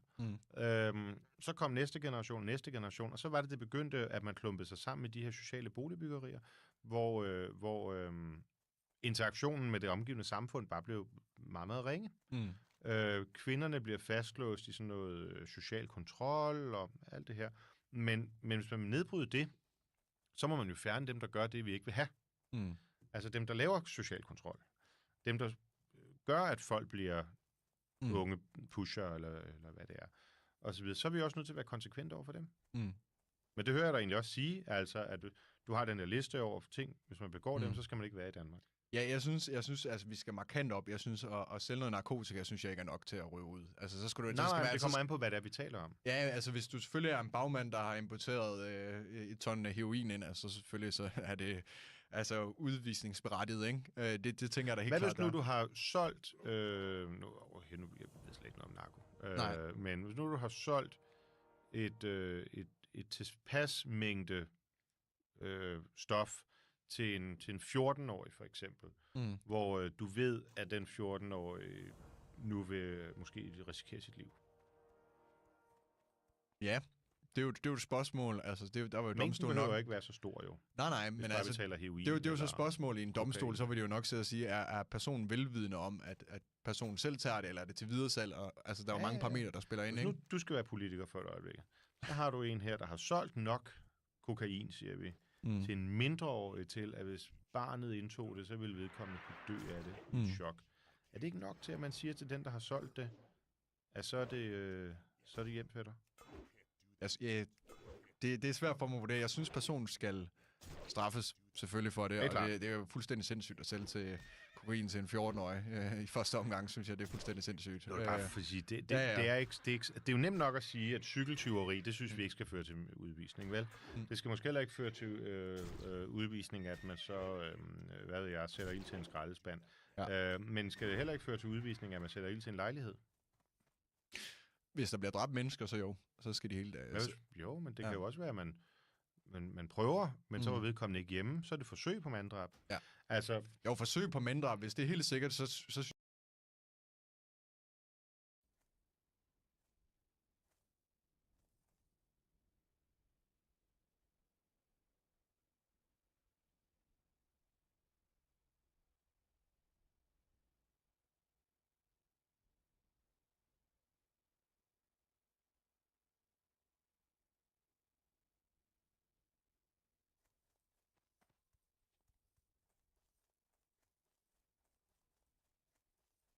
synes jeg da, at man har... Jeg kan ikke se, hvad vi tjener formål, Mark, ved at være for blødsødende der, fordi hvis du så vokser op i sådan en ghetto der, og så siger du, ham over i opgangen der, han satte bare ild til en lejlighed, men det var ikke forsøg på manddrab, så det er okay.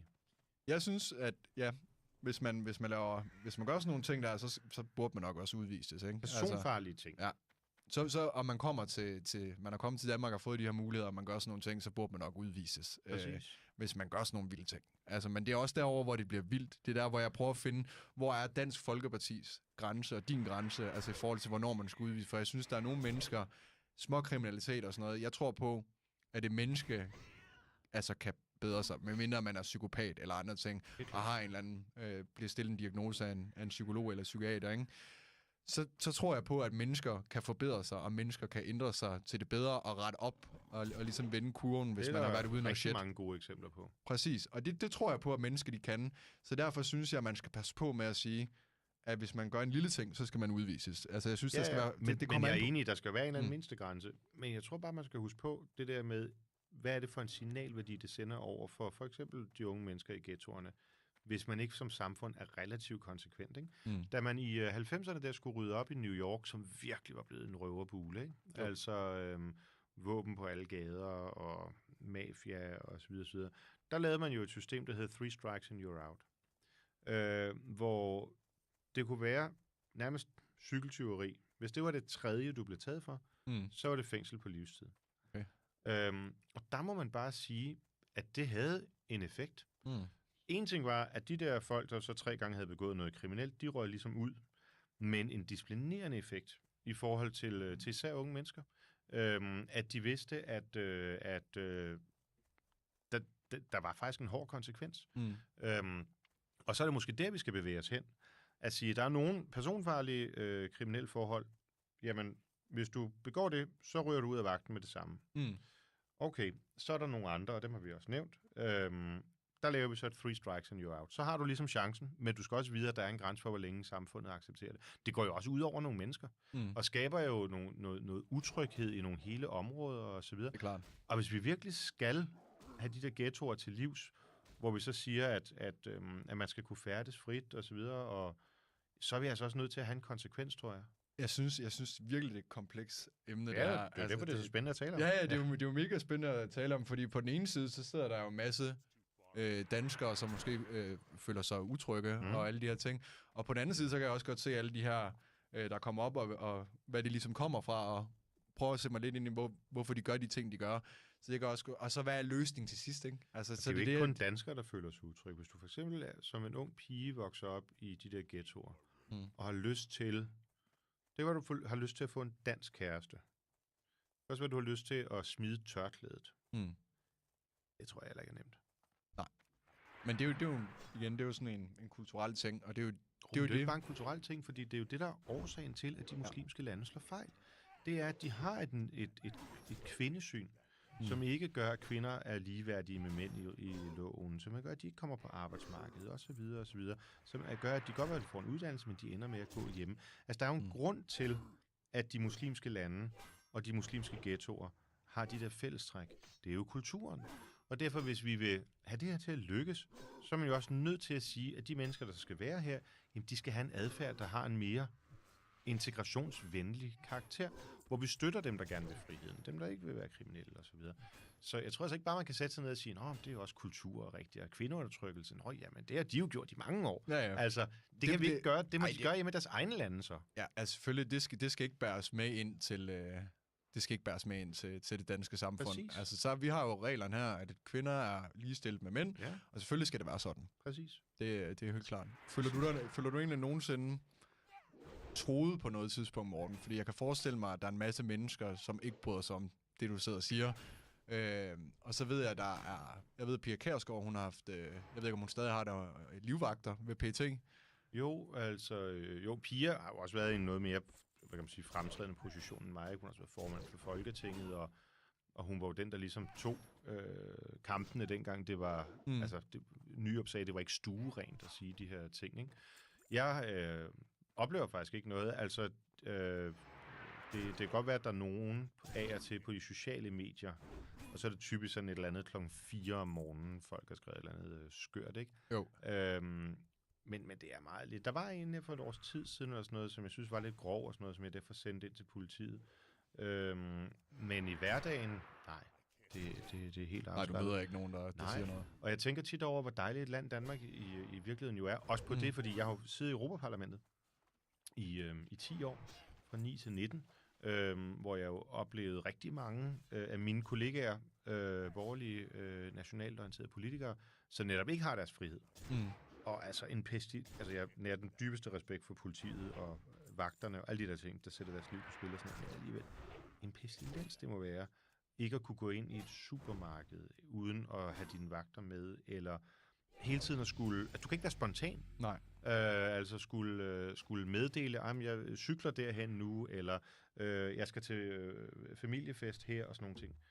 Det vil jeg virkelig synes var træls. Har man frit valg med det der, hvis PST kommer og siger, at der er en decideret terrortrussel imod dig? Jeg tror godt, du kan sige det fra, men så har du vel også bare selv ansvaret, tænker jeg, ikke? Så Pia, har hun stadig den dag i dag livvagt, det ved Ja, det tror jeg. Jeg ved det faktisk ikke. Jeg ved heller ikke, hvordan der er fortrolighed omkring sådan nogle ting, men altså, der er jo flere, der har det. Kurt Vestergaard, der døde her for et års tid siden, havde det jo også på grund af hans tegning af Muhammed, og jeg ved ikke, om Nasser Carter har det længere. Nej. Men der er jo en håndfuld. Så hvad kan man sige, faren er jo derude. Og jeg synes, det er sindssygt, ikke? Fordi altså, der er jo ikke noget af det, som jeg synes, vi har talt, det kan du har en anden oplevelse, men der er ikke noget af det, vi har siddet og talt om her, som jeg ikke synes er relativt civiliserede synspunkter og betragtninger. Så at det skulle kunne promovere nogen til voldelige overgreb, det er godt nok vildt.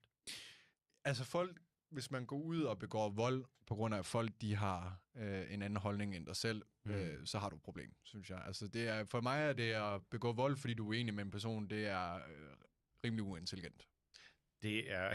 det er ikke særlig civiliseret. Nej, det er det ikke. Det er meget enig. Så det er meget primitivt adfærd, ikke? Altså. Ekstremt. Vi havde faktisk en vild situation her for lidt tid siden, hvor du ved, vi har jo de her indfødsretslove, hvor folk så grupper for indfødsret en gang hver halve år.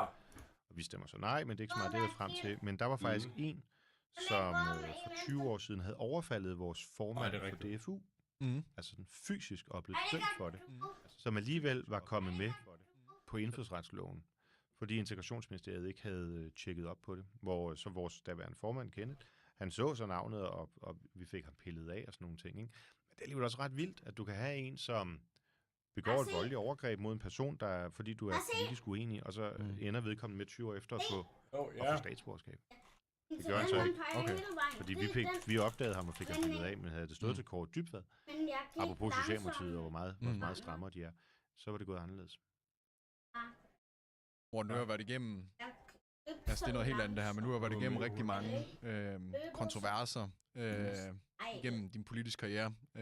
Hvis man tænker, der har været, jeg har i hvert fald været, nu har jeg jo lavet noget research på derinde. Ja, har det godt, du er velforberedt. Ja, så har jeg jo været inde og læse, der er jo noget BT, en USA. Det er rigtigt, som jeg vandt. Som du vandt. Ja. Og Melder Fællesagen, som du også vandt. Som jeg vandt, ja. Som du også vandt, og så har du også været igennem noget stress. Det er rigtigt, ja. Ja.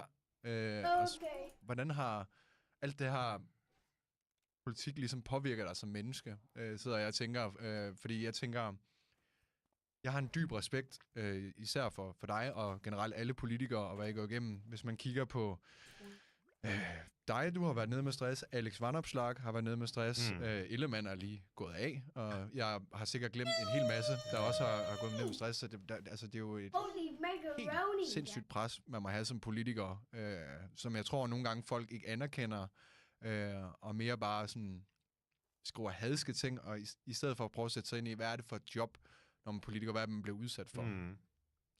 Ja, altså det, du startede med at spørge, hvordan det har påvirket mig som menneske, og jeg prøver i virkeligheden at adskille tingene lidt. Altså, jeg er selvfølgelig rigtig, rigtig meget på, og rigtig meget på arbejde og så videre, men prøver til gengæld også, når jeg er hjemme, eller når jeg er blandt venner og så videre, familie,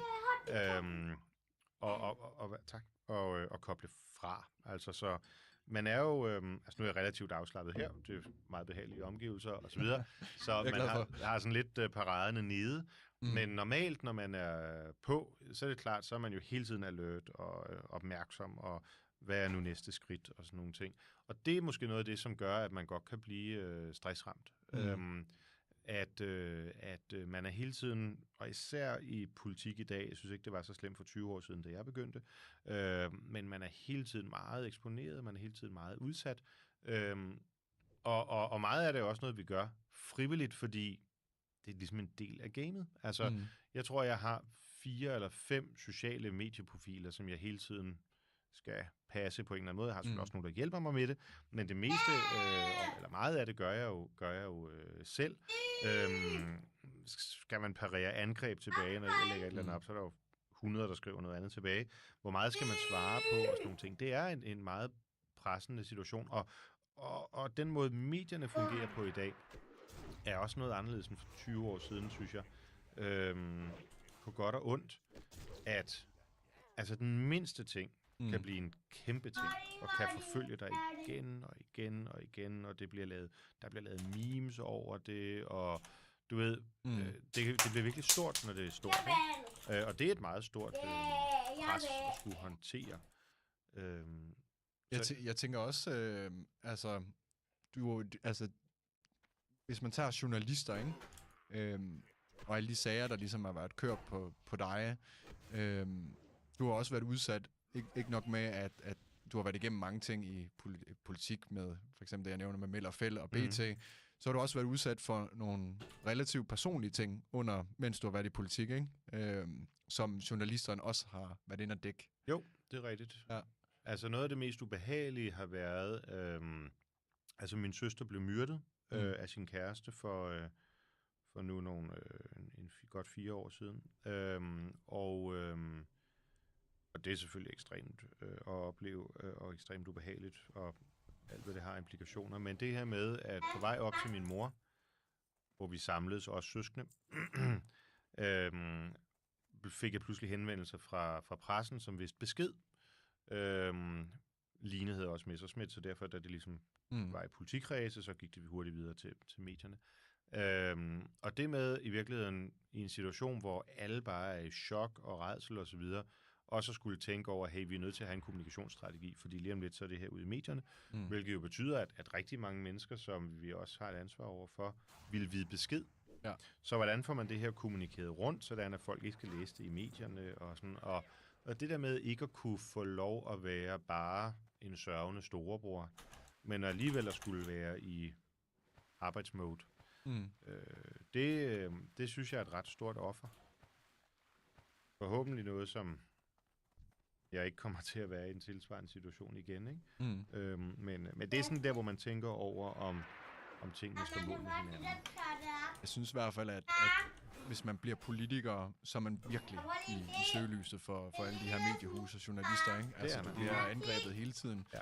Synes du, at de er retfærdige? Nej, ikke altid. Så skal man tage det op. Altså i sagens natur synes jeg, at Meld og Feld-sagen, hvor det skulle tage 7 år at blive renset for at have brugt 100.000 kroner til et møde op i Skagen.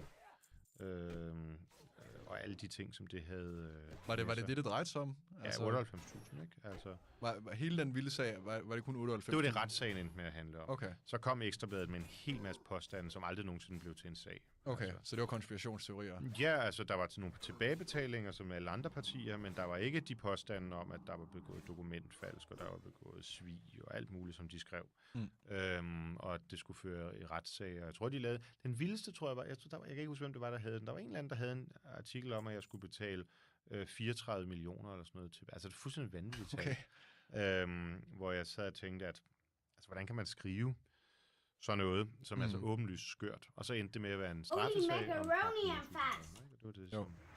det, det vi vandt. Men det er jo sådan noget, der gør, at man virkelig tænker, hvor længe gider man at slås. Men jeg er et relativt stædigt gemyt, og kan leve med mine nederlag, men jeg lever også med mine sejre.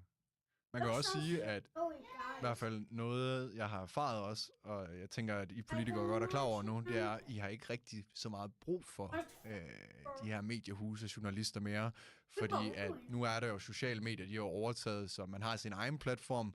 Nu kommer du på her som podcast, jeg er ikke journalist, så du får egentlig rimelig frit slag til at fortælle, hvad du synes, og så er det op til folk derude selv at bedømme, så jeg kommer ikke til at lave en eller anden overskrift, Morten Messerschmidt, et eller andet. Afsløret. Eller? Ja, afsløret og gjort et eller andet vildt, bare for at få kliks vel. Så på den måde, så synes jeg, at sociale medier har ligesom ændret landskabet en lille smule om, og de har mistet en del magt. Det har de, men medierne er der jo stadigvæk, og medierne er stadigvæk stærke, vil jeg sige. Ikke? Vi har 142 journalister på Christiansborg, som arbejder for medierne. Okay.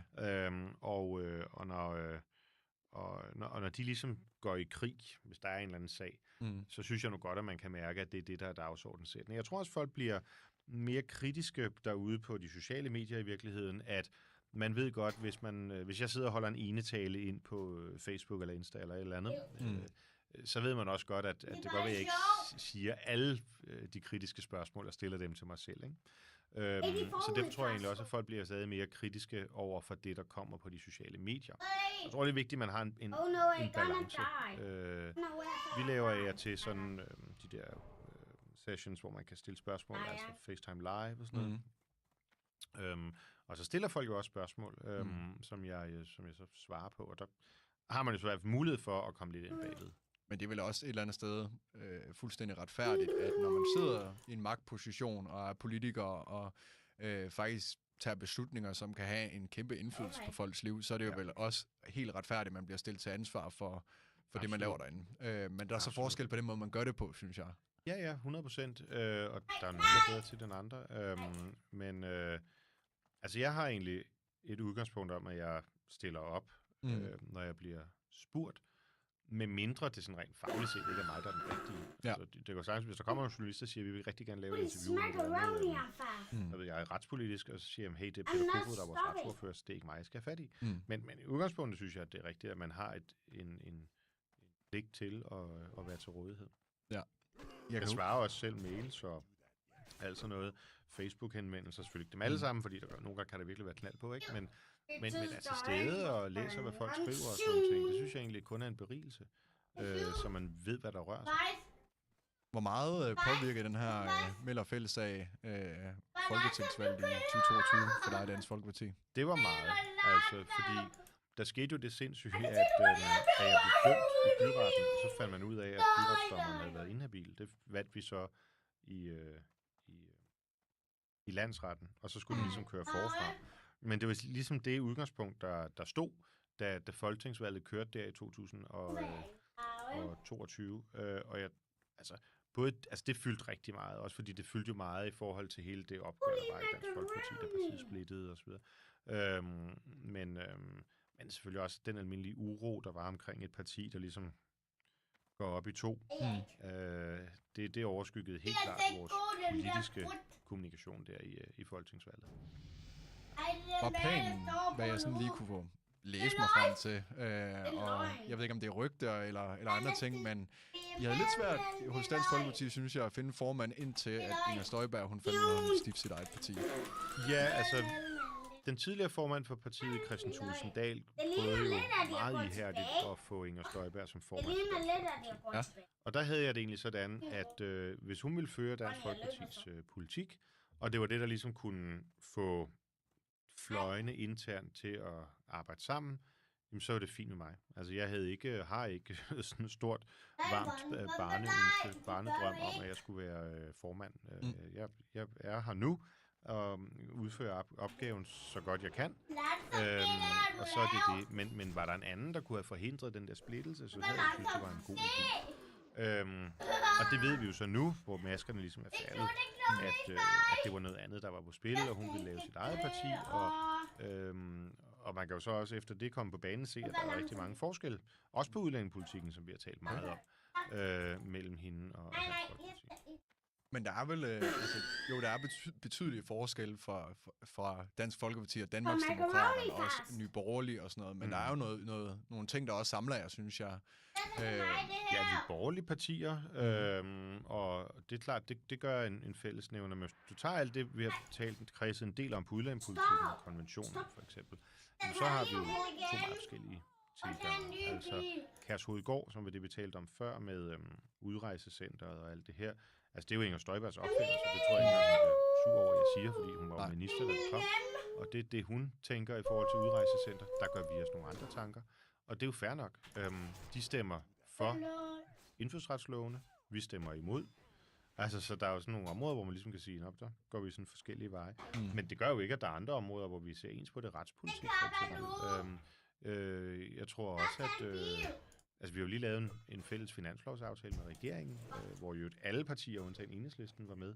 Så det er jo ikke sådan, at fordi vi er uenige på nogle områder, at vi så ikke kan være enige på andre. Kunne du se Dansk Folkeparti fusionere med et parti som Nye Borgerlige? Altså, jeg tror, man skal ligesom finde et arbejdsfællesskab, hvor det er efterhånden... Altså, der er jo nogle områder, hvor vi ser forskelligt på tingene. Altså, Nye Borgerlige er jo sådan en mere liberalistisk parti, hvor Dansk Folkeparti er sådan mere socialt, konservativt. Jeg tror da, vi sagtens kunne finde hinanden sådan hen ad vejen. Det er ikke noget, man bare lige gør. Og så nu finder vi et nyt navn, og så fusionerer vi. Altså, sådan et arbejdsfællesskab hen ad vejen, hvor jeg synes, der er mange ting, som vi kan være enige om. Det ville jeg da synes var bedre, end vi skulle bekrige hinanden. Ja, fordi man kan jo sige, at I bytter lidt partimedlemmer. Synes jeg, der bliver byttet lidt rundt. Og, ja, jeg ved ikke, hvor mange vi har mistet som Nye Borgerlige, men der er da en hel del fra Nye Borgerlige, der kommer til Dansk Folkeparti i hvert fald. Og hvis de mener det samme som vi, og forskellen er jo ikke så store længere, kan man sige, så skal de være hjertelig velkomne. Ja, jeg synes, der er begyndt at komme en del partier i Danmark, jo. Og det er jo også, altså... Jeg synes, hvis man tager Dansk Folkeparti og Danmarksdemokrater og Nye Borgerlige, der er nogle fælles træk, der trækker sammen i vidt forskellige partier, men der er nogle fælles ting, der ligesom trækker sammen, og I har meget den samme vælgergruppe, tror jeg. Det tror jeg er rigtigt. Ja. Og jeg ved ikke, hvordan fremtiden ser ud, men jeg er enig med dig i, at der er helt lovligt mange partier. Hvad det 12 vi er oppe på stemmelisten nu, ikke? Jo. Og det gør måske også, at der er nogle forskelle, som lige pludselig bliver læst meget stort. Man har jo set, det ved jeg ikke, om du har læst det her, det er noget helt andet. Over i USA, der er, du kender godt The Rock, fra alle filmen, Dwayne Johnson, The Rock. Ja, altså... skuespilleren. Ja, Sylvester Stallone, eller... Nej, altså Dwayne Johnson, The Rock. Undskyld, sorry. Ja. Stort muskel på en skalle. Ja, nej, nu er jeg med. Han er ikke gået ud som Trump-fan? Nej, han blev faktisk tilbudt af et af de to politiske partier over i USA at stille op som præsidentkandidat. Wow. Og det er jo sådan en ting over i USA. Jeg tror, det var demokraterne, der prøvede at erhverve ham, ikke? Han er lidt et modstykke til Joe Biden, hvis man lige ser det. Men han blev i hvert fald tilbudt det. Og det er offentligt ude nu, og han har selv bekræftet det også. Han havde en podcast med Joe Rogan, hvor de snakkede lidt om det. Og det synes jeg er ret crazy, at man begynder derovre og ligesom at vælge sådan, hvad skal man sige, stjerner, influencer og skuespillere. Tror du, at sådan noget lignende kunne ske i Danmark? Never say never. Jeg håber det ikke, fordi altså, han er jo sikkert en dygtig kommunikatør, og har sikkert en stor fanbase og sådan nogle ting, og det er super fint, men politik handler jo faktisk om at drive Danmark i en retning. Og derfor vil jeg være ked af, at politik blev mere og mere kun personer og personligheder. Vi er jo lidt på vej den hen, selvom vi ikke har sådan store tv-stjerner og sådan noget. Men det er jo lidt sådan blevet meget formanden alene, der tegner et parti. Det går jo lidt i den samme retning. Men nej, jeg synes, det vil være en trist udvikling. Man kan jo se, at jeg tror lidt, at Liberal Alliance, de i hvert fald har luret en del med det der. Jeg tror vist godt, man kan give TikTok lidt credit for Alex Vanopslaghs store sejr med Liberal Alliance. En stor indflydelse, det egentlig har haft. Og det er derfor, jeg tænker, at det måske ikke kunne blive tilfældet, at der er folk, der kommer ind i politik bare på baggrund af, at de er følgere. Ja, der er jo forskel på, synes jeg, om politikere begynder at agere sådan som kendiser, eller om folk, der er filmstjerner eller sanger, eller hvad det måtte være, bliver valgt til et embede, fordi de er kendte. Altså, det er jo ikke sådan, at det behøver at være dårligt, hvis du tager ikke Sylvester, hvad hedder han nu, fra Terminator-filmen. Ja, lige præcis. Altså, han var jo faktisk en super dygtig guvernør, og også en forretningsmand og sådan nogle ting. Altså, han kan bare det hele. Ja. Men tanken om, at fordi man er god på film, at man så også nødvendigvis er god til at lede et land, den tanke, den er farlig. Helt enig. Det var Zelensky er jo et meget godt eksempel på det modsatte, virkelig. Altså, han var jo stand-up-komiker. Ja, og han spilte jo en person, der skulle blive præsident, og så ender han med at blive det, ikke? Altså, det er jo helt sygt. Det er lidt skæbnens ironi. Ja. Så det kan gå begge veje, men jeg håber ikke, at det tager overhånd. Morgen, i løbet af vores samtale, og i al den tid, jeg har kendt dig, så har jeg altid tænkt, at du er sindssygt dygtig retorisk. Har du altid været det, eller noget, du har tillært dig? Jamen, jeg ved ikke, om jeg selv kan. Jamen, du har mange... Jeg tror nogle gange, når du snakker også på tv, eller i podcasten her, eller andre steder, så bruger du rigtig mange ord fra den danske ordbog, der måske ikke er normalt noget folk, de vil bruge. Nå. Så jeg synes, du er god til at udvælge måske lidt mere avancerede ord, så at sige. Ja. Men det ved jeg da ikke, om er så godt retorisk, hvis man bruger avancerede ord, hvis man folk ikke kan forholde sig til. Jamen, det lyder jo... altså, du er velformulerende og veltalende og god retorisk. Jeg har altid godt kunne lide sproget. Altså, jeg havde faktisk nu sagde jeg godt nok tidligere, at jeg drømte om at blive operasanger. Ja. Og det er også fuldstændig rigtigt. Men jeg har haft nogle perioder, hvor jeg virkelig også synes, at sprogets historik og udvikling, det man kalder, hvor så er andet fremmedord, men altså filologi og etymologi, sådan, den måde sprog udvikler sig, synes jeg er enormt spændende. Og jeg kan jo sagens natur godt lide at læse, det tror jeg, de fleste politikere kan. Men det er ikke sådan, at jeg har studeret retorik eller noget. Men jeg arbejder nogle gange med mine ting, og jeg skriver for eksempel mine kronikker og artikler og sådan noget. Så kan jeg godt have det liggende, og så bliver sproget skrevet igennem, og sådan lytter til sætningerne, deres opbygninger, pauserne, musikken og sådan nogle ting. Det synes jeg er spændende. Du læser mange bøger? Ja, det kan jeg godt. Hvis jeg har tid til det, så gør jeg i hvert fald. Ja, jamen jeg synes...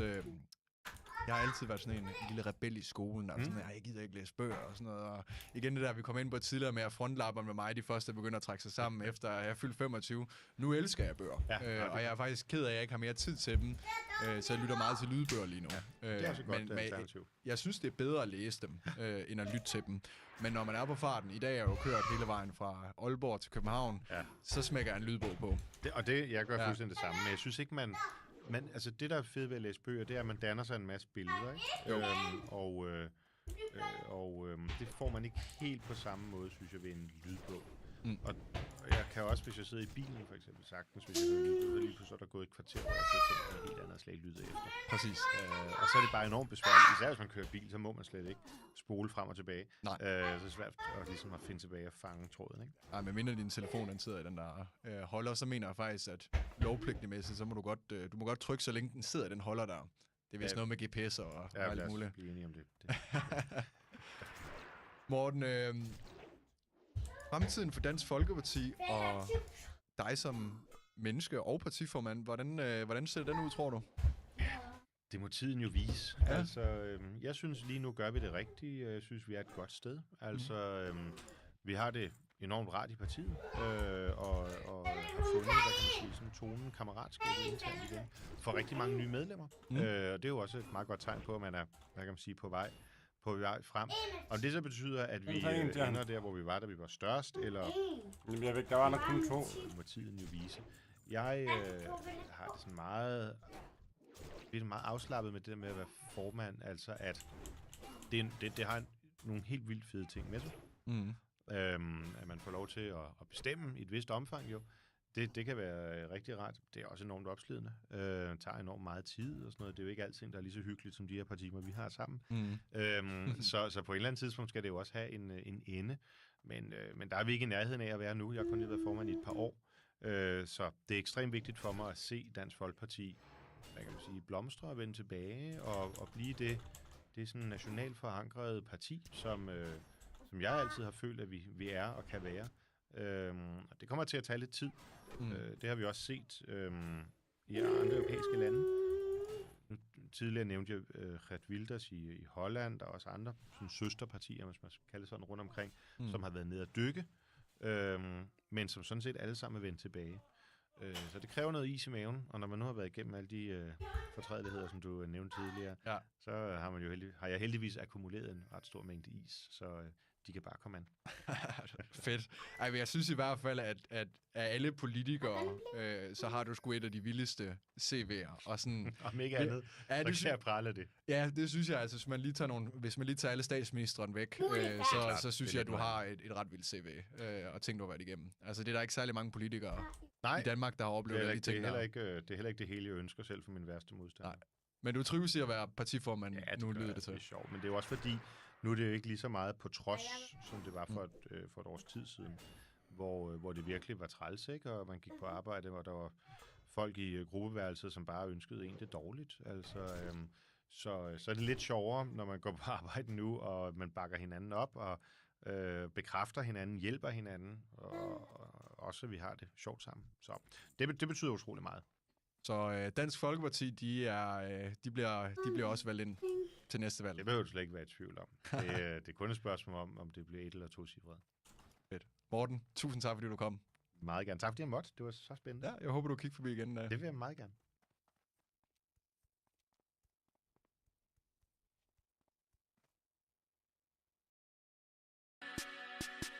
Sejlet eller noget. Det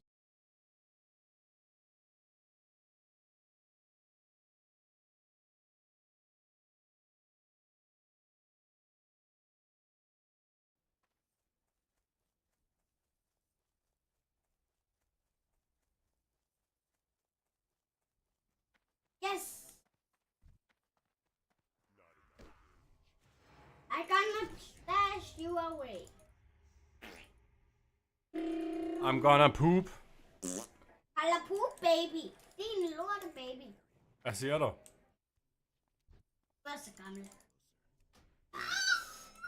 Du er gammel. Nej, jeg mener ikke dig. Hvem er så gammel? Ham der, jeg kæmpede mod. Du er en gammel lille gold. Farvel. Flyv din vej.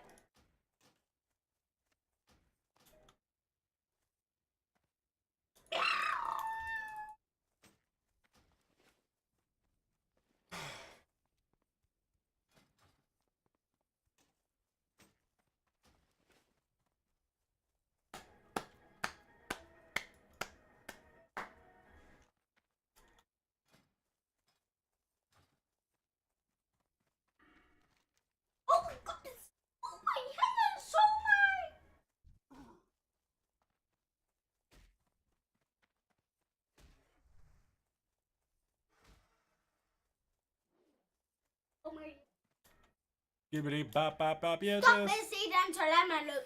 Gibbidi bap bap mi. Stop! Hvad siger du? Jeg siger stop der. Skal du have daller bakker? Ja, der gør jeg det. Der gør det. Skal du have daller bakker? Ja.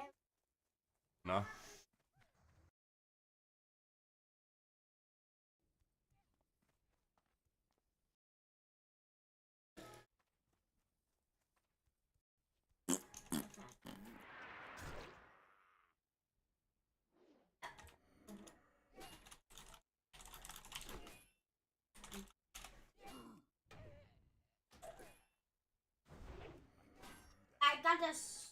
Bare se, hvad jeg har nu.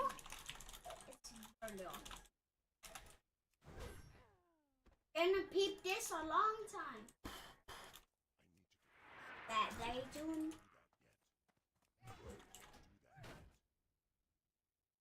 Jeg får en guldkniv.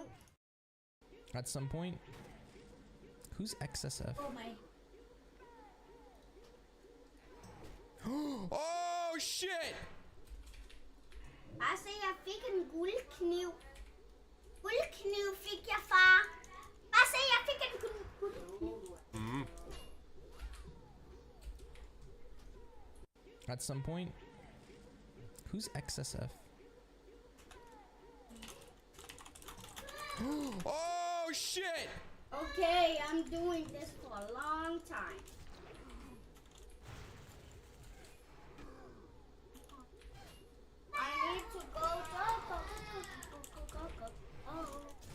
At some point, who's XSF? Oh shit!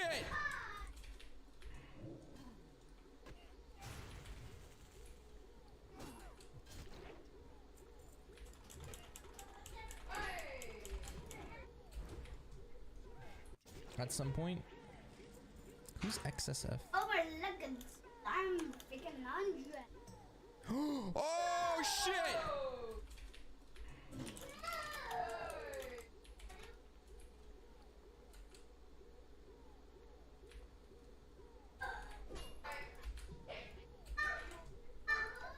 At some point, who's XSF?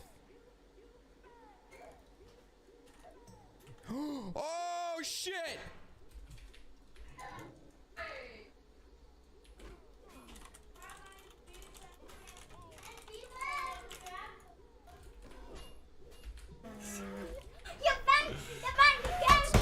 Yeah!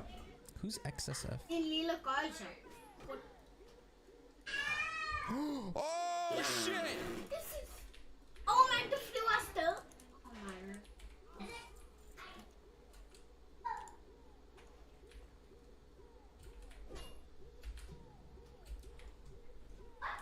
At some point, who's XSF? Aldrig over ham. Oh shit! This is going to make all of you age 50 years. You ready for this? Jeg vandt So we over had a setup that was like this. Jeg vandt We had over a desk, 3. and it had 2 stations Jeg on vandt it. over 3, far. And we had a keyboard for this one, mouse and keyboard, and we had a controller on this one. Nu er vi.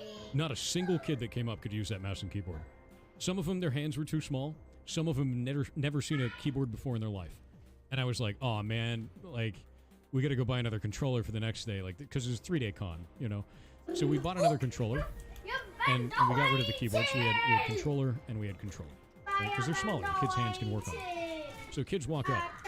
50%, half of the children that came up moved the controller to the side, not knowing what it was, reached out and tried to touch the monitor because they had never played a game outside of on a phone or a tablet and thought it was a touchscreen. Okay. Ja, ham her. The next generation doesn't know what a controller is. This is going to make all of you age 50 years. You ready for this? So we had a setup that was like this. We had a desk, and it had 2 stations on it. And we had a keyboard for this one, mouse and keyboard, and we had a controller on this one. Not a single kid that came up could use that mouse and keyboard. Some of them, their hands were too small. Some of them never seen a keyboard before in their life. And I was like, oh man, like, we got to go buy another controller for the next day, like, because it's a 3-day con, you know. So we bought another controller, and we got rid of the keyboard. So we had controller and we had controller, right? Because they're smaller. The kids' hands can work on them. So kids walk up. 50%, half of the children that came up moved the controller to the side, not knowing what it was, reached out and tried to touch the monitor because they had never played a game outside of on a phone or a tablet and thought it was a touchscreen. The next generation doesn't know what a controller is. This is going to make all of you age 50 years. You ready for this? So we had a setup that was like this. We had a desk that had 2 stations on it. And we had a keyboard for this one, mouse and keyboard, and we had a controller on this one. Dann kann das richtig böse enden. Das weißt du aber als Königsexperte. Wenn du mit dem Auto irgendwo ranfährst, an den Bordstein, nah. Here's a side hustle that's so Tanking every dungeon. Here's a side hustle that's so simple, even a 12-year-old can do it. You don't have to spend any money to get it set up, and it's going to make you passive income for years to come. Let me show you how. First, head over to Pinterest and create yourself a business account. After you've created your account, click on Ads. Here you'll find items that are selling well and trending on Pinterest. Here you can select which type of trend you want to go for. I'm going to choose seasonal trends because Father's Day is coming up and I know that's going to do well. Now head over to Canva and create yourself a simple design. Next, head to Printify and create a free account. Look for a basic t-shirt in the catalogue and put your design on it. Head over to Etsy and create a free account and then go back to Printify and connect your Etsy account. The reason we're connecting our accounts is because when Etsy receives an order, it's going to send the order straight to Printify. And when Printify receives the order, they're going to create the order and ship it straight to the customer, which means you don't have to do anything. Like I said, this is completely automated. So whatever you're doing, whether you're shopping, whether you're picking up the kids, or whether you're at your normal 9-to-5 job, you'll be making money. So don't forget to save this video and follow along for the best ways to make money online. And check the link in my profile. Tanking every dungeon on hardcore WoW as a survival hunter. SM, the fiery Whirlwind Axe warrior, blames me that he can't get rage, then spends his rage to debuff the melee damage of mobs that don't melee. That's like begging me for change while smoking a dime bag right in front of me. So I stop mid-fight to type, yet somehow still hold threat, so he stops mid-fight to leave. Convincing the party to keep going with the hunter tank works so well that we don't even look for a fifth. Task failed successfully. The mage calls me a slur from 2004 because I break his sheep, then says he doesn't mind if his character dies. But who needs sheep when entrapment can root for 25 seconds straight? Soothing the mage so he doesn't do something crazy like shoot up a church, then realizing that's exactly what I've been doing this whole time. As I explained the last boss, the shaman shows he doesn't know the difference between grounding and tremor totem. The mage whispers me like we're cool, pulling pharmacist Dan with Gondor while I build threat, then tanking him by the wall to line spells. The shaman doesn't know the difference between healing wave and slash wave. Speaking of which, thanks for the run. Tanking every dungeon on hardcore WoW as a survival hunter. SM, the fiery Whirlwind Axe warrior, blames me that he can't get rage. Nej. What are you doing? Stop. What is this for?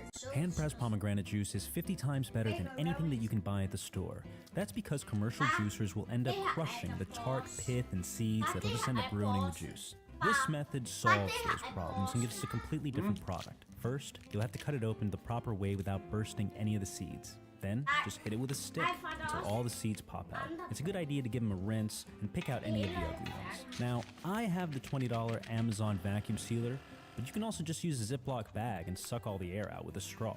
Now comes the crushing. You're going to want to make sure not to crush too hard, because if you do, all those seeds are going to end up releasing their disgusting little flavor into your juice. And once you're finished straining this, you'll have a juice that's completely unbelievable. Even my pomegranate, which was a little old and really pale, is still miles above anything you can buy at the store. Hand-pressed pomegranate juice is 50 times better than anything that you can buy at the store. That's because commercial juicers will end up crushing the tart pith and seeds that'll just end up ruining the juice. This method solves those problems and gives us a completely different product. First, you'll have to cut it open.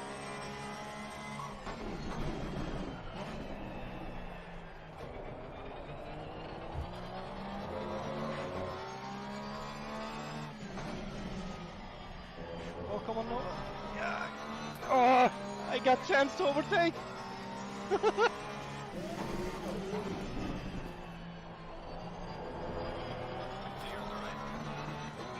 yeah. Because of backmarker is fighting others. What the hell is he doing?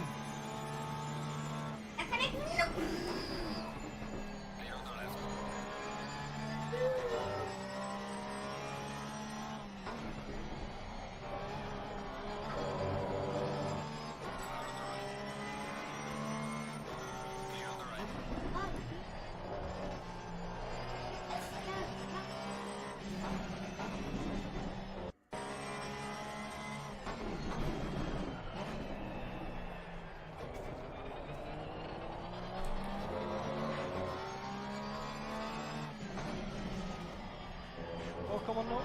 Yeah. Oh, I got chance to overtake.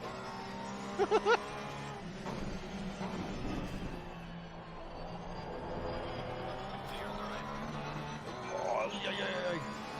Because of backmarker is fighting. Do not dodge Sona, I can play any matchup. Okay, fair enough. You know what, I'm banning Pike though. I'm not playing Sona versus Pike, I believe. I don't know, this Sona's playing like an NPC, bro. I don't understand how he wins games. No way you can play like this on support, no, where you're just not like doing anything? Does that really work? They're on Herald, bro. They're on Herald. They're on Herald. They're on Herald. They're on Herald. We see them walking to Herald, and my Sona is scared. What are you scared of, bro? Your demons? I don't understand, man. Please come bot now, bro. Don't come mid now. Why are you going mid now? Come bot.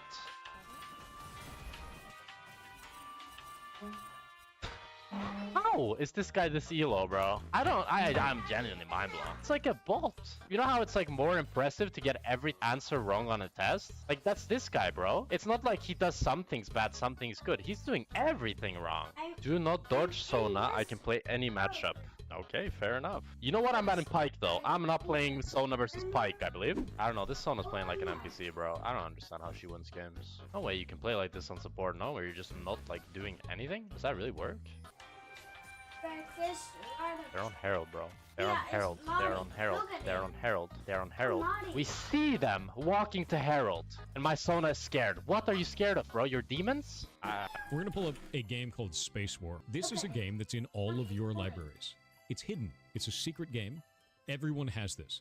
In order to play a pirated game on Steam without breaking the DRM, you actually have to set it up so that the game is in that person's library. This game is in everyone's library, so you can just do it, right? As long as you change the app ID to 480. You can't get any of the achievements or anything, but everything else functions normally. So the thing that's really funny about this is all that's tracked by Steam. All these people are pirating games. We're going to pull up a game called Space War. This is a game that's in all of your libraries. Can't say bye, suddenly speak time, any samurai fly. Can't say bye, suddenly speak time, any samurai fly. Can't say bye, suddenly speak time, any samurai fly. Can't say bye, suddenly speak time, any samurai fly. Can't say bye, suddenly speak time, any samurai fly.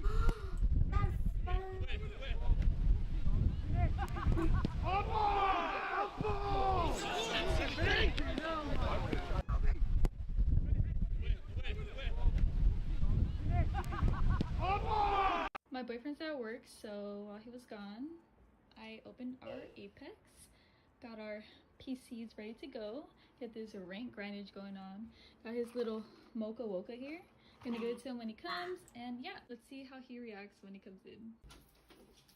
What are you doing? No bedge, till predge. Damn. Huh?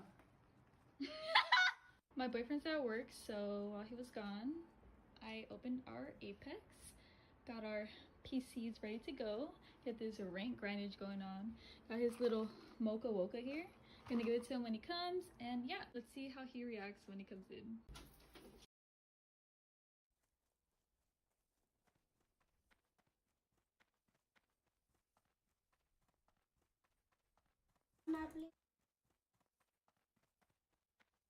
Oh.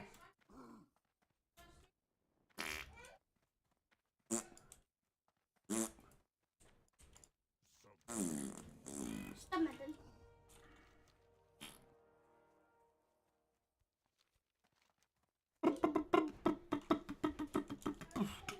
Ja, hvorfor du ikke svaret på noget som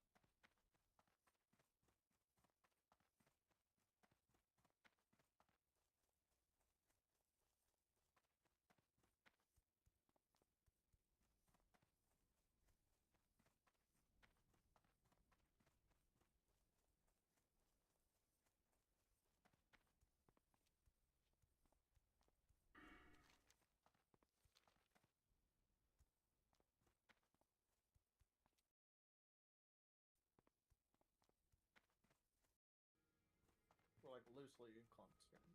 Sure. 5, Strong 4, 3, 2, 1.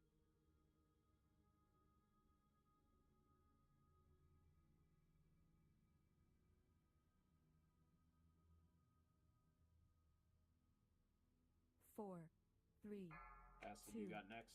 Yep, I do in 18 seconds. It actually works. This is Watch sick. your step.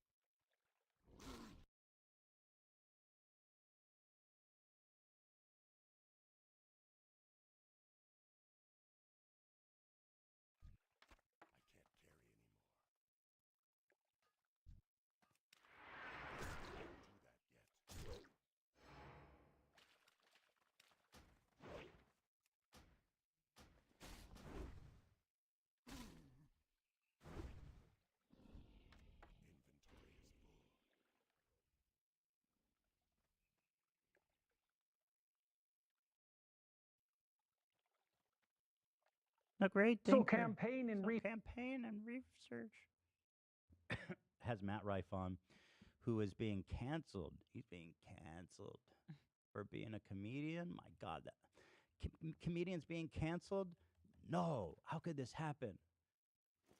How is he being canceled when the special is on Netflix, the biggest platform? It's just lost all. The canceling thing is just, it just means people were mad at you. Yeah. People were criticizing you. That's all it means now. It's quite something. Who cares what you believe? Anyway, here's Jordan sucking off Matt Rife for being brave. It's a modern twist on an old joke, you know what I mean? It was a real circumstance that happened, an exaggerated instance that really happened, and I went, you know, this is a classic joke. Why not give my own personal modern twist on it and move on? The joke's like a minute and 30 seconds, and people were like, all he did was bash women. And I purposely did it first in the show to go, hey, just so you know, this is the kind of humor I like to tell. And if it's not for you, you are so more than welcome to turn off the TV right now. Yeah, okay. Dude, is this the most pretentious fucking show ever? Master Class with Jordan Peterson. The master. Crazy, huh? Professor. Hello, everyone. I had the opportunity today to welcome and speak with one of the world's most outstanding current comedians. Yes. Young guy, 28 years old, Matt Rife, who's exploded onto the comedy scene in the last few years. Right. After having put his time in the trenches, he's been working as a comedian in small clubs and so forth. He started when he was 15, so he put in his 10 years before really becoming popular. He's been the subject of a relatively dedicated cancel campaign in recent weeks, and so we had a chance to discuss that, to discuss his witty, fast, brave, and appropriate response to that cancellation, to talk about that sort of thing. Yeah, it was so appropriate. Matt Rife is so In more brave. detail? He is the bravest. Some say the bravest. Yeah, some would. I would. And also to detail out the structure of his new tour and his plans for the future. All right, stop glazing In the him up, broader, bro. I'm trying to been watch planning this opening, which I don't usually do, because I like to do things spontaneously. But I have to get this one right. Okay, so you got to help me get this straight. Okay. Okay, so now you're a comedian and you got canceled for a domestic assault joke, and then in response to that, instead of apologizing like a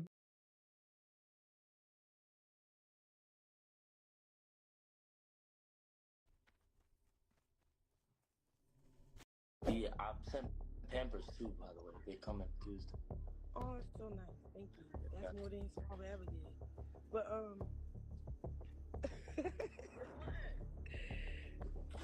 boy, you white ass love it. Showed some evidence that they've been in contact since the day I met her till today. It's kind of like, who's to say who has more influence or impression, you know what I'm saying? Since Lil Mabu and Krishan dropped their joint diss track aimed at Blueface, the entire internet has been set alive by the feud, and it appears Blueface isn't too happy about all of it. In just a week, the video is sitting on 7 million views. When Lil Mabu first dropped the track with Krishan, he had originally DM'd Blueface MTYB in September, in clear anticipation of what he was about to drop, which would shock the entire internet. Since that, he has also made it known Blueface has blocked him on Instagram because of the diss track itself, which goes to show he isn't taking all of this very well. In response to the track itself, Blueface posted a picture on X with the caption, "This will tell you all you need to know," where it shows that Lil Mabu has no platinum records, whereas Blueface has a number of hit songs. Lil Mabu didn't take a liking to that post, as he stated in response, "Cause I didn't sign a 360 label deal like you did. We independent." Middle finger emoji, brain emoji, watch this. Lil Mabu did make it known a few months ago that he would be studying in college while doing music, and it does appear to be working, as now Lil Mabu is arguably bigger than ever. His biggest thing he likes to flex on all rappers is that he's independent and is showing artists you can study and do music without the need for a label and have strong success still. Krishan Rock even chimed in on X regarding Lil Mabu and the Blueface drama and posted, "How you sit and talk about a white boy you DM first, then Mabu chose to FCK with me instead? Now all of a sudden you don't know him?" Which is interesting, as she's making it out as if Blueface originally messaged Lil Mabu, and he was the one that ignored the message, and now this track is out, and he's acting all oblivious. It shows the kid is making the right moves, and most rappers probably know who he is now. Make sure you subscribe to the channel and turn on the post notification bell. This way you'll never miss out on any future celebrity videos similar to these. Lil Mabu then said in response to Krishan's post, "Fanned out activity, clown emoji, at Blueface bleed him." A lot of fans are confused why Lil Mabu is constantly tweeting to Blueface, and you have to remember this is all marketing for his upcoming album Young Genius Academy, and he's growing his Twitter with Krishan and Blueface as they both have over 1 million followers. Randomly, Blueface decides to indirectly fire back and ask fans a question. "Have you ever seen Malibu's Most Wanted?" Which I'm not too sure what he was trying to get at with that, but Lil Mabu then replied with, "Have you ever seen Family Guy?" Where he clarified was Stewie from Family Guy with a BBL, taking shots at his girlfriend, Jaden Alexis. Blueface around the same time posted out, "I love money," money bag emoji. And yet again, Lil Mabu saw this as an opportunity to post, "Me too," double exclamation point emoji, "I like blue faces," dollar bill emoji, so I took his baby, dollar eyes emoji. There's a part of me that feels Blueface is in on the whole feud, and is wanting Mabu to continue the drama because it is bringing in millions of viewers which is being monetized. The fact Blueface has a reality TV show with Krishan Rock goes to show this man is all about his money, so don't put it past him to be the guy orchestrating this feud. Blueface also posted, "I know a fan when I see one," yawning emoji. Then Lil Mabu used it as a time to promote his diss track, which even managed to reach #1 trending worldwide, which is pretty insane. One of the more shocking turn of events in this whole drama, in a post that gained over 30 million views on Twitter, is where allegedly Krishan Rock got a tattoo in support of Lil Mabu on her stomach. Krishan Rock appears to get a Mabu's PSSY tattoo on her lower stomach after releasing the new song Mr. Take Ya BTCH with Lil Mabu. A lot of fans had mixed reactions by this, with posts like, "LMAO, after Will Smith and Jada, the next people we're tired of are Krishan and Blueface," crying emoji. "She will do anything to get Blueface's attention. Could be fake, LOL, I pray." Realistically, it's most likely a Photoshop job which only took around 10 minutes to do, just to get the attention of the internet, which it was successful in doing so. Before we go any further into the video, what do you guys see coming from all of this? Is Blueface going to jump Lil Mabu, or will he continue on living his life and just ignore it? Comment down below. In a troll response to Krishan's alleged tattoo of Lil Mabu, he said, "Please respect our privacy," facepalm emoji, which goes to show how much of a troll this guy really is. Most of the internet is buying into this drama. In the last video we made on this situation, we checked out Whack 100's alleged screenshots, where Krishan Rock was planning to get people to rob or jump Blueface at his house, as she provided an apparent address of Blueface. Well, of course she wasn't happy with this, as she posted, "Whack 100 know for sure he made those fake ass screenshots. Y'all can keep up with the BS. Team up all you want, I'm still gonna keep shitting on y'all. And be careful with the lies. I got someone that worked in that field of work to take your rat ass to court for your lies." Lil Mabu evidently has Krishan's back, as he posted out, "My father is a lawyer. Let's not play that game." Handshake emoji. Could you imagine there's a court case involving Blueface, Krishan Rock, and Lil Mabu that would be the most random courtroom you could possibly put together? A few days ago, Blueface was on the No Jumper podcast with his girlfriend Jaden Alexis and got asked about his thoughts on Lil Mabu and Krishan's diss track. Just says, "I hate my baby daddy" in the song, and she's like proclaiming that this white boy Lil Mabu is like her new man, which I kind That's of. probably a clout move, but I mean, either way go, I don't. Yeah, that's like some shit you don't even take serious. But now it's like you have to perform. Like, I don't think that's me. I don't feel threatened by that. That was trash. You weren't impressed. No, I mean, I thought it was gonna be something better. Really? Me too. I don't know if I should be mad at the writer or her for her performance projectiling. Of course, they would say that the track is trash, but there's a reason it has got everyone's attention. It's clearly because it was good for what it's worth, and most likely better than anything Blueface or Jaden can put out there. A few days back, both Krishan and Lil Mabu were on a live stream together, as he even asked Mabu the question if he had a crush on her. Papa, why are you trying to sell that you got a crush on me? Do you got a crush on me or no? Nah, it's not a crush at all. What is it? Cause you keep doing this shit when you be like fake flirting. Like, what are you doing? I ain't pay first. This shit, we just, you know what I'm saying? We locked in. You know what I'm saying? Okay. I'm just trying to see what you trying to put down. I'm like, girl. Yeah. No, we don't got a time. Yo. Surely the next couple won't be Lil Mabu and Krishan, because if so, that's the most unlikely couple to form in 2023. Literally no one could have predicted that even happening. Last night at an NFL game, Blueface ended up proposing to Jade and Alexis. It just seems both Blueface and Krishan are doing anything and everything to get at one another at this point. Furthermore, Blueface and Jaden are business partners with their brand new record company, MILF Music, which purports to solely have female artists with children on its artist list. It'll be interesting to see what comes from this over the coming weeks, and if Blueface decides upon responding with a track back or not. Anyway, this concludes today's video. Be sure to subscribe to LoafTube for future celebrity videos, and turn on that post notification bell so you don't miss out on any future uploads. Until then, see you in the next one.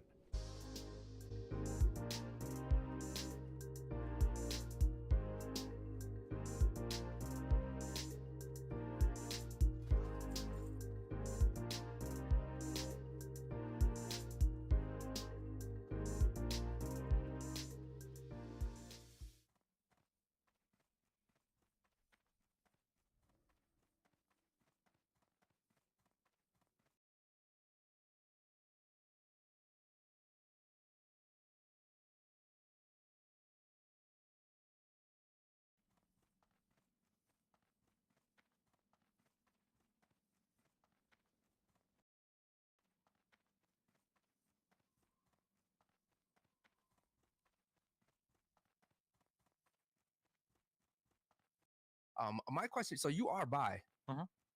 So you have sex with men? Sometimes. Do you think? Oh no.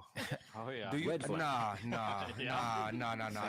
See, I was already against the whole wife having sex with multiple, but now you really lost me. Question.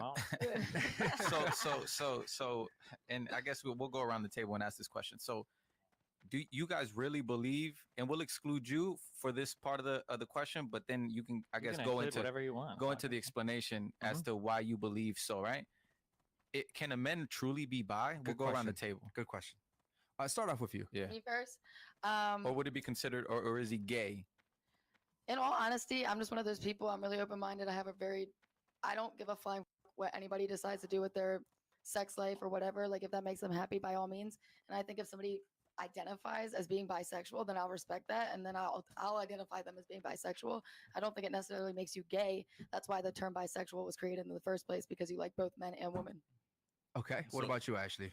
You're gay. Oh, you're gay. Okay. Okay. And then we'll have you explain, Destiny, your opinion. What do you think? I just think that if a guy can like a girl and a boy, like it doesn't, you know what I mean? Like, is he considered gay or bi? No, he's bi. He's bi. Okay. What do you think? I just look at him as gay. Like, As gay. Nothing Okay. different. What about you? Yeah, man. I mean, I think once you got a dick in your mouth, that makes you gay. So Okay. Why'd you paint that picture, bro? Yeah. What the bro? Why'd you paint that picture? Okay, that was what a about little you? too graphic. Yeah. What about you? Kids on the back? Yeah, no, someone can absolutely be bisexual. Okay. What about you? Yeah, I mean, it's like absolutely. Like if you look at Destiny, he's into girls, but he's also into guys. Like that is the epitome of being bisexual. Yeah. Like I'm 100% straight, right? But I can recognize that, yeah, you can have both. Like, why is it like I do agree with you that probably most guys are either straight or gay, right? But there's definitely some people in the middle.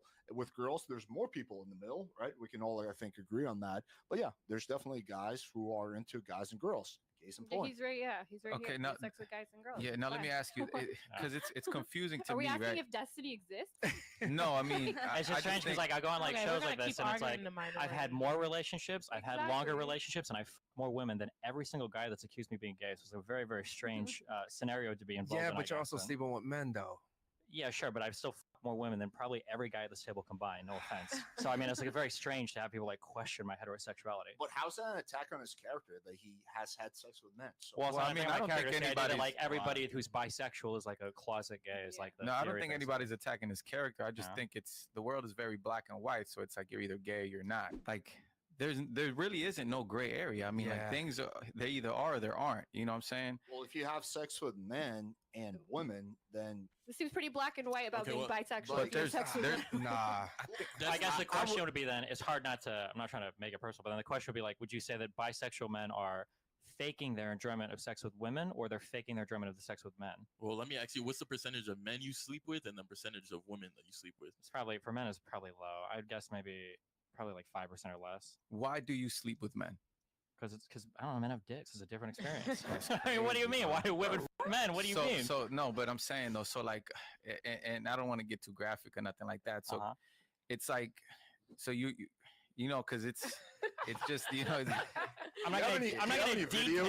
Yeah, if you want like an erotica session, I don't know if you got like an after-hours show or something. No. It's just, again, man. Well, we'll go back to my other question. For people that say they're bisexual, are they lying about enjoying sex with women? Or are they lying about enjoying the sex with men? Like, I'm curious. Like, what do you think is happening? Well, I just think it's the devil, bro. I'll be honest with you. You know, I think it's. You know, I think it's. Do you think it's the devil when women are bisexual? It's satanic. Honestly, I don't think women should be bisexual either. Okay. You know what I'm saying? I don't think that women. Well, do you think gay people are the devil as well, or? I don't think they're the devil, but I do think that it's. I think it's satanic. Okay, but then your issue has nothing to do with bisexuality. Your issue just has to do with all the non like heterosexual sexual relationships. Yeah, I think it's immoral. Okay. Yeah. What about for the other people? Wait, what about for the other people that think? Because I'm so curious. When people say bisexuality isn't real, then do you think that all the guys that claim they're bisexual, are they having sex with guys because they want the social credit, or are they faking their enjoyment of sex with the women? Like, what do you think is happening for most bisexual guys? By the devil? You think? Ask the question again. You said same question. You said, do I think that men are what? Well, you think it's all people. So I'm curious for the other people. Yeah, I'm curious for the other people. Do you guys think that men that are bi, are they faking the sex with the women or faking the sex with the men, or what's happening there if they're actually secretly gay? You might just think that he's attractive and you're sexually attracted to the man and the woman. Yeah. Well, that's if you think bisexual people are real, but if you think bisexual people are faking it, I'm just curious, what do you think when you say they're faking it? What does that mean? Yeah, I mean, I'm not bisexual, so I wouldn't know. Yeah, oh wait, it sounded like the majority opinion of the table is bisexual men are just gay. That's what I heard earlier. Maybe I misunderstood. You're right. So I'm asking. So for bisexual men, are they like sucking it up when they women and they're just like, oh, I gotta do this shit, it's horrible, or are they like being men because they're like, oh, I'm gonna get so much like LGBT credit for this? What's going on in the bisexual guy's mind? I'm so just curious. You said it was a low percentage, right? So maybe like 5% of men. So maybe I think you said you probably slept with more women than all of us combined, right? So maybe your dopamine receptors when you're having sex with all these women, maybe that went down. You wanted to try something new, and you just sought out men for that. But wouldn't that just make you bisexual though? No, I think it was just. You think straight guys, if they enough women, will want to start fucking guys? Were you always fucking guys, or did that like started like later on in life? I think it started a little bit later, but I just kind of thought about it more, and I was like, you know what? Let's try it. Fuck it. That's crazy. Well, did anything happen that kind of triggered that, or was sexually abused by 27 priests in a Catholic church? No, nothing happened. I just thought about it. I was like, I don't know, man, we can try it. And I was like, I tried. I was like, sure. I'm trying to understand the psychology behind it. I don't know. What is there to understand? Yeah, what do you mean? I feel like he has the ability to like not adapt to the social norms, and he has that ability where I feel like a lot of people, they might want to try out with guys, not saying you guys, but there might be a lot of guys out there who do want to a guy, but they can't because they feel like society's gonna. It's also something that I think is really funny is I'm sorry, I cut you off. Were you finished? No. Okay, I'm sorry. I think that the numbers are actually skewed in the opposite directions for both genders, and that I think that if guys weren't so, I don't want to say homophobic, but like scared of like any of that shit, I think there'd probably be more bisexual guys. And I will say, I know this for a fact, there are way too many bisexual women where they say they're bi, but they are absolutely not. I've had a lot of threesomes with a lot of women who say they're bi, and then when it actually comes time to do shit, like, I don't really want to touch her pussy, or like, oh, I don't really do that. I actually made out with a girl once when I said I was bi, I meant that. So I think the number of like bi women is dramatically overrepresented for how many say they're bi. Whoa. And then there'd probably be more bi men. I think if there wasn't such a huge stigma against it. So you think it's just the stigma against homosexuality that makes men not want to be bi? Yeah, I think men have insane fear around like homosexual stuff, like to an absurd amount. I have a lot of gay friends of only straight men that are on the DL. Really? I was just about to say the same thing. Okay. Yeah, but let me. I don't know if I actually agree with that point. But yeah. Alex, right? Yeah. Alex, have you ever had the urge to guy? No. Or get by a guy? No. Oh, you sounded for a second there like you had. No, I was trying to understand your question. Okay. By a bi guy. Yes. Okay. How about you? Hell no. No. What about you? No. Okay, me neither. What about you? No. Okay. No way. It just never. So like Destiny said, it just happened one day. I thought about it. I was like, hey, why not? Right? Like for me, it's never happened that way. So you're I'm actually very disgusted by that, to be honest. Like now from a moral standpoint, bro, like are you religious or anything like that? Or you're like No, I'm an atheist, or atheist, you're atheist? Oh, okay. Well, that godless explains it. demon. Well, like his brain is just wired differently. It's like what kind of girls are you into? Do you like big booty Latinas? Do you like tall blonde girls? Brother, can you speak in the mic? I'm really big into Latinas. Yeah. Okay, you like Latinas. Do you like tall Scandinavian looking blonde girls? No, not really. Right. What's the psychology? Wait, hold on. Yeah, wait. Is that like unimaginable? Like, do you see a guy fucking like a tall, like Norwegian chick, and you're like, oh my god? No, not at all. Not at all. But what I'm saying is, when it comes to my dating preferences, like I love women, but then within women, I have like my favorites, right? But I'm not looking at men. I've never looked at men. I've never wanted to. Again, I'm pretty disgusted by that. Okay. I don't think that that's normal, and I think it really hurts society.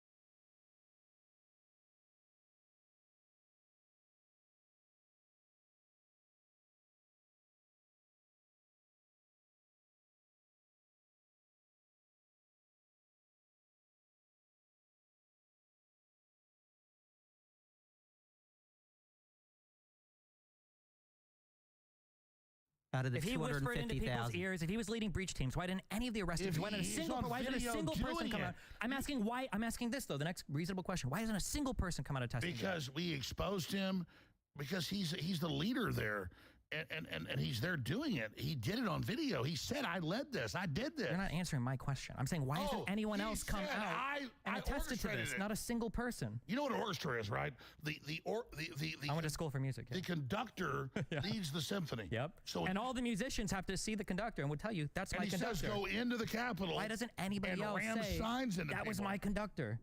You know, the follow-up part of this question, why do you guys think law enforcement was so ill-prepared for the insurrection, again in quotes, despite the presence of informants? This is from Space Worm, just so you know, Space Worm from Zero Hedge. Well, half of them were sent away for crowd control. I think the ill-preparedness came because Trump's deployment of the National Guard in the past, especially in D.C., had caused a lot of people to be uncomfortable with National Guard being present in the Capitol when the certification of the vote was happening. So as they were having conversations prior to establishing security, I think they took a lot of extraordinary bureaucratic measures to make it so that I think that day, if the National Guard was going to be deployed, it either had to be, I think, Miller or Walker. I think one of those two had to be the direct authorization. Let me respond briefly.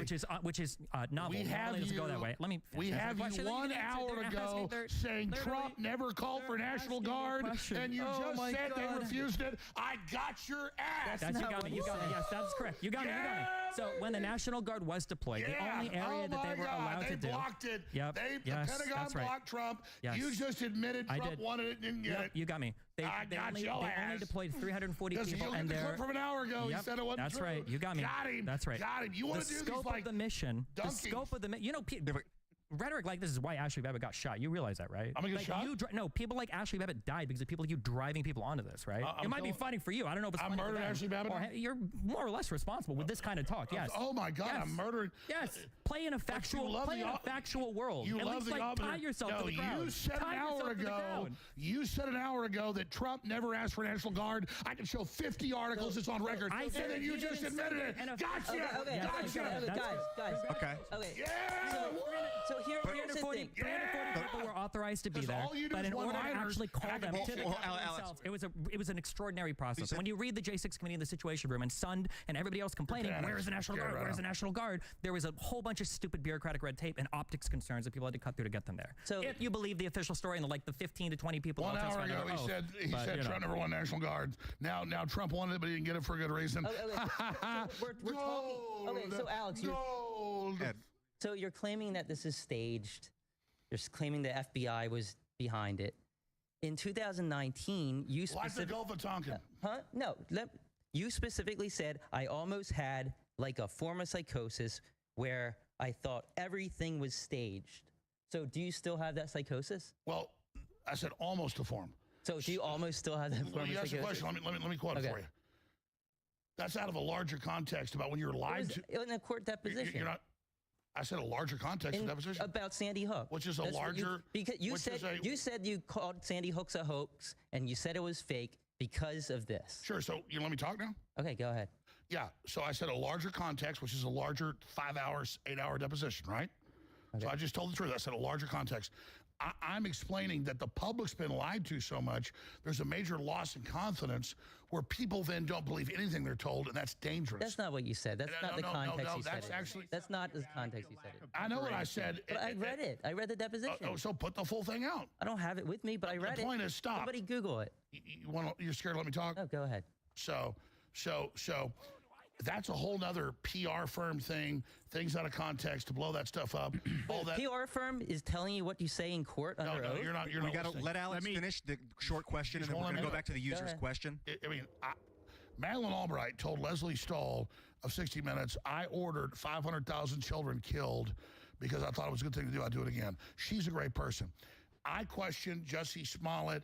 I question WMDs in Iraq. I question everything, and I'm proud of everything I've done, and all that stuff is PR firm garbage. When I talk about the general public, because the media lies about almost everything, loses trust in anything, that creates a general form of psychosis and is very dangerous. I talk about that every day on my show. And Joe Rogan just last week said, you know, Alex Jones isn't totally right, but he means to be right. He's more informative than CNN. They lie on purpose. And the public has lost trust in the system. That's dangerous. What do you do? So that was the full discussion. Let me give you another example. They say in court, Jones in a custody battle said, I'm an actor. Everything I say is fake. I've offered a $1 million reward for that. I didn't say that. They wanted to put, like now, a 15-year-old video. Back then, it was like a 9-year-old video of me as the Joker saying all these horrible things. Take drugs, kids. You'll die. It's great. So kids wouldn't take drugs. It's reverse psychology. Okay. And then, hold on. They wanted to introduce that in court. And my lawyer said, when Jack Nicholson plays the Joker, he's not really the Joker. And when Alex Jones is in Waking Life or Scanner Darkly or any of this stuff, when he's being an actor, it's not what he really means. In the scope of when I'm... Are you being an actor now? No, see... How do we know? How do we know? No, how do you know? See, maybe you still have psychosis. But see, that's the game you're playing. No, I'm not playing a game. I'm serious. No. I am 99... Psychosis is a serious problem. No, when I'm on this show... This is Alex Jones, the analyst. Alex Jones, the pundit. Alex Jones. We'll get to you in a moment. Covering. Yeah, Glenn's about to jump in. Glenn, this game that I don't mean when I say Ray said I orchestrated it. That's a real thing. Can I check that? Yeah, we're all playing a sort of character right now. We're all on a stage. I was actually in that Twitter space with you, with Elon Musk. What was it? 4 weeks ago or so, and you tried to claim that you didn't push the Sandy Hook conspiracy theory. Excuse me. We're getting a field here. I'm basing this on the whole psychosis thing. I have a. This is a field. This is not in the scope of the discussion. Yeah, we really got to stick to the question. Focus on the user's question. You lied in that space. You did push it. You did say that it was fake. You did. I have the quote right here. Let me read the quote. The whole okay. Ed, we're done. We're done. Glenn, I want to hear from Glenn. Glenn's about to speak. But I got to say this right now. Let me finish. I said in the context of everything I've done, I wasn't deplatformed for questioning a school shooting. They dredged that up afterwards, and I barely ever talked about it. It wasn't even on our radar. But you said it was fake. No, if I'm on the air... You said after examining it for a year, you found that it was fake. That's what. All right, you know what? That's it. We're done with this fucking conversation. We're moving on to the user questions. As told, Glenn, you had something to say? Glenn, please. Yeah, well, first of all, I want to say that we are out of time here because it's been 3 hours, but I did just want to say I do think that attack on Alex is a bullshit attack. We are here because we want to talk about January 6th. We want to talk about whether we're talking about something.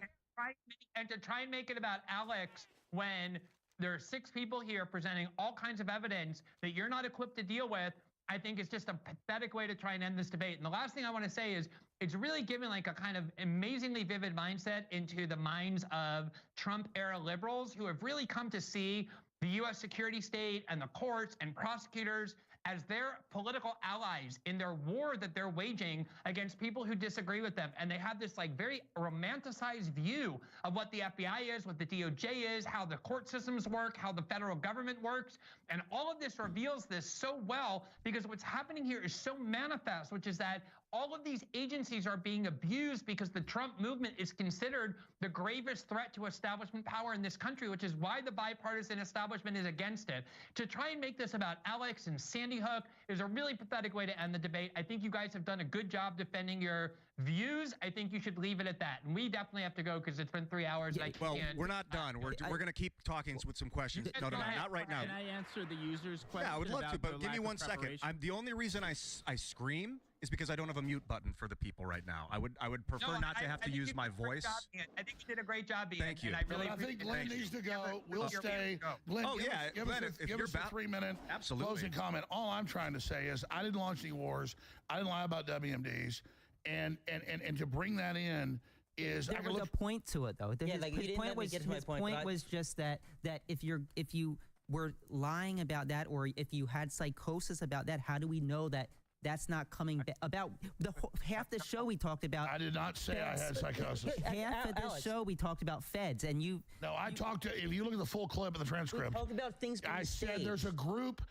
There's a larger lie when we're lied to and lose trust.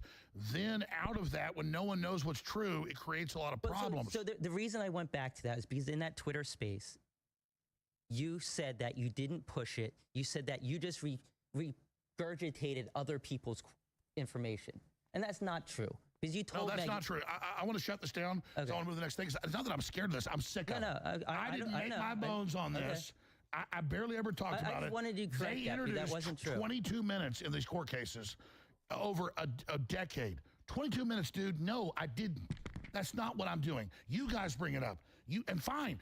Hey, Madeleine Albright said she killed 500,000 kids. She'd do it again. I killed no kids. I just want to... Come on, guys. This is cheap as fuck.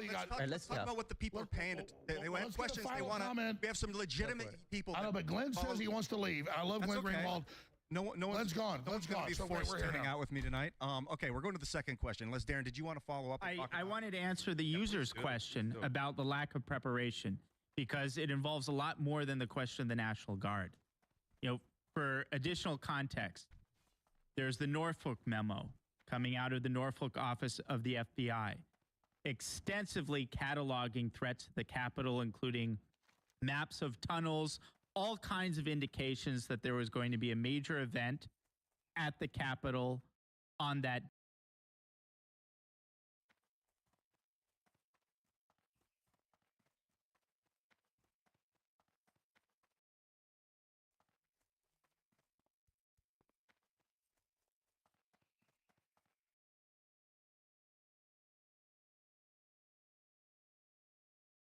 Terrifying, actually. I don't know how I feel about your chest, but I'm actually terrified of rogues. Oh my god, he's got a crazy weapon too. Oh my god, and he has his helm. This is gonna be rough. And I don't have Nature's Grasp either. I'm not letting you have opener if I can stop. Ooh.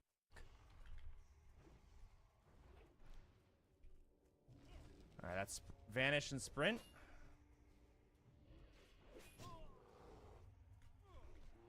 Ooh. I'm dead.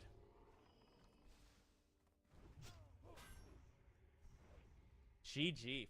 How the f do I kill that? I need Nature's Grasp. Yeah, Nature's Grasp is my only win condition, actually. I can win if I have it. Because I War Stomp Root, and then I Nature's Grasp, and he's full rooted. He can't get out. But that's the only way I win. Shock X. 1 gold duel. Okay. Yeah, I don't think I want to be close. I want to definitely stay far away here.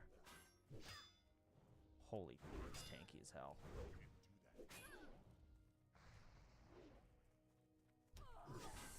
That's gonna hurt.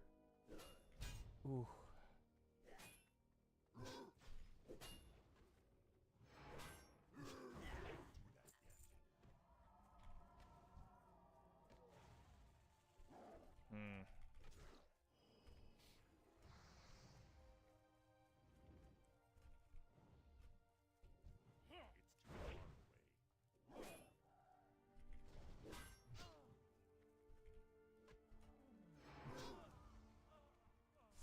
Please don't one-shot me. Oh my god!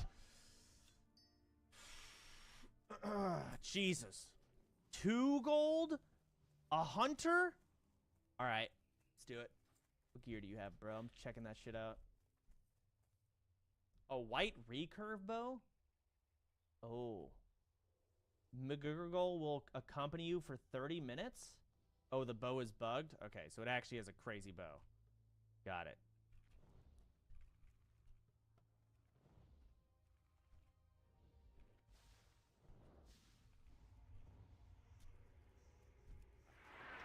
Surely I get this cast off no problem, right?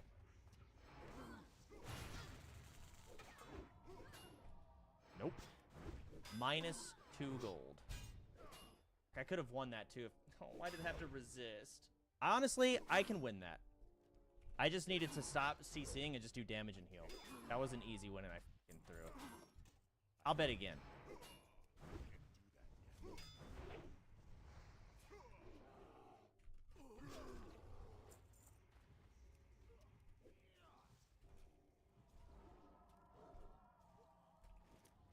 That's a 10-second stun.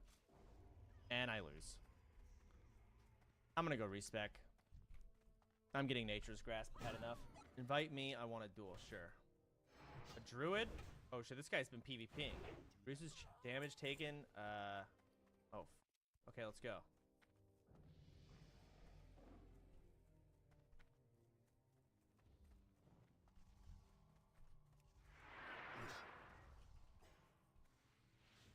Is that Star Surge?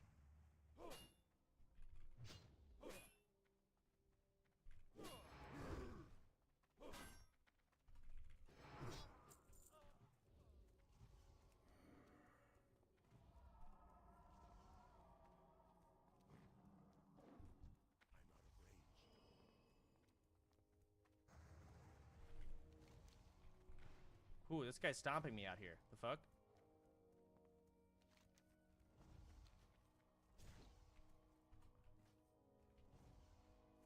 Yeah, he's... Good duel, bro. That's a lot of int and spirit gear. Oh! Motherfucker got Twilight Elementalist robe. Are you kidding me?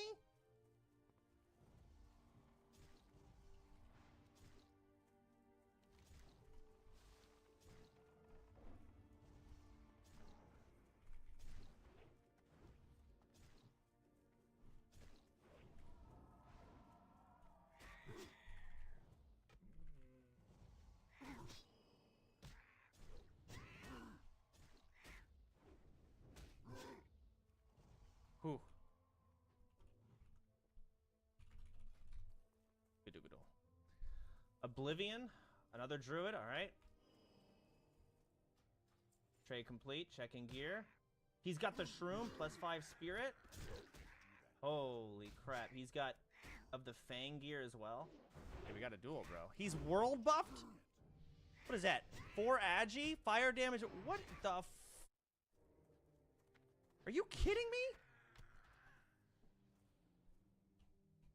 This guy's out here with world buffs? Alright, hey, leave... Alright, here we go. Free dot dam, I take that.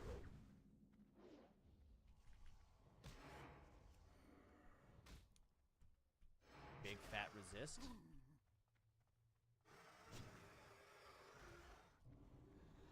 Oh, he's dead. It's over.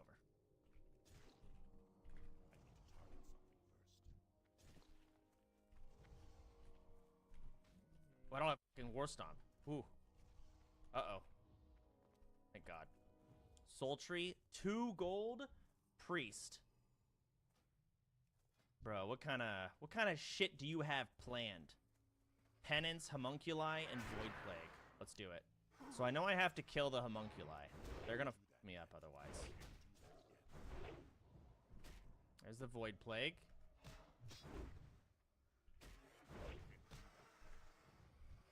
There's an offensive penance. Okay.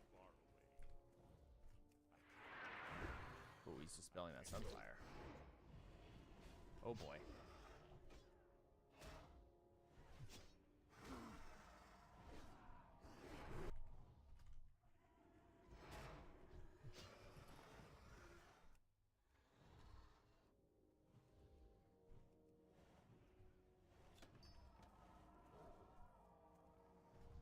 Alright, there's all his burst. His homunculies are down.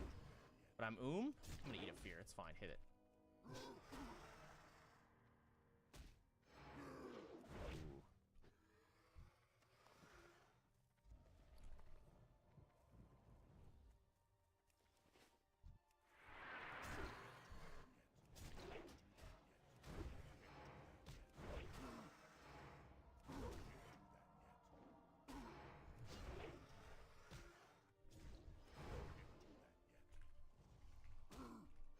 Fear.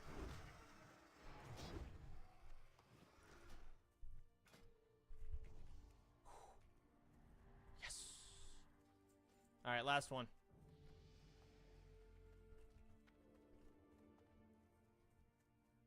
It's a Fury Warrior.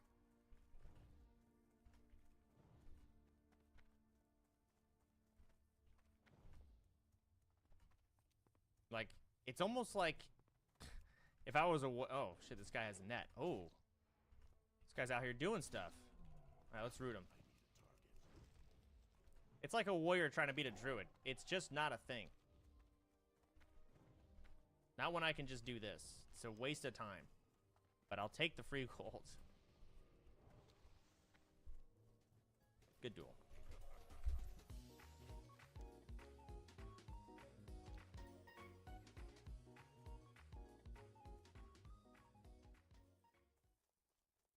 If I was a... Oh, shit, this guy has a net. Oh. This guy's out here doing stuff. All right, let's root him. It's like a warrior trying to beat a druid. It's just not a thing. Not when I can just do this. It's a waste of time. But I'll take the free gold. Good duel.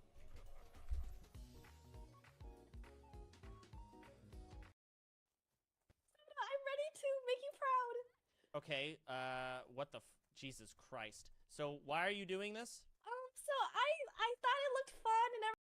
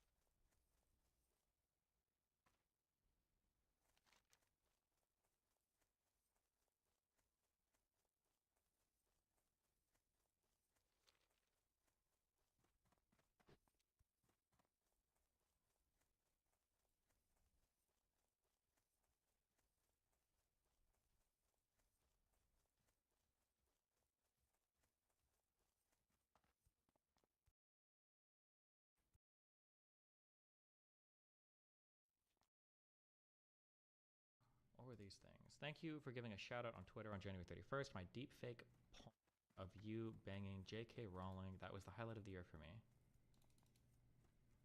Okay, I don't know what that dono was in response to or reference to. Change my stream titles. Drone Tech Guy, you debate a couple days ago. Response to the Glenn Greenwald tweet. I've seen these. Listen, if Glenn Greenwald just thinks I read Wikipedia, then that's fine. He's going to destroy me in our arguments. That's cool. I'll just get absolutely crushed. Good for him. It's an easy debate for him. It's so bizarre to debate someone who admits to his credit, I guess, that he knows nothing about the topic on which he's pontificating other than what he reads on Wikipedia. Someone sent me a clip last week of him finding out for the first time who Kevin McCarthy is. True, I'd never heard of McCarthy until a week ago. That's always their defense when these arguments come down to equally applying standards. Someone who's never heard of the event you're talking about. Desi never heard of the attack on the White House in May of 2020. Oh, wait, I literally responded to this tweet. Why the f did you link this to me? Also, I still don't remember this attack. Some BLM thing? I don't know. There's been tons of White House protest attacks and whatever the f I even fucking... What is this? Okay. The future of the channel.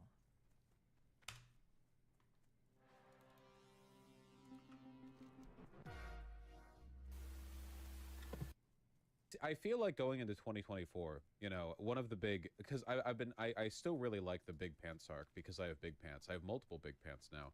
I feel like the era of like left infighting has to be kind of over, right? Because first of all, in terms of like left-leaning live streamers, there really aren't that many that are large enough to be relevant. And the woke scolds are all largely irrelevant at this point. The only time in the past year that I've had any real issues with people on the left being psychotic has been like the Blittler types, you know? And I guess that might continue being an issue. I wish I could project a bigger tent. I feel like, absent all like of the past drama and baggage, this should be a very big tent channel, right? Like theoretically it should be.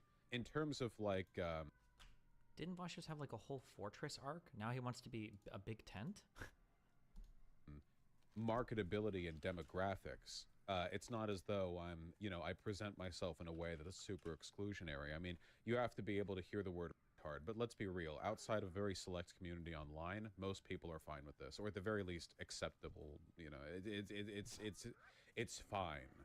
Apart from that, I mean, I feel like I can capture liberals pretty well and hopefully rid them of their, perverse and degenerate delusions about human nature and ideal economic organization. And, with regards to, like, the lefty types, I can't bring in the tankies because they're off in their own shit.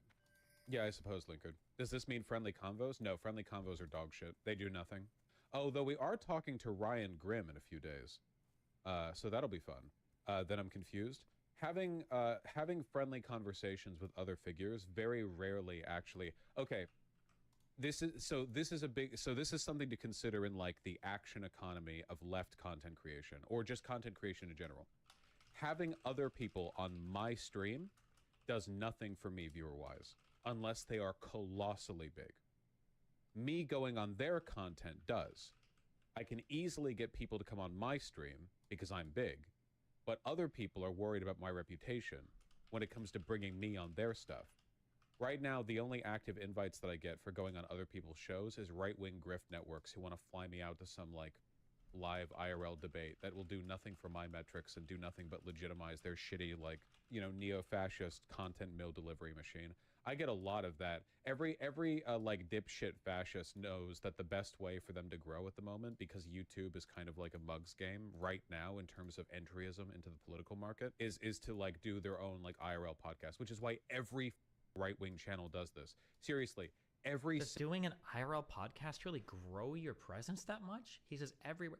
What are some right-wing people that have, like, been dead streamers or dead YouTubers that have exploded because they've done an IRL podcast?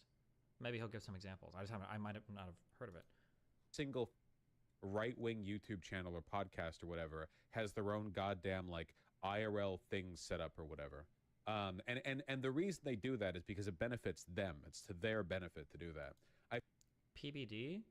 Are they, like, far right? These guys seem just like standard Trumpel conspiracy duders. Also, that was not dying at all. What do you mean? I feel like the last time it was truly genuinely beneficial to do stuff like that from the opposition's perspective, from our perspective, was Joe Rogan back before he became a partisan hack. Because you used to be able to pull a lot of people off that. But do you think the average viewer of, like, Tim Pool's streams at this point is really going to be pulled over to a left-leaning channel because I went over there and said, like, trans rights or whatever? Nope. The environment is way too polarized, which means in terms of, like, actually polling audience members, the most likely direction to go is to appear on liberal programs. But liberals have their own issues with me and issues in general. They're sick people. They're not well. Is my point. We got a few when you debated Charlie Kirk. Yeah, but that was with Charlie Kirk. It's a big figure. Charlie Kirk and Tim Pool. We got a duo there. Also, even then, the first appearance on Tim Pool actually got me a lot more attention than the second one in terms of, like, audience growth, which is weird because the first time I went on Tim Pool. Any possibility that the Vosh Bridge could be rebuilt at some point in the future? Almost certainly not. I don't think he's a good person. And then we have huge political disagreements. Would I debate him for views? Like, maybe, but I don't like him as, like, a human being. I think he's kind of a trash, like, human. And then he's, like, so clout hungry. Like, I would be hyper aware that anytime I collab with him, I would feel bad helping him because I know that he's just in, like, he's like a user mindset. And then I think he's a bad person. So it's just, like, it would be hard. Yeah, it'd be hard. Looked worse. And it was a lower profile conversation. But I think the reason for that is because the first convo that I had with Tim Pool was back when he was still pretending to be a center-leaning liberal. Whereas by the time Charlie Kirk came on, he had much more clearly shifted into the right-wing populist stuff, meaning that his audience was more galvanized and less likely to be pulled over. Yeah, in terms of, like, direct engagement, pulling people off, like, the right-wing audiences is not a reliable method. Why have you never done any content with your roommates? It's my stream. I like having control over my stream. When you start letting friends get involved in your content directly like that, it's a slip. Can you elaborate? He seems ultra partisan, and the poppy memes are gross as fuck. But is there something else framing out this bad person? I don't know how much he believes in the shit that he believes in. Like, seeing him in real life, he was, like, fake as fuck, and seeing how much he, like, gaslights his audience over me and stuff like that. Yeah, I don't know. Usually when people treat me like that, I just, like, I have no desire. That was the thing. These were part of the big things that made me cut off Fuentes completely. When Fuentes started lying about, like, oh, he's pro deplatforming, and look at this clip from 5 years ago, and oh, he did, and it's like, no, fuck that. No. Once you start, like, misrepresenting me and, like, treating me like shit, I have very, very, very little desire to help you grow your shit at all. It just makes me not, yeah. What did he do in real life? He just like said hi and pretended like everything was cool and whatever. And then as soon as he went back to his stream, he started shitting on me and my chat and making shit up again. And it's just like, yeah, dumb. I don't know. Slope. I have trouble saying no to my friends, honestly. I just like them too much, you know? So what if you know, my beloved, dear friends and housemates came on and they had like a somewhat bad idea, and I'm like, oh, you know, and then it's like, well, here's a bad idea. There is some stuff I had to say no to, though. It's one of the reasons I've never had my like IRL friends who aren't streamers do content on stream, because holy shit. You any idea how much like culpability there is on my end for stuff like that? Like how much responsibility I assume for their behavior and my audience's behavior to them. So much of a bother. Same issue with my family, right? Huge issue. How likely would it be that those aforementioned IRL friends said something out of pocket? Okay, no. So here are the issues. First of all, if they say something out of pocket, that's one thing. If they say something mildly problematic, now look, problematic jokes in private and in public are two different things, okay? There's a lot of like tolerance that I can accept with my friends. My friends are all like queer homos, right? If they make some like queer-phobic joke, I know the bit. A lot of people in my audience won't, which means that then it's like, okay, do I have to challenge them on that or get them to explain it? Or is there like, they don't have like media training, you know? The God's honest truth that a lot of people don't realize when they're watching a stream is that doing multiple hours of political content live online with no script, 99% of you would fuck up massively if you were given... Destiny, do you think with how polarizing your content is, it makes growth harder? Like you take one step forward and one step back? I think it helps. I think we balance it out well enough.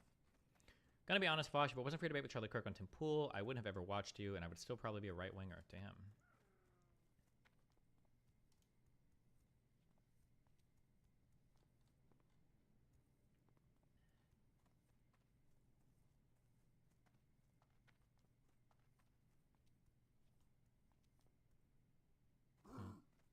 Whatever.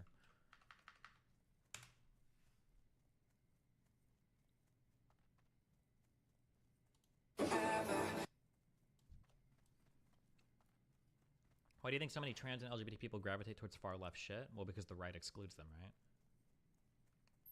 Please give Vosh a chance. You guys have different philosophies, but it makes me sad there's no contact at all. Listen, blame Vosh and Hassan. That was their choice, okay?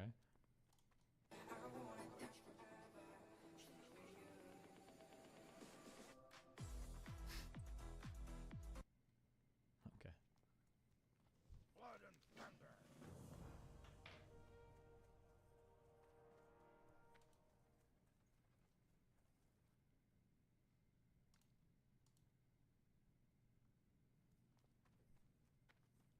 Who is this KKMD4 guy? Does he have a hater now?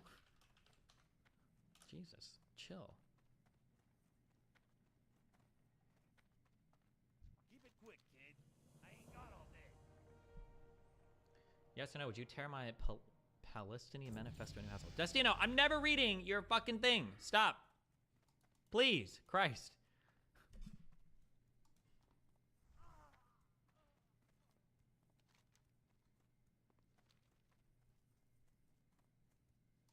Somebody please defend this erudite tweet.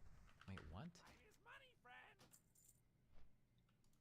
Would you need to be friends with Vosh to work with him? Or are you saying you wouldn't even be able to trust him in a dispassionate coworker type relationship? I don't like that he lies about me and is like, if it was a personal relationship, I would say he's like emotionally abusive. Like the gaslighting shit, the lying and misrepresenting situations where we all know what happened. And I think him doing it intentionally, he knows what's happening. He knows what happened and he's intentional with the way that he lies about me. That's some of the most disgusting behavior. I'd rather like somebody try to beat the shit out of me. I would get along with that person more. Like if somebody's telling me, if it's like, I'm gonna bite you, whatever. I'd respect that person more than like the catty, disgusting, weird shit that Vosh does. I super hate that. Do you care about the Epstein client list? Not only do I not care about it, nobody should care about it. Nobody does care about it. Nobody cares about it. You know why? Because the people that care about it the most are probably people that are Trump fans. And you know what? However many times Trump shows up on that list, they're not going to use it a single time to impeach his character. So no, it's not. Nobody cares about the Epstein list. It's just going to be a big meme. You should see if a celeb or somebody you like shows up on it, and then that'll be it. It's 2024, and your brother still don't understand how angles and camera lighting works. No, what happened to Pokemon?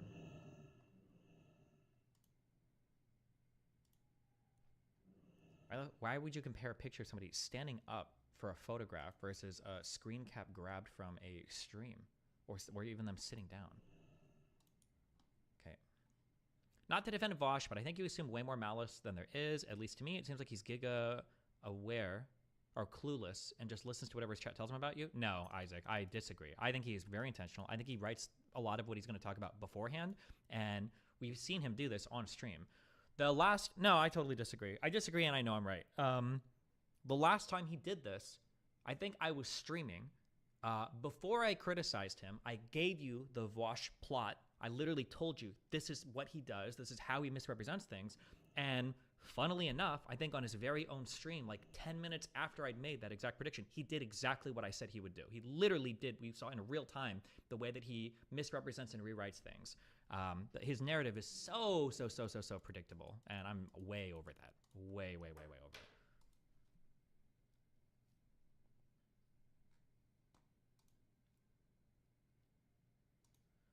Vosh said this 2 days ago. How do you guys have these fucking clips? Wait, what? Find myself as like the edgy leftist who's willing to go against the woke scolds or whatever. Like, yeah, if this was 2020, I think that would be fair to an extent.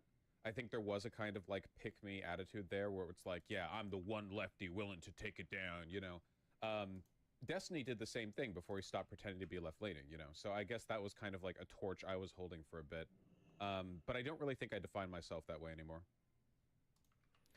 Okay. Didn't Kevels do way worse and you're cool with her now? Kevels apologized for everything she did, and she acknowledged everything she did that was incorrect and everything, so.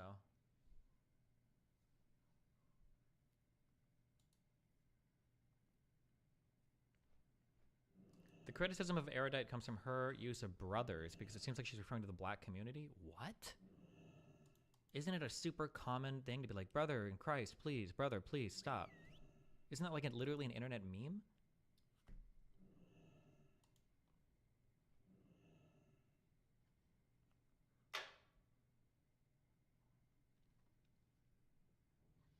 That's fair. So you don't see it as just personal disagreements. It's beyond that, where you see him as someone who will intentionally backstab you given any opportunity. I can understand that more. Yeah, and I think he's more interested in like his money and his clout and his like personal endeavors versus any like political shit too, which is I think evidence of him like not wanting to play nice with the PV and the canvassing shit too. So yeah.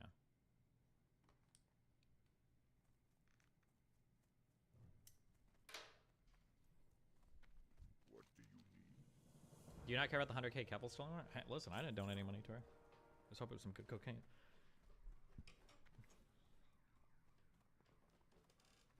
I don't know if Vosh is so fucking lazy. I have a hard time seeing him being intentionally manipulated to that level. No, I think it's very intentional. I think it is intentional.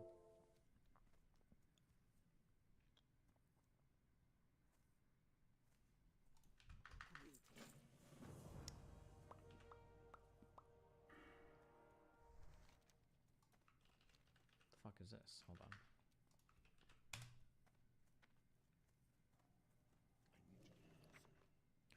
Not to do the weird virtuous psych evaluation, but do you think people like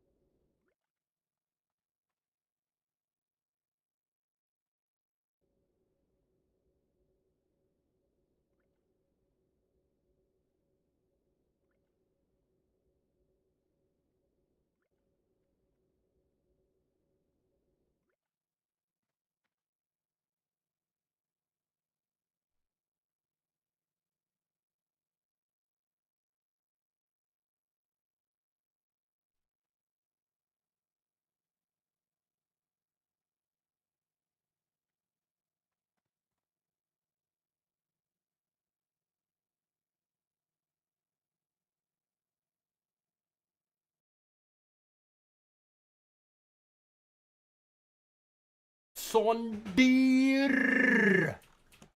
Sondir. Prøv at sige, kan du sige ligesom far med rullende R?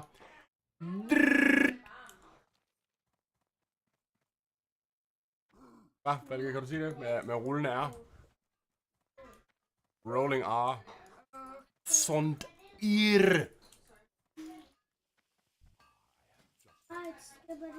Skibbity bab bab bab, yes yes, skibbity bab.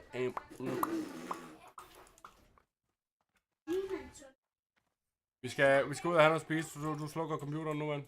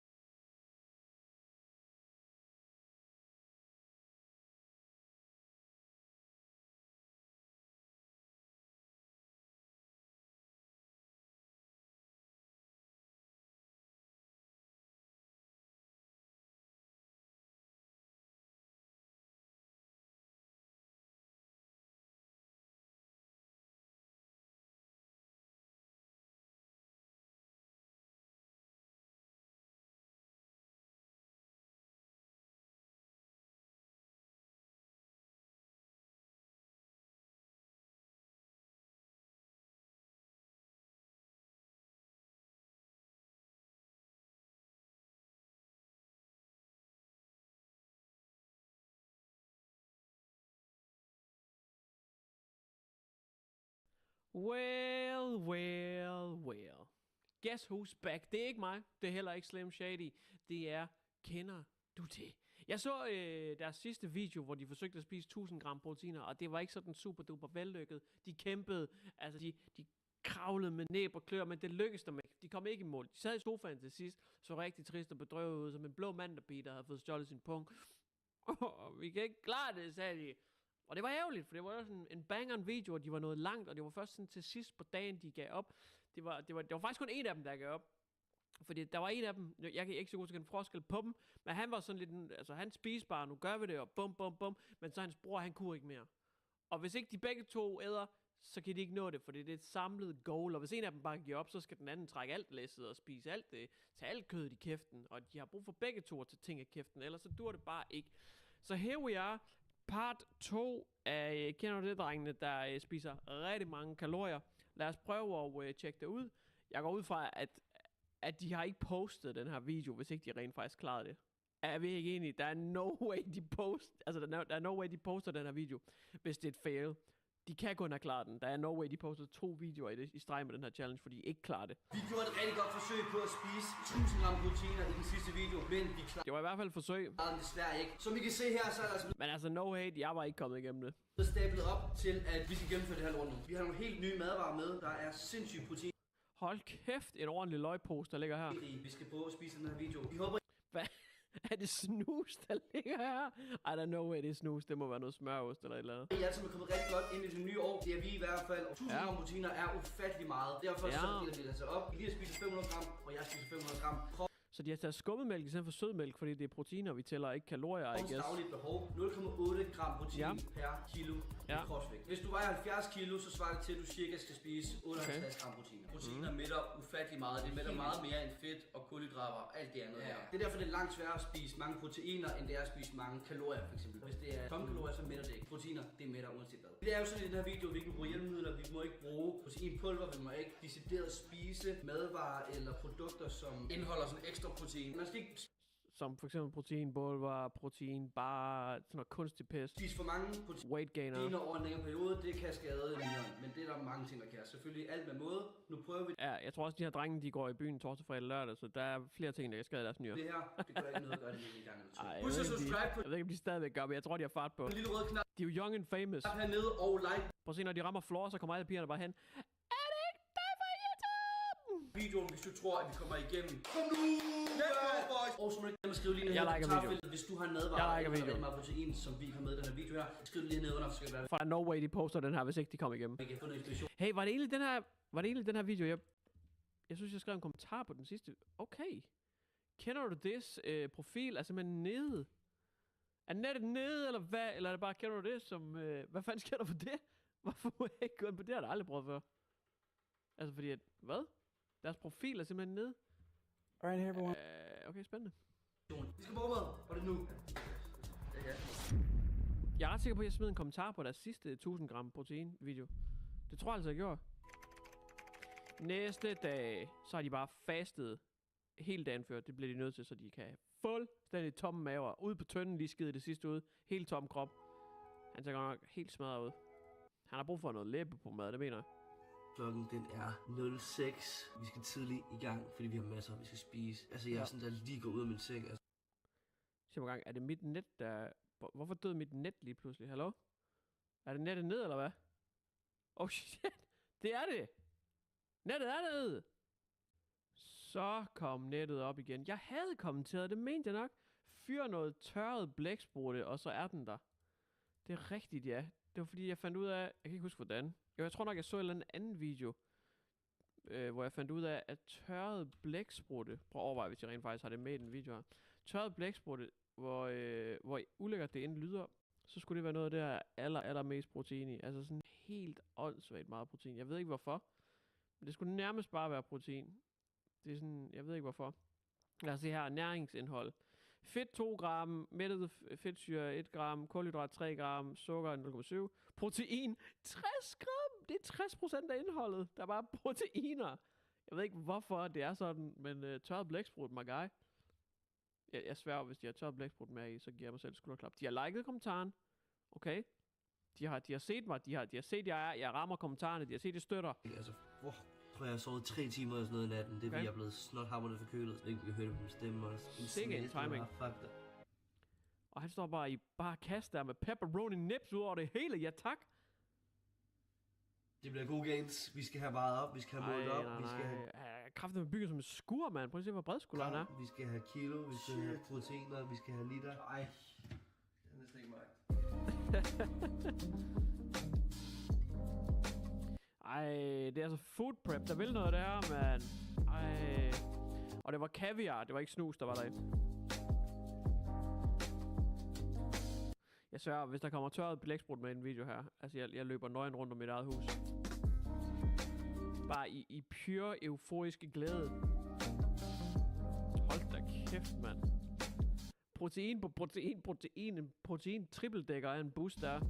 Det vi skal have nu, det er solsikke knækbrød, hvilket der er sindssygt mange proteiner i, med parmaskinke, hytteost lækkert, og kaviar. Og så får vi altså en bolle med smørost, kyllingepølse, æg og rejer ovenpå. Hold kæft. Vi har altså mål til punkt og prikke alt, hvad der er på tallerkenen her. Nu kan jeg se det her, vi har skrevet det ned. I kan under hver måltid følge med på appen her, der kommer lidt billede op. Og hvis vi spiser det her måltid, så er vi...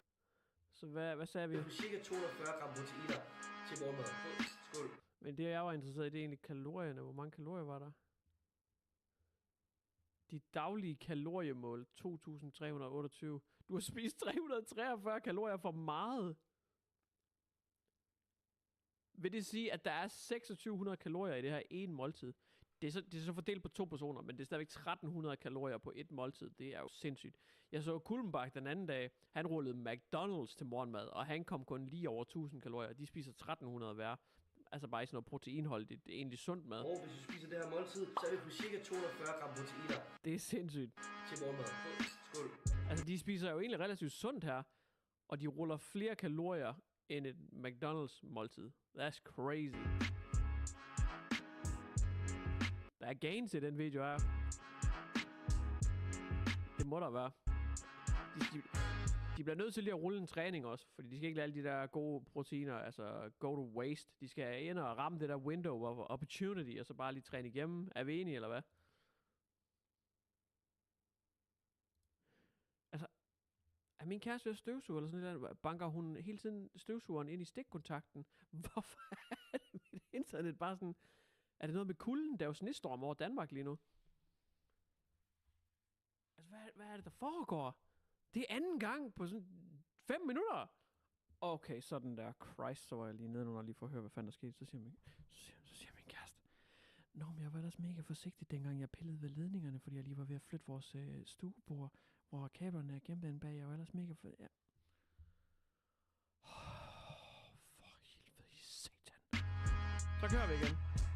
Ja. Så lang tid det var. Hvad siger du til det? Jeg er med. Jamen, jeg siger, jeg er pisse træt af at løbe frem og tilbage op og ned i trapper for at fikse mit net. Jeg er med. Den begynder at være der. Men jeg synes faktisk, det er okay. Hvad, vil du ikke have din games, eller hvad? Det her, efter det her måltid har jeg fået alt, hvad jeg skal have i dag.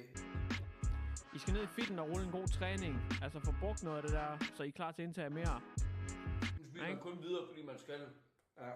Ja. Hvis man har ondt i maven. Det havde jeg for 3 boller siden. For 3 boller siden. Det er altså en interessant måde at måle tid på.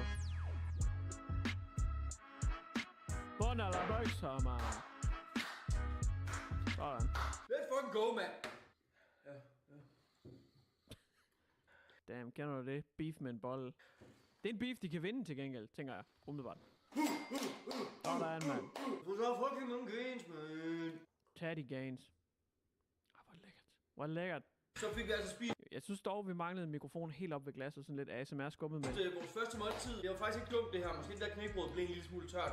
Fuck, det var klart. Det føles bedre end første video. Ja, det gør det. Det gør det. Det skal ske nu, det er... Og der er jo meget psyke i det mentale, så det er godt at se, I er bedre kørende. Ja, vi skal lige slå mave en times tid, og så tænker jeg altså, at vi skal ned og have en rigtig god træning. Vi skal ned og have en fuld overkrop i dag, og få noget ud af alle de proteiner, vi har indtaget. Disco pump. Jeg skal ned og få en sindssygt god idé. Så lidt samme opskrift som sidste video. De spiser en masse mad, så skal de ned og have noget ud af det. Er det 24'er, han ruller? 34'er?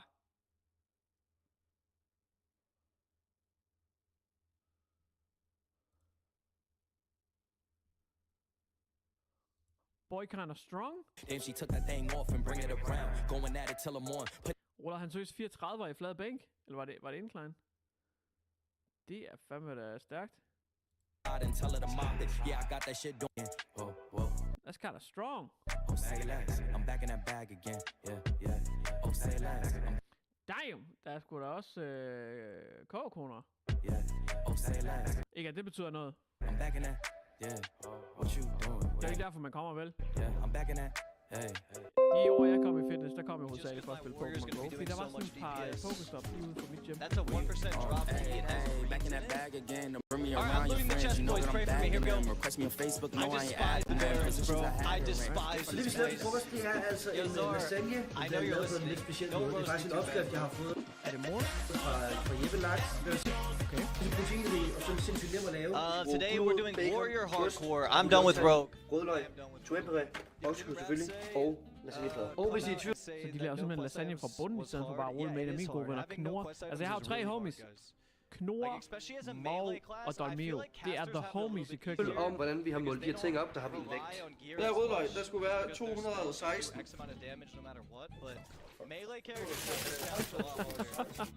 Panik. Sådan der. Det er det her rødløg. Det er det rigtige rødløg. Så vi har målt alt på forhånd, så nu er det bare at gå i gang med at lave mad. Så det, jeg kan godt lide, at de tager det så seriøst, at de simpelthen måler det programmet. Do I move in this world? Could you please tell me what the hell I'm doing for? What the hell I'm doing for? Hvad er det for noget hiphop? I'm so stupid. Would you tell me honestly if I wasn't meant to be what I see when I dream? I husker til plads. Where do I move in this world? Could you please tell me what the hell I'm doing for? Bring me to my knees. Hvad fanden? Er det lasagnepladerne? Så de laver det på panden? Stupid. Would you tell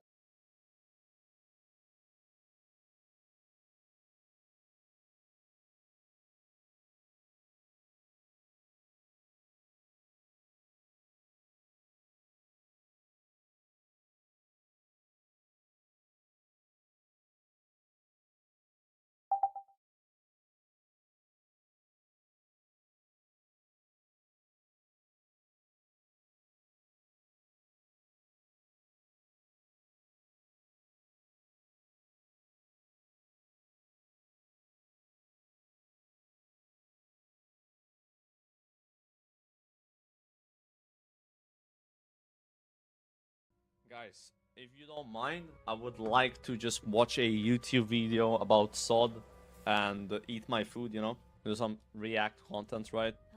If that's cool, because I'm starving, man. I've not eaten much today, because I was at the dentist, so I couldn't eat. I'm gonna park my character here, and we're gonna react to this video that I was gonna show earlier. Season of Discovery has problems. Let's talk.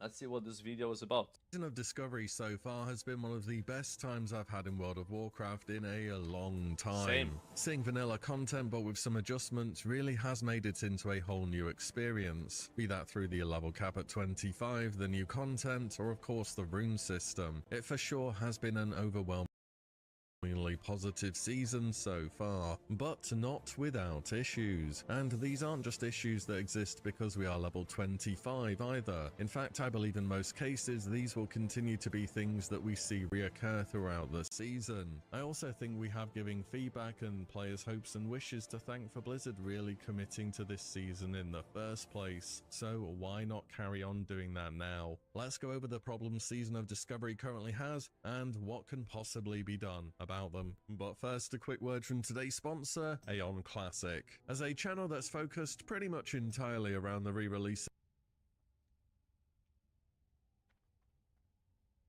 Make sure to check it out, boys. Their in-game items. Many thanks to Aeon Classic for the sponsor today. Let's get back to WoW. So I want to start on the PvP side of things. It's an area of the game that's designed to cause friction between players, just not in the way that it's happening at the moment. First up, I have to talk about just how the battle for Ashenvale has worked so far this season. It has not been great, and that's if I'm being nice. Blizzard have already said they're planning on making the Stranglethorn Vale PvP experience completely different in Phase 2, and taking as many learning points as possible from the Battle for Ashenvale, but I still feel as though we are getting an update every single day on how they're fixing it next. First of all, we could just stack raids on the enemy leader, and the event ended within the space of 30 seconds. Then the percentage on battles started randomly going down, so you would sit there for 20 minutes waiting for it to start. Then the bosses would bug out and either become untargetable, or the game would not register them as having been defeated. Even this worse. made the last boss impossible. Then the percentage progress of the battle would reset to 0 from about 50-50 because the battle on the bugged layer had finally ended. Oh, and aside from that, there isn't really any PvP in this event either.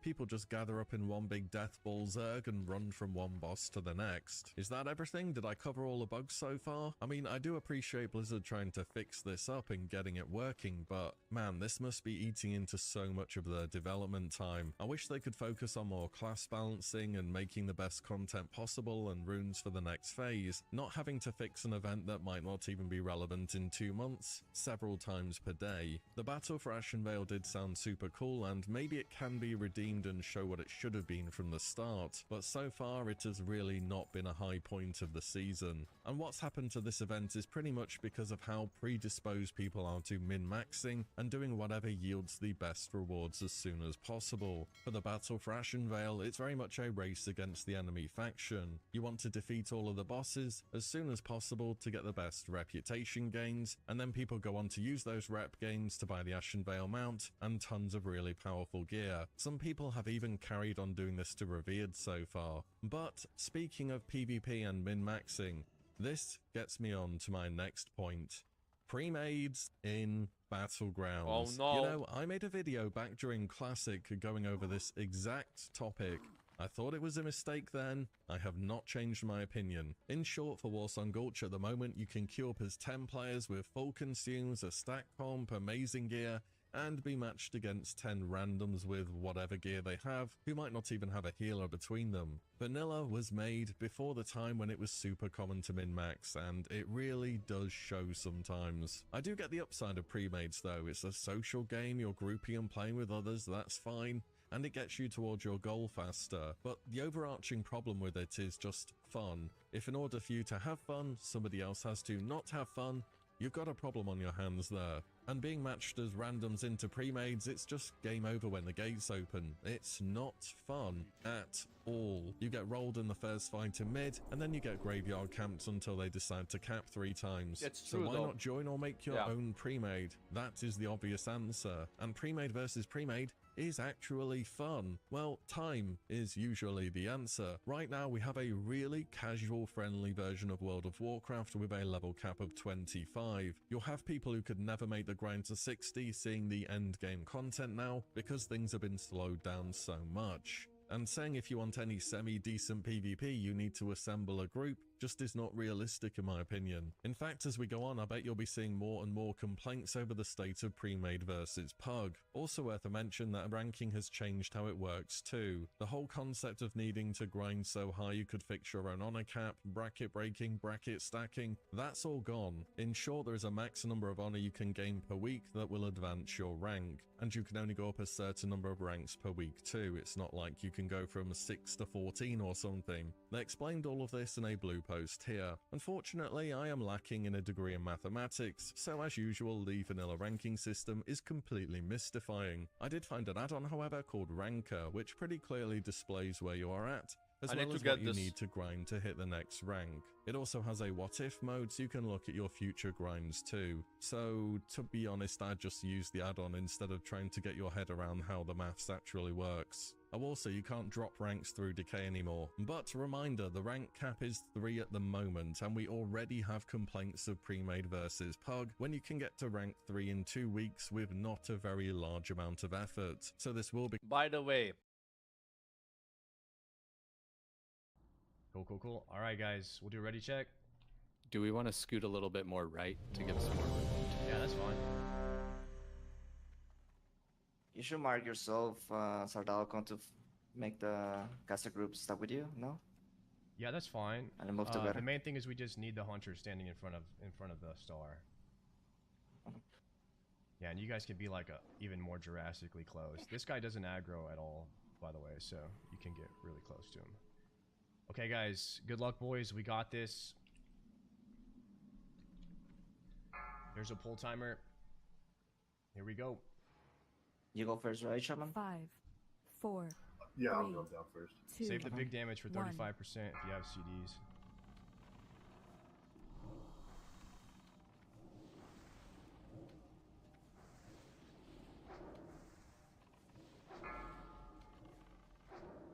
Alright, good job. I got that dispel.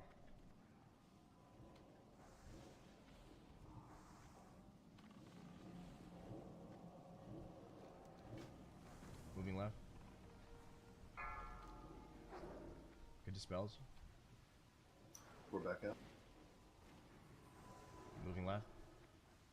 My kick resisted it, by the way. That's why I went out. I kick. I went out. Okay, good. Warder's tanking now. We're gonna move left to this pillar on the next one. Left to the pillar, guys, all the way. Keep. Come on. Hunter's close. Hold on, Hunter's back. close. I can't. I can kick knights. That's fine.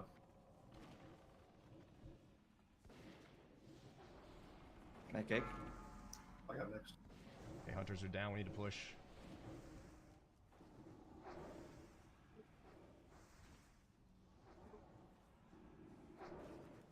Nice kick. A talent. Hunter's up. We're back up. Okay, try to push this guy. You moving left? Okay, we're down. Priests have to do damage. If we push this, Careful. Up, right? Yo, you're solo healing up there, Liv. You need to dispel the shaman. Okay, we push. Yes. We're back up. Second phase. Kill the shaman, Healing please. tank. Okay, spread out. Pop your FAP if you have one. Big heals on the tanks. Quick dispels. Make sure you're not lining the priests.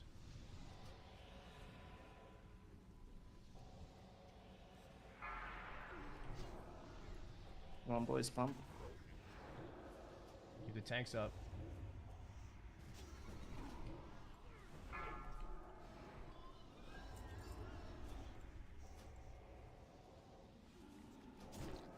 Good shaman. Just Heal me.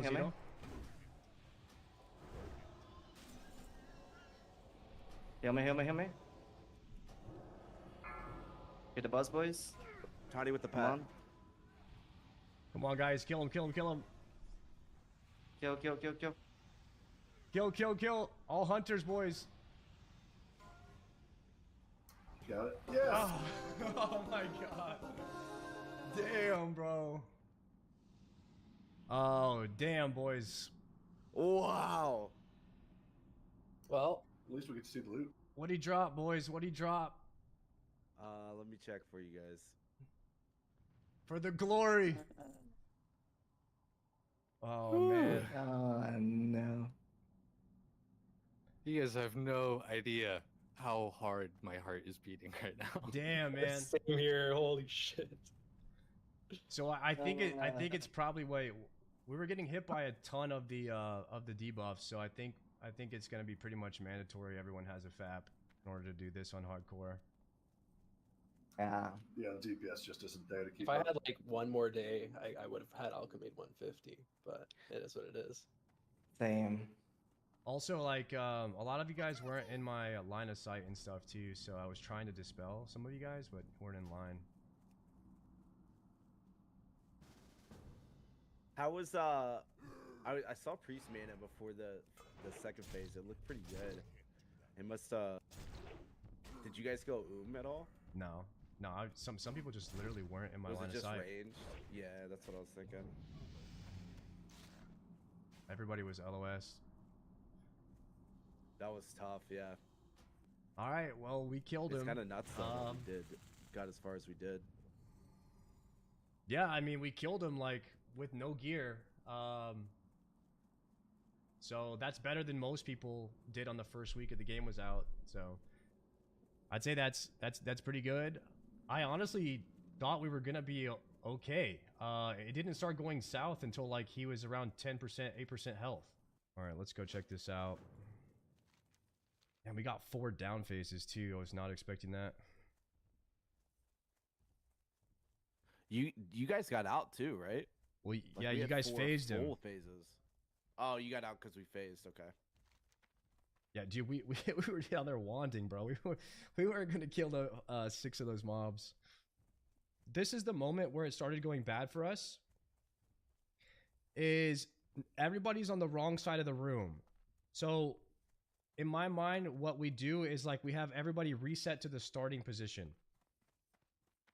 And so that's what I was doing. I didn't call this, which is my fault. I didn't anticipate this happening. But here's the thing. I've never healed BFD, so I don't really have the healer perspective on this. I've only done damage. And everyone's kind of split here. So I'm trying to like dispel. So I get the dispel on Pyrex. Get him flash shield back up. And right now, everything's looking good. Okay, so then they have two hits here. So if these guys have... If these 2 guys, if they have FAPs, they don't get hit by this at all. And they don't take this damage.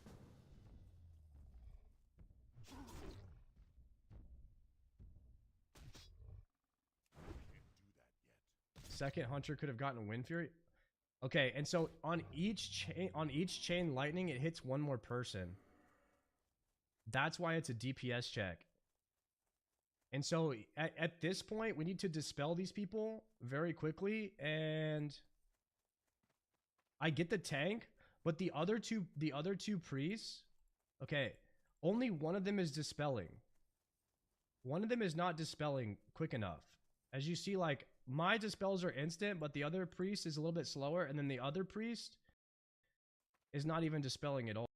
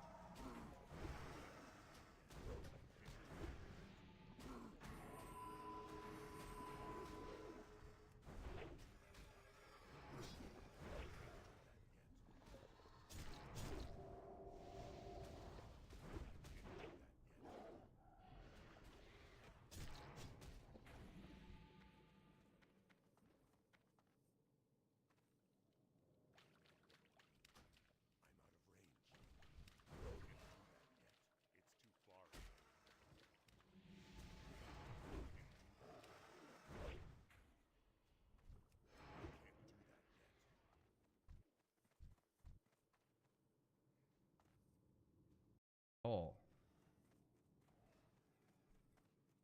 Okay, and then I finally get hit by one. Oh no, this is me just standing in the damage here. I move out of it. Here I'm starting to panic a little bit because Werder gets hit by another, so I'm penancing him up and he dies. And at this point, it's pretty much a shit show. I think Josito is standing. This debuff here, this is the standing in bad. This debuff means I'm standing in bad stuff, right? Yeah. I think people are literally just standing in bad.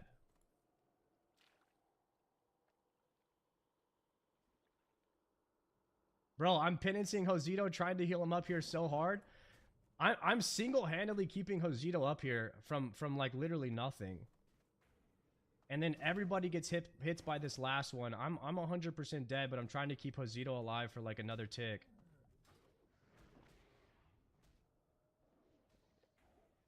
Am I the only priest that has mana? Pyrex is just ticking down. These guys are just standing in bad. 400 damage. Wow. And then they live. We kill them though. Hey, I mean, you died from standing in bad? I did, but I had to move into it to get in line of sight to heal. You know, to be honest with you guys, I don't think the strategy is to FAP right away.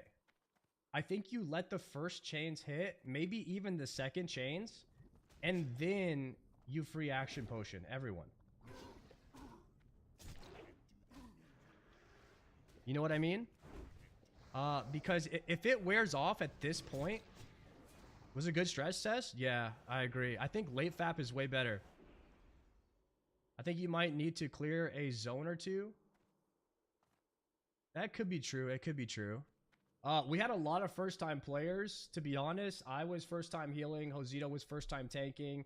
Nalco was literally just dinged 25 and decided to send it with us. So only 3 of us had actually farmed free action potions.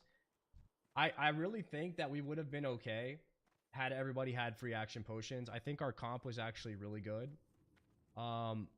It's just that the strategy needed to be tweaked a little bit, and everyone needs free action potions. So like I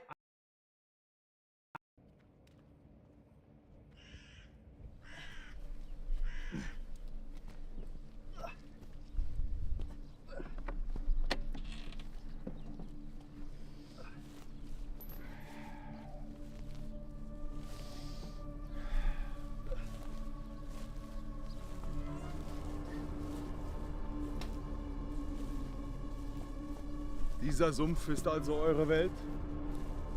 Nun, dann will ich Kaiser darin sein. Aber Boss, was gedenken Sie zu tun? Wir machen den Scheiß einfach wie früher.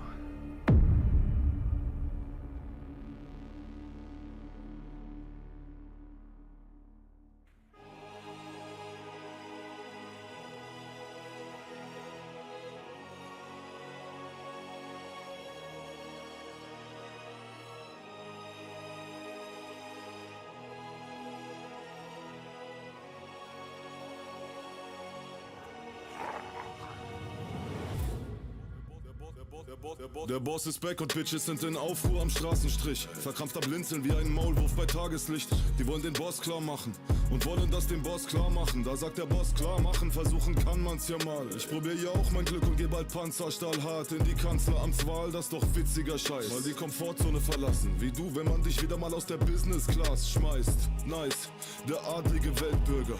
Man will mich als Versace-Modell fördern. Das ist ne Frage von Geld, hör mal. Dann wird's in die Bahnen gelenkt wie der Wagen von Selbstmörder. Ich seh das als Realist. Es muss wack sein, wenn man nicht Kollege ist. Der Künstler beim Zeichnen des Porträts malt mich mit abfälligem Antlitz. René Magritte. Yeah, große Worte zu Chorgesang. Ihr habt mir hier lang genug was vorgetanzt. Alles Gold wie der Morgenglanz. Der Boss spricht zum Volk im Lorbeerkranz. Dominanz eines Dobermanns. Keine Seide, nein, ich kleide mich im Wortgewand. Alles Gold wie der Morgenglanz. Der Boss spricht zum Volk. Ey, ich komm mit Weingutbesitzern und Greifvogelzüchtern. Sie verbrennen dich wortlos, bis der Heizofen knistert. Bei meiner Bieststatur ist jeder Signatur gegeben. Ich hab deiner Ho auf ihren Tits ne Signatur gegeben. In der Jugend schon ein Ladiesman wie ein Football-College-Star. Warum guckst du so pervers auf meine Putzkolonne da? Nuttensohn, erspar dir deinen Lustmolch-Kommentar, sonst erschlag ich dich genussvoll mit dem Nussholzmobiliar. Auf hohem Ross wie beim Poloturnier. Von oben dominieren und große Kohle kassieren, dann in Millionen Villen an den Tropen chillen. Mein Drip in a nutshell, Kokosmilch. Ey, der Boss war stets ein volksnaher Mann, doch Free Spirit ist vorbei, jetzt fängt die Prollphase an. Denn jedes Album braucht einen eigenen Aufhänger wie meine Goldplatten an der Holztafelwand. Ey, yeah, große Worte zu Chorgesang. Ihr habt mir hier lang genug was vorgetanzt. Alles Gold wie der Morgenglanz. Der Boss spricht zum Volk im Lorbeerkranz. Dominanz eines Dobermanns. Keine Seide, nein, ich kleide mich im Wortgewand. Alles Gold wie der Morgenglanz. Der Boss spricht zum Volk im Lorbeerkranz. Der Boss seinen Kindheitstraum hat er verwirklicht. Hat ihn trotz Kindheitstraumata verwirklicht. Ich machte Deals, die haben Unsummen gebracht. Plus sehe aus, als hätte ich Körper in Jungbrunnen gemacht. 20 Jahre Rap, guck was seitdem passiert ist. Ich hab meinen Traum verwirklicht, das war 2014 und der Pelzmantel Kilo schwer. Hellwacher Visionär, kein Shisha-Mogul, aber 11-facher Millionär. Yeah, heute 30-fach, doch die Beute juckt mich nicht, sondern allein die Jagd packt die ganzen Versager in Piranha-Aquarien. Yeah, und die Lappen sind Finnisch, Skandinavien. Ich lenk das Bootssteuer, verzweifelt auf der Suche nach nem Thronfolger wie die Hohenzollern. La Deutsche Vita, lachend durch den Regen, lass sie alle reden, die Antwort ist Kunst. Große Worte zu Chorgesang, ihr habt mir hier lang genug was vorgetanzt. Alles Gold wie der Morgenglanz, der Boss spricht zum Volk im Lorbeerkranz. Dominanz eines Dobermanns, keine Seide, nein, ich kleide mich im Wortgewand. Alles Gold wie der Morgenglanz. Der Boss spricht zum Volk im Lorbeerkranz. Halt. Wir sind noch nicht am Ziel.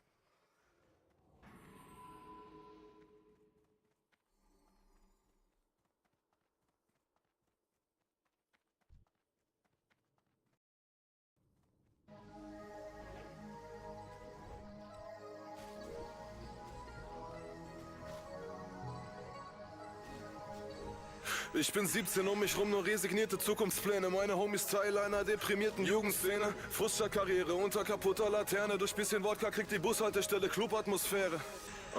Statt ausharren und warten musst du einen Traum haben, dich aufmachen, aufraffen und starten. Stell dich dem Ziel, eine Perspektive ist nichts, was die Gesellschaft dir gibt, sondern was du selbst in dir siehst. Wie droht der Schul rausschmiss, 05 im Abi-Jahr, mach Money klar als Grasdealer. Die anderen planen Urlaubstrips, wie Australien Backpack-Reisen. Ich kann mir grad vom Ersparten in Maastricht von Marokkanern ein paar Marihuana-Packets leisten. Beginn die Ware zu verteilen, mit oberflächlichem Wissen. Von Dope-Geschäften an Homes an den Großstadtecken zu ticken. Will bloß was Besseres mitten. In einer Zeit, wo es keinen Lohn gab, ich broke war, will bloß mal das Plus am Monatsende erblicken an den Weekends-Partys.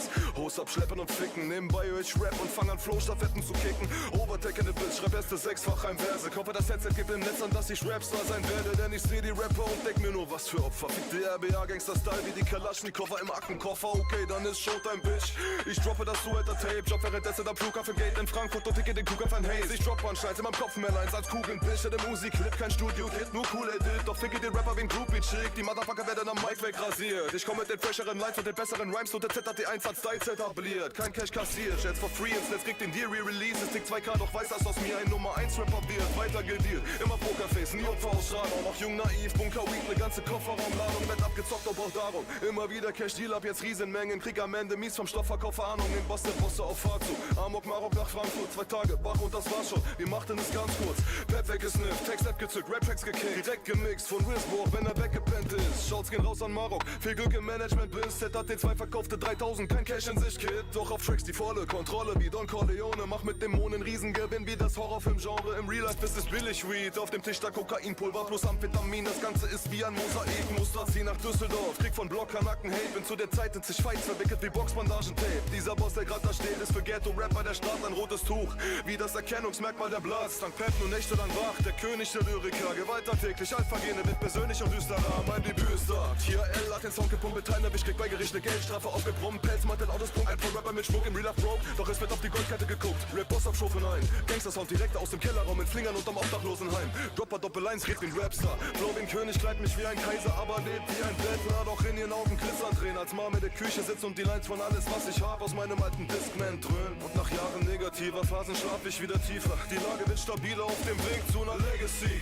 Weit und breit kein Rap-MC, der über meinem Rhyme-Level liegt. Kaum Cash verdient, der trägt der Streets, macht depressiv. Der schnellste Hit, mich macht wie Ecstasy. Doch Rapper-Therapie, Legacy. Weit und breit kein Rap-MC, der über meinem Rhyme-Level liegt. Styles, Lines, Texter, Beats, Record Deals, Hypes, meine Lifetime Legacy. 08, ich treff Farid vor der Bahnhofsspielothek. Ein Jahr bevor der Agro-Beef losgeht. Wir waren viel unterwegs und werden Bros in dieser Zeit. Ich lass das Drogendealen sein. Das Kollege-Album kriegt nen lockeren, positiven Vibe. Spiel Showgigs in der Schweiz, dreh das Big Boss-Video für den Standard damals. Weit überm Hip-Hop-Street-Niveau, nächtelang im Studio. Pen auf dem Material, langsam wird die Vision, die mir einst der Material. Nach Jahren des Street-Fames, ich fertige 10K mit Kollega-Kit und geh da damit in den Charts auf die 17. Schreib Parts, wo Beats mit Favorite und Whispo. Mach Welle mit Farid, geh mit Basie in die Disco, wo wir's so feigen. Wir stimmen Underground Jams, wo wir dann Traktorreifen auf die Backpack-Spackos schmeißen. Wegen Kampfsport treiben, Seedorf ist kein Ferienparadies. Hier, wir stehlen unsere Körper wie ein Alien-Parasit. Unser Trainingsplan massiv, wir sind jede Nacht aktiv. JBG gedeiht zu leben, das Ergebnis ballert mies. Wir gegen die Szene, Powerlifter gegen Dauerkiffer, Gangbangs. Wir haben die Bitches geteilt wie Zauberkünstler. Video drehen, Belgrad auf dem Boot mit der Bordellslat. Farid schleppt eine Original, zweifache Mutter im Hotel ab. Wir haben 6K verkauft. Damals sag ich, Bro, ich bring nur noch ein ZHT raus und hör endgültig auf. Hab kein Cashflow, nur Cents. Rechnung stapeln sich, dann kick ich an 18 Tracks und fasse das epochales Rap-Monument. Es kommt zum Shutdown der Homepage. Alle wurde die Box mit dem Hörspiel Entertainment haften. Meistens Stuff auf dem Hooktape und der Trilogie der Tapes. Ey, yo, Disco Speed mit Faith wird unser meistgeklickter Clip, seitdem wir Hip-Hop-Videos drehen. Erste Nightliner-Tour, 10 Stunden Fahrt mit der Crew. 2-3 Stunden Schlaf, dann raus zum 16 Bars Interview. Und ich schalte am Esso-Shop, schmeiß einen Euro in den Automat, drück den Espresso-Knopf und es wirkt wie Elektroschocks. Schlafen kann ich, wenn ich grau bin wie die Ghetto-Blocks. Nutte, ich bin Kollega, der Rap-Koloss und das ist meine Legacy. Weit und breit kein Rap-MC, der über meinem Rhyme-Level liegt. Kaum Cash verdient, der trägt der Streets, macht depressiv. Der schnellste Hit, mich macht wie Ecstasy. Doch Rapper-Therapie, Legacy. Weit und breit kein Rap-MC, der über meinem Rhyme-Level liegt. Styles, Lines, Texter, Beats, Record Deals, Hypes, meine Lifetime Legacy. Dann kommt JBG 2, wir stimmen mit Hardcore-Rap die Charts. Ich muss nicht sagen, was ab da bis Imperator jetzt geschah. Von Platin und dem Fame, den Rekorden und Erfolgen brauch ich gar nichts mehr erzählen. Das habt ihr alle hier gesehen. In 24 Stunden Gold gegangen. Einer muss es ja machen. Der Boss, Kollege, das Ergebnis einer Fusion von Kreativität und Kreativ. Brachte die Bosshaftigkeit in jedes Ghetto, jedes Kuhdorf. Ich hab ne Bewegung geprägt, so wie Jacko mit dem Moonwalk. Rapmusik ist Blutsport, wer den Mac kopiert, wird wegrasiert. Wer Stress will, weiß, ein Track von mir ist in etwa so wie Rufmord. Ich rap Klassiker-Alben, Flow wie Kalaschnikow-Salben. Hab mich hasselt auf nassem Asphalt über Wasser gehalten. Ey, yo, mit Kokadils und Ferienjobs. Autos, die ich früher leaste, sind heute Neuerwerbungen wie Cola Zero. Fernsehspots, Hass lodert wie ein Kerzendocht. Twitch aber nach wie vor kriegt keine Großfamilie Cash vom Boss. Solange dieses Herz noch braucht. Der Thron gehört mir und wer jetzt Bock auf Beef hat, soll fronten. Aber muss erst mal versuchen, hoch in meine Liga zu kommen. Nicht mal mit Bankenkrediten. Könntet ihr Honeymoon sweeten und Finkers seh ich mal bei Instagram kurz Antisemiten. Macht mich zum Antisemiten, weil ich Palästinensern helfe, in deren Heimat es aussieht wie in Vietnamkriegsgebieten. Ich kritisiere das Siedlungsprojekt, kritisiere die Milizen, bin für Free Palästin und den Befriedungsprozess. Also jammert man nicht rum, ihr seht den Kamerablickpunkt, ich war da mit meiner Mannschaft von der Anpacker Stiftung. Das war eine Anfangsentwicklung. Entwicklung. Statt zu labern, fangt an, nimmt ihr die Hand, man leckt das Ganze langsam in eine andere Richtung. Ich hab den Ehrgeiz dafür, ihr könnt nur haten, gönnt nur jedem immer das Beste. Bis er dann mal mehr hat als ihr. Sag mein Konzert ab, weil ihr keinen Plan von der Kunstform habt. Digga, Battle Rap ist wie deine Blowjob-Skills, ne Mundsportart. Fühl dich kompetent und wichtig, doch sei konsequent. Zitier die Songsequenzen richtig, Kid, du weißt vom Genre Rap hier nix bist. Journalisten snitch, ich piss auf dich, wenn ich dich in die Knie zwing. Kriegst du Peachkind Golden Shower wie der Bruder von Khaleesi. Ey, der Big Boss, der den Rauch rauspustet und Steiger so in Bauch haut, dass er seine Niere durch sein Maul raushustet. Ich bin mit Selfmade zusammen nach oben hochgestiegen, getrennte Wege, doch Loyalität wird groß geschrieben. Und ich bin keiner, der sich wegen Business und Money mit dem alten Camp verstreitet wie Feinde von Mr. Miyagi.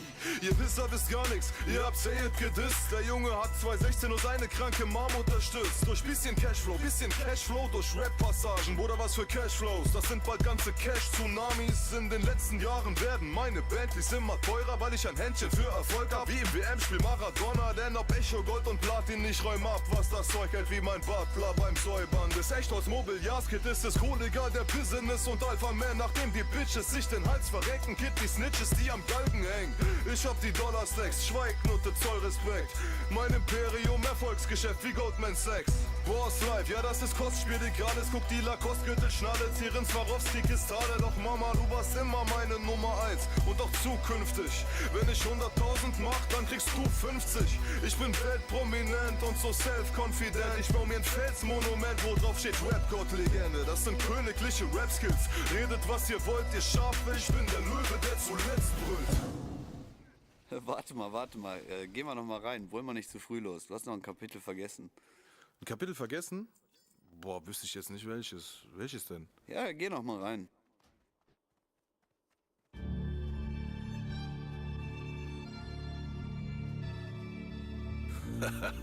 Ja, stimmt, das Kapitel hatte ich vergessen. Gehe ich letztens in YouTube rein, sehe ich mein Sohn, 40 Kilo, er hampelt rum in einem Schwankkostüm, der Arme. Was hab ich bei dem Jungen nur falsch gemacht? Also da muss ich jetzt echt mal ein bisschen taktlos werden, ganz kurz. Das hier ist kein Hasstrick oder so, nur eine Machtdemonstration. Dimitri Schwackhoff, ich sprich zu dir wie ein Vater zu einem Sohn. Hab dich behandelt wie nen Bro, dich bezahlt und wie's keiner sonst hat ins Rampenlicht geholt. Nutte, wer kannte dich denn schon? Kollege, push nicht jeden, welche Chance hat die Szene wohl so einer egolosen Metro-Schwucht einem Player-Look gegeben? Erbärmlicher Vogel zieht ein Kostüm von einer Cartoon-Figur auf und man nimmt ihn damit sogar ernster als Sohne. Ja, du hast 70k mit deinem ersten Tape geschafft, nur dass ich dir dafür 10 Jahre den Weg geebnet hab. Ich bin dein Papa, du Hund, also mach den Mund so, du weißt. Es ist, als ob sich eine Stewardess mit Kolumbus vergleicht. Wo willst du denn heute stehen?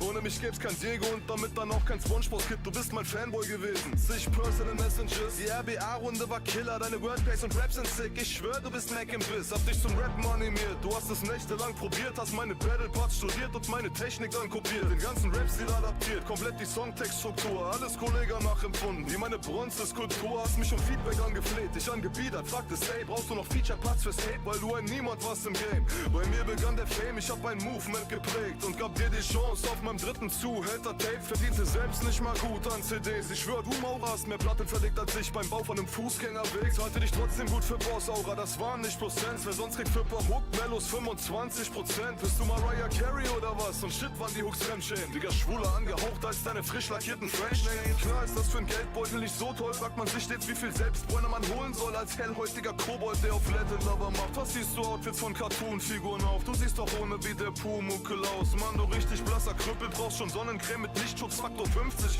nur um dir eine Kippe anzuzünden. Es gab Shitstorm pur wegen der Boss-Aura-CD, doch ich wollte dich noch auf Tour mitnehmen, trotz dauernden Hates. Ich sagte, scheiß auf die Hater, wir zeigen den Pissern, dass das Ding beim Live-Auftritt Game hat, Bruder, und reißen die Stage ab, auch damit du etwas Cash machst. Selbst auf die Gefahr hin, dass man denkt, mein Tour-Backup-Rapper wäre ein Group-Tech-Anmelder. Doch du pisst dich ein, sagst ab am Tag vor Tourbeginn, lässt mich hängen und klagst dann noch auf Gage. Junge, Pitch-Moves sind dein Urinstinkt, hängst dann am nächsten Schwanz dran für Klicks. An YouTube Spaß, der noch ein Jahr zuvor auf meine Autogrammkarten wächst. Und wenn das rein platonisch war in eurem gemieteten Stadtloft, warum reimt sich Dimitri Schwackhoff dann auf Gliedtief im Arschloch?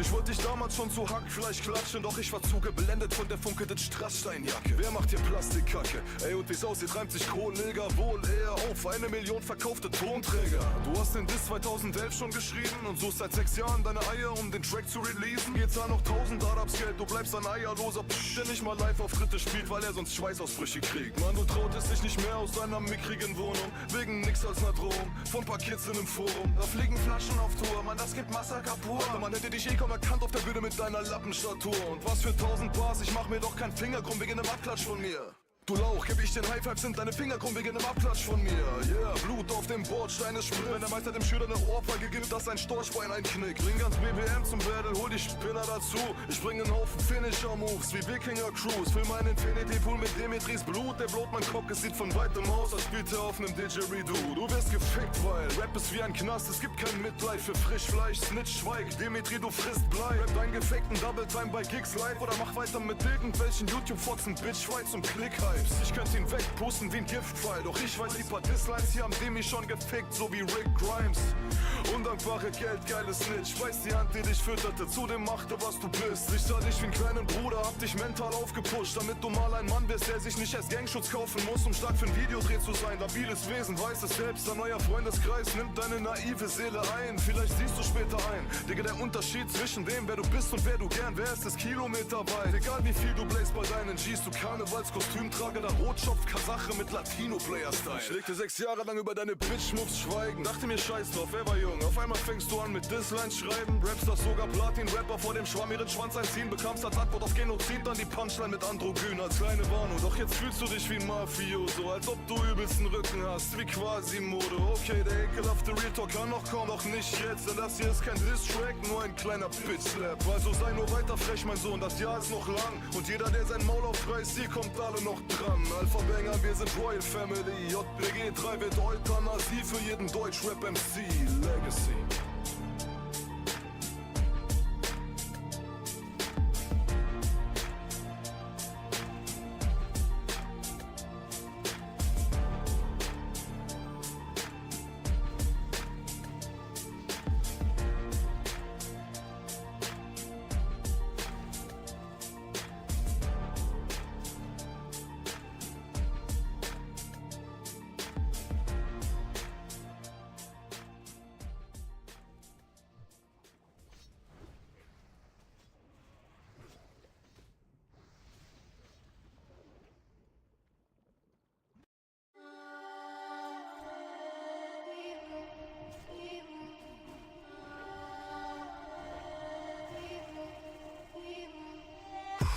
Asche fällt aufs Interieur, Regen prasselt auf die Frontscheibe schwer. Full Ice KT vom Konzessionär sorgt für mondänes Flair wie ein Bond-Regisseur. Gejagt von den Geistern dieser Zeit, ich geb keinem von euch High Five, aber schlage wieder ein. Streaming-Bitches in den Charts wissen Bescheid. Es ist wie mit Adele, die fetten Jahre sind vorbei. 2021, ihr seid Schmutz von gestern. Seid das mal dem König wieder Luft zu. Fächertrag zum Schutz, die Kevlar. Dann kriegt der Boss mal Herzschmerzen durch Brustschuss. Treffer durch sein Luxus-Sweater. Désolé, mein Leben ist bald Prison Break. Denn ich werd ständig vor Gericht zitiert wie ein Tischgebet. Auf der Villa liegt ne Schicht von Schnee. Showbiz macht schizophren, je ne veux pas discuter. Black on black, bulletproof vest. Autobahn fast lane ohne Speed limit. Laid back, im Panzerglas Benz. Mittelfinger an den Zeitgeist, Free Spirit. Black on black, bulletproof vest. Autobahn fast lane ohne Speed limit. Laid back, im Panzerglas Benz. Mittelfinger an den Zeitgeist, Free Spirit. Die Welt ist erblindet. New Babylon, Satanic Kingdom.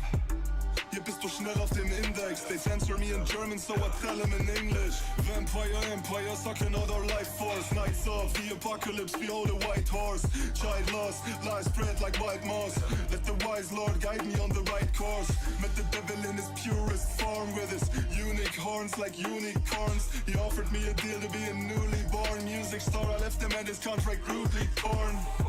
Time to change the game like a Skyrim mod. You can block God's vengeance with a lightning rod. Lightning rod in his kingship, fighting God. That's the icing on the top like Himalayan rocks. Then let the obel die, it's time to resurrect. Cause you'll never catch a giant with a lion trap. Us net, I let him sweat like a rifle to the head. Storm the building, see my enemies, they flee over the fire, let them steps. Iron soft like Kanye, always whining on his tracks. Hope he finds back to his ex like with pirate treasure maps. See, I got no time for that, steady piling up those stacks. Smiling, getting violent with that iron dagger set. I got him hooked like a Nike sweater dash. Blitzattacke, Blitzattacke, Thunderstorm Flash. Gangsters on steroids, no shuddering with death. Transporting heroin like that Wonder Woman jack. You bring that $250,000 check. Dopamine effect. Filthy rich even though I'm laundering my cash. Never ever have they caught us in the act. I got goons to turn assassins soon as they have brought their daughters into bed. I'll let you ponder up on that while I'm at poker stacking shit. Getting saved on the river like Moses as a kid. Nobody gave me roses as a kid. All I seen was people dying from overdoses as a kid. Look up, don't debate, I let money talk. And this is something like the calm before the thunderstorm. Haters eat their hearts out like a zombie horde. Cause I'm not a pussy who's afraid of doing things I haven't done before.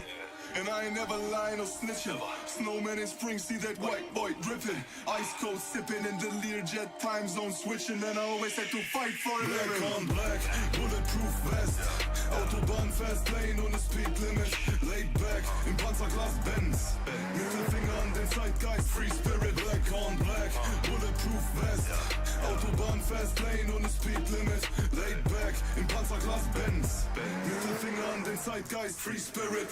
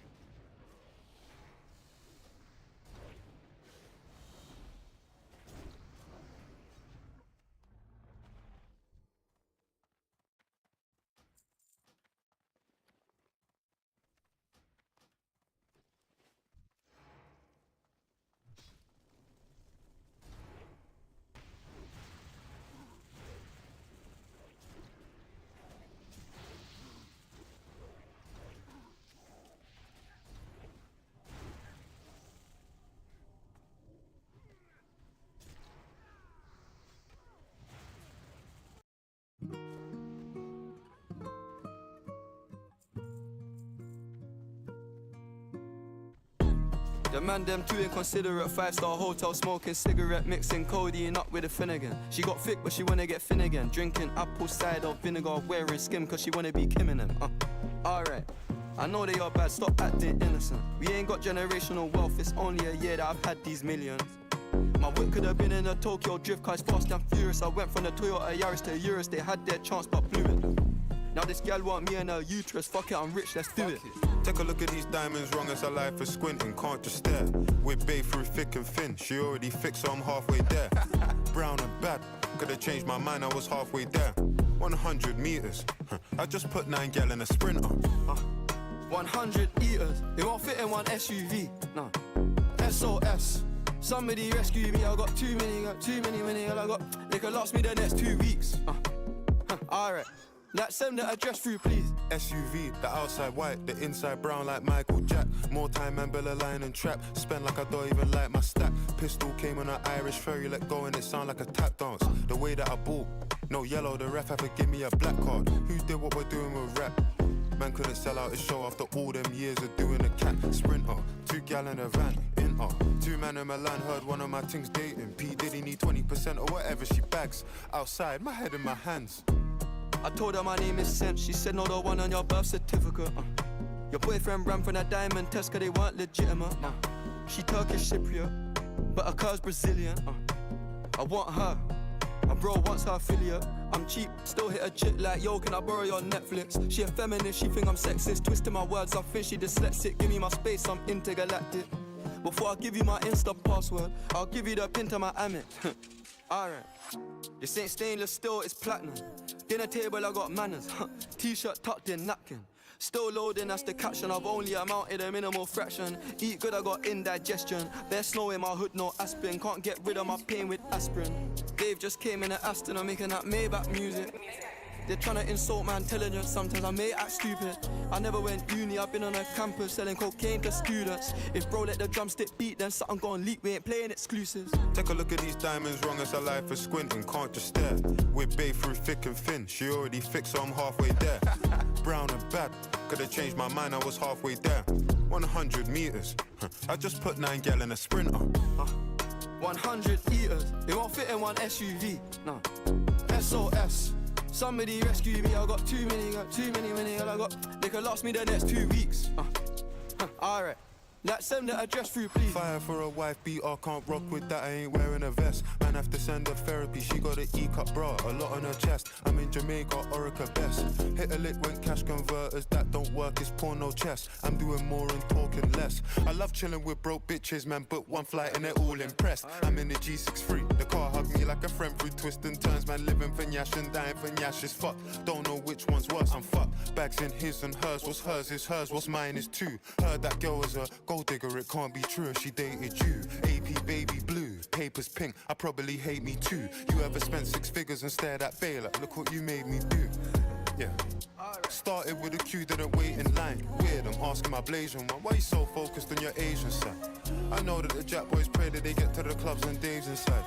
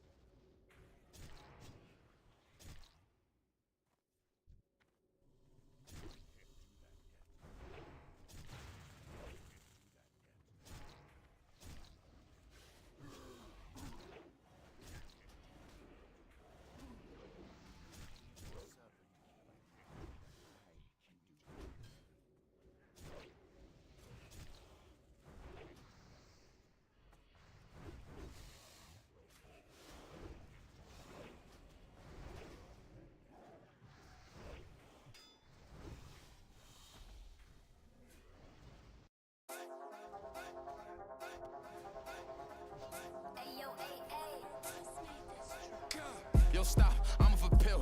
Don't ask, I don't know how to chill. Niggas is dying for keeping it real. I ain't scared to go drilling, I know how it feel. He got your body, I'm paying his bills. She a baddie, she paying her nails. 2018, I was playing the field. None of these niggas will say I'm a kill. Off drugs, I'm getting hungry. I took a perk and it give me the munchies. No sleep, I'm feeling grumpy. Fuck up my time and I'm way out the country. I'm a dump, I'm feeling dumpy. She fell in love, SoD is clumsy. I tell Twin, come and give me a punchy. Gun in my pocket got me feeling comfy. I'm the first nigga going to deli. I'm the first nigga call bitches ready. None of these niggas don't give me no credit, but one of these niggas gon' give me some bready. I tell Shorty come give me the necky. Try to leave it, but she didn't let me. If you tatted my name, then you sexy. Mix the Percocet with the Pepsi. Yo, stop, I'm for pill. Yeah, get daddy. Yo, stop, I'm for pill. Yeah, get daddy. Yo, stop, I'm for pill. Get daddy. Yo, stop, I'm for pill. Yeah, get daddy. Perky bustin', I mention my skin, do not think I ain't good cause I am not alright. Like, okay, who tryna say? Who tryna smoke on a body tonight? Like, yo, 5, throw 5. Push up on me, think he tryna die. Move on my dolly, I don't need her. Move on my dolly, I don't need a try. Stop, I'm tryna fuck. She got the job with a tat on her butt. Pop a Perkins unlimited rum. Threw on my body, she wanna get drunk. Took a pee with saliva. I got shit, got do not need a driver. Like 3 G's in the back of the charger. Ja Woo, up that fire. Yo, Kush, come out. If I'm kicking them dollies, just throw at the crowd. He shot the party, got shots to the cloud. And if I miss a shot, then I'm betting around. Push up on me, I'm cutting them down. Pistol bullets is barking. God, I'm in love with the sound. Yo, stop, I'm for pill. Yeah, get daddy. Yo, stop, I'm for pill. Yeah, get daddy. Yo, stop, I'm for pill. Get daddy. Yo, stop, I'm for pill. Yeah, get daddy. 5 Mr. Perky with Pepsi. While I'm in the cup mixing Rocky with Sprite. Might shoot at his feet, make a nigga give life. Why would you come to the gunfight with a knife? She let me funky jack her ass his wife. Cause I got a bitch, he only get one night. Like, I'm in the party, but I got my. Like, I'm in the party, but I got my pipe. Dissing, she got me pissed off. Why these op niggas throwing my dick for? He was dissing, that's what he got hit for. Bitch, I'm the rip, so I'm dropping a pick for. Bitch, I'm with Favi with 2 German bitches. It's crazy as fuck, we met him at the deli. And you know she got wild, no fatty. Two guns in my back, this shit heavy. I'm at the table taking niggas play. When I back on my knocker, niggas meet they play. These all on my dick, I tell them it's too late. And I make a hold the G when we go on dates. And I bet this knocker take him on a date. That Fred down, I'm aiming for his face. Like, bitch on my body, like, give me some space. If he step out of line, we put him in his place. Bitch, choppers are singing like it was an opera. If you bump with the beam on his partner. Bitch, if it's 5 in the game, I'm a starter. She on my dick, she wanna be Miss Carter. He want static, bullets gon' spark her. Bitch, I can't go nowhere without my armor. Move without army, got different artillery. My diamonds just dancing, it's curling like Harvey. Yo, Favi, like what? Tell him we really have buddies and tellies. Bitch, I get pretty, I get to the fatty. Be looking for beef, we gon' aim for his belly. Like I'm with Cha-Cha, he came with a. Like I'm with Cha-Cha, he came with a knocker. Like I bet I'm my spotter. He try to push it, we put him in. Yo, stop, I'm for pill. Yeah, get daddy. Yo, stop, I'm for pill. Yeah, get daddy. Yo, stop, I'm for pill. Get daddy. Yo, stop, I'm for pill. Yeah, get daddy. I said niggas back. Nick the fuck back, you heard? Hey, yo, Schnickerless is And we back. coming for everybody.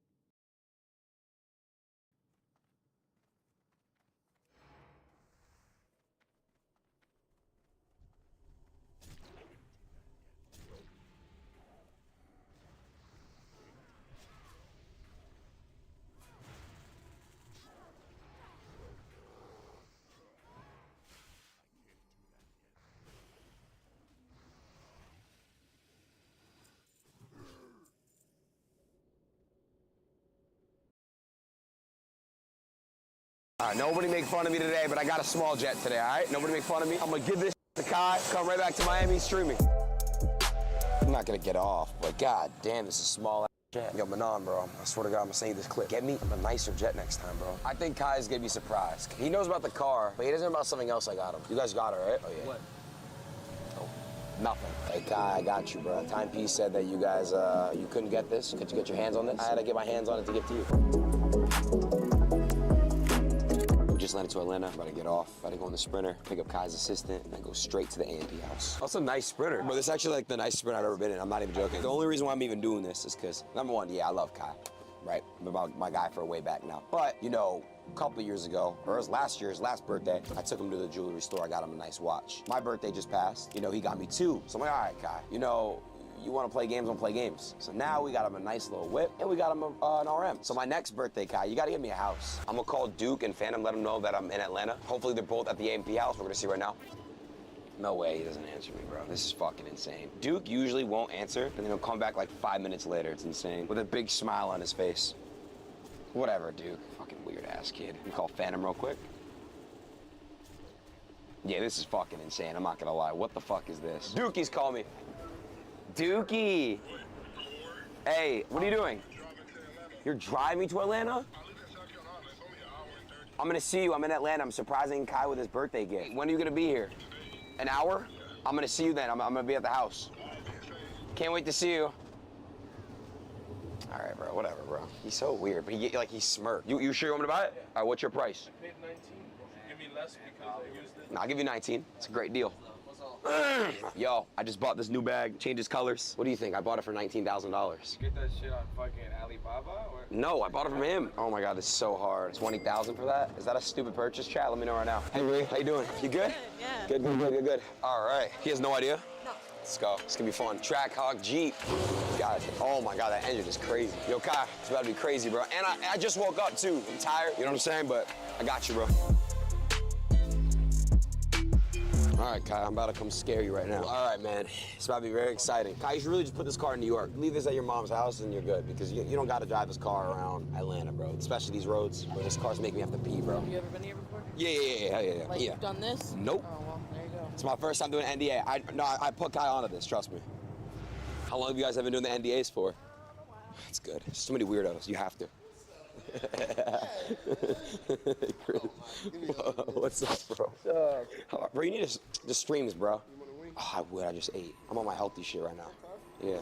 I saw you lose some weight, man. Locked in. Yeah, me too, bro. How many days a week? Every day. Even on days I'm out working out muscles, like my rest days, I'm doing like cardio days. I'm locked in, bro. Yeah. I got Kai a car. I'm a Trackhawk. And I got him a watch. Can you give me a bike one day? If you're consistent for the streaming, I got you. Promise. Thank you, man. I got you. I'm gonna see you in a bit. FBI, open up. Oh! What the fuck? Hi, baby. Hey. Come here, guy. Look who I'm on the phone with. Who? Who was it? Sweet. Weird ass. Oh, what the fuck are you doing here, you weirdo? Yo! Ew, you stink, bro. I know, bro. It's okay. Ew. Ass bag, bro. Thank you. So do you know why I'm here today? I think I know why you're here today, bro. Why? Just to come visit a young nigga like Yes, sir! Yo, bro, you haven't been here since... Last year, December of 2022. No. Yeah. 2022? That was the last time we did it. Remember, we did it right here. Really? Damn, bro. We did it right here. Wait, do I have to sing? Oh, God, you do. Damn, we put on some deodorant. Yeah, put it on real quick. I'm gonna get taller than you, boy! Wait, no, you're wearing slop? Balenciaga, bro. Yeah, No, stop. On my life, I'm taller than you, bro. No, you're not, bro. So how many dates are we down on your birthday? And I was gonna do it, but 20? No way, I was 20 days late. 26 to... Yeah, that's 20, bro. So I'll explain it, bro. I didn't get you a car. And the reason why I couldn't get you the car is because it took too long. They kept delaying. He got me a house! Yes, sir! Everybody showed up and did that shit, my nigga. I didn't get you a house. I'm gonna have you close your eyes and turn around. Wait, so it's here? Yeah. Oh, God. It's in this bag. Oh, God, it's in that bag? Yeah, it's in this bag. So you got the gift in here? It's in that bag. But I need you to... Yep. Okay, close your eyes. Do not peek. Actually, don't peek, bro. All right. So, Kai, what's another word for dick? Penis. Yeah, but another word. Like, what's like a man's name that like is like dick? It's a nickname for dick. Johnson? Motherfucker, Richard. Have you ever heard that? Like Richard? No fucking way! Yo, no fucking way! You're lying! Turn around, Kai. You're lying! Richard Millie! You're lying, you're actually lying. You're like, don't do this shit, bro. Hold on. You haven't even seen it yet, bro. This is it right here. All right, open it up.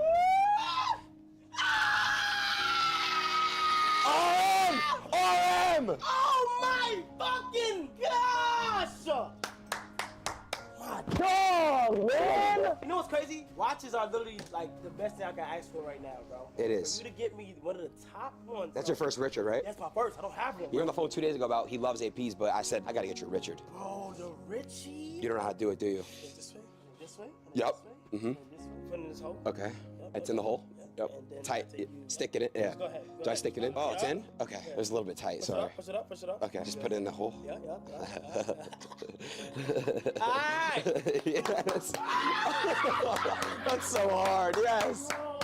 Hi, baby. Oh, that's so hard. Hey, pull up the seat, bro. Pull up the seat. Wait, what are you eating? Chicken, rice, and beans. Oh, bro. okay. I miss streaming here. Oh, that stream was so good. I want to say one thing. You know, on my birthday, man, I was not doing good mentally. You know, I was very fat. Bro, I was really going through, and you pulled up on me at a really hard time, and I didn't really know you were going to come, and that shit really meant a lot to me, bro. I know.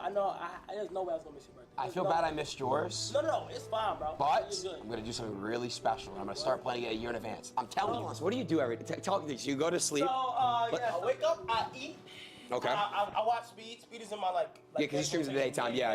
Then after I go over here and I try to clean up a little bit. Then I hop in my bathroom. It's hot as fuck in here. Dude, why is it so hot in here? Cause Oh, he's a cute. Bro, stop.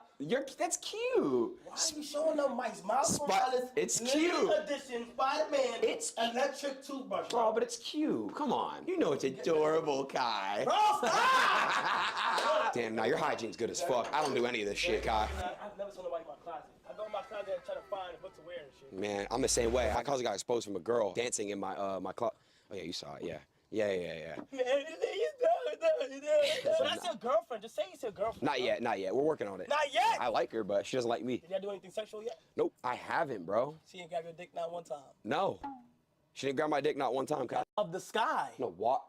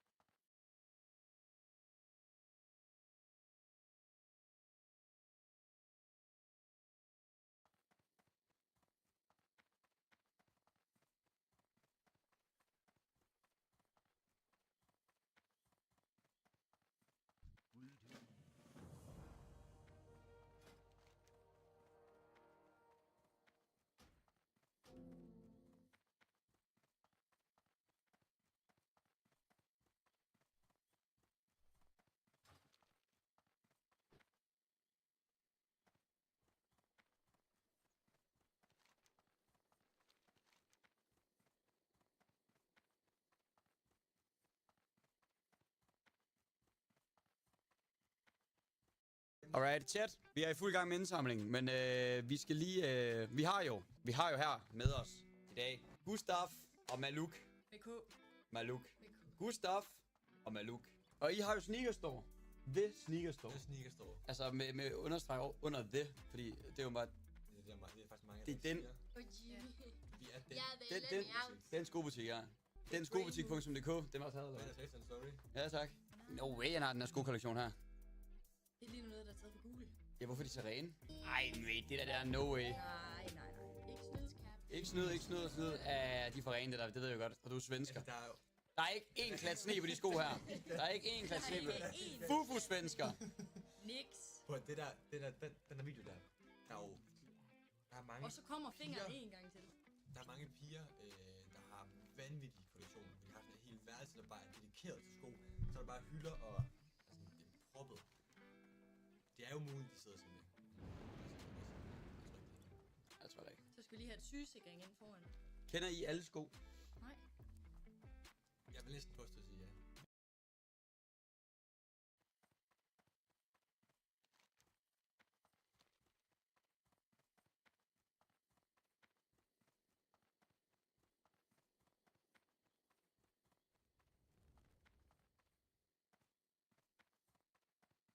Let's say that I grant you every single thing that you just said. And it was an FBI plot to make Trump supporters look bad. Do you know who else was watching TV that day? Donald Trump. If this was just supposed to make his supporters look bad, why didn't he call and send in the National Guard, or he tweet and stop his supporters? No. Give me names of people that are supporting the conspiracy that the FBI conspired to instigate this riot or allow it to burn through the Capitol, and that's why that nobody was sent. Wait, how does the FBI even prevent the deployment of the National Guard? Was McCarthy compromised by the FBI when he called Trump and he said, what the f is going on? And Trump's like, I guess they're more mad than you are. Was Donald Trump compromised by the FBI when he sat in his office and he didn't call anybody? Was Mike Pence compromised by the FBI when he called and he tried to get everybody to stop? Like, how deep does this go? How deep does this go, Rob? How many people are... How is the FBI preventing the deployment of the National Guard? Can you tell me that? If you're someone who has the ability to deploy the National Guard or other security measures, and you know that there is an attempt on Mike Pence's life from violent insurrectionists, and you know there are now thousands of people storming the Capitol, and you choose for optic reasons or bureaucratic red tape reasons to not deploy the National Guard, you did so intentionally. Gotcha. Okay. Who has the ultimate authority to deploy the National Guard? Well, at the end, Trump would be one person. The ultimate authority rests with Trump. He saw people saying, hang Mike Pence. He was instigating violence against Mike Pence on Twitter in his speech, and he saw everything that was going on TV and had multiple people informing of the situation. So by your logic, then Donald Trump was literally inciting an insurrection to murder the vice president. Destiny, what is this?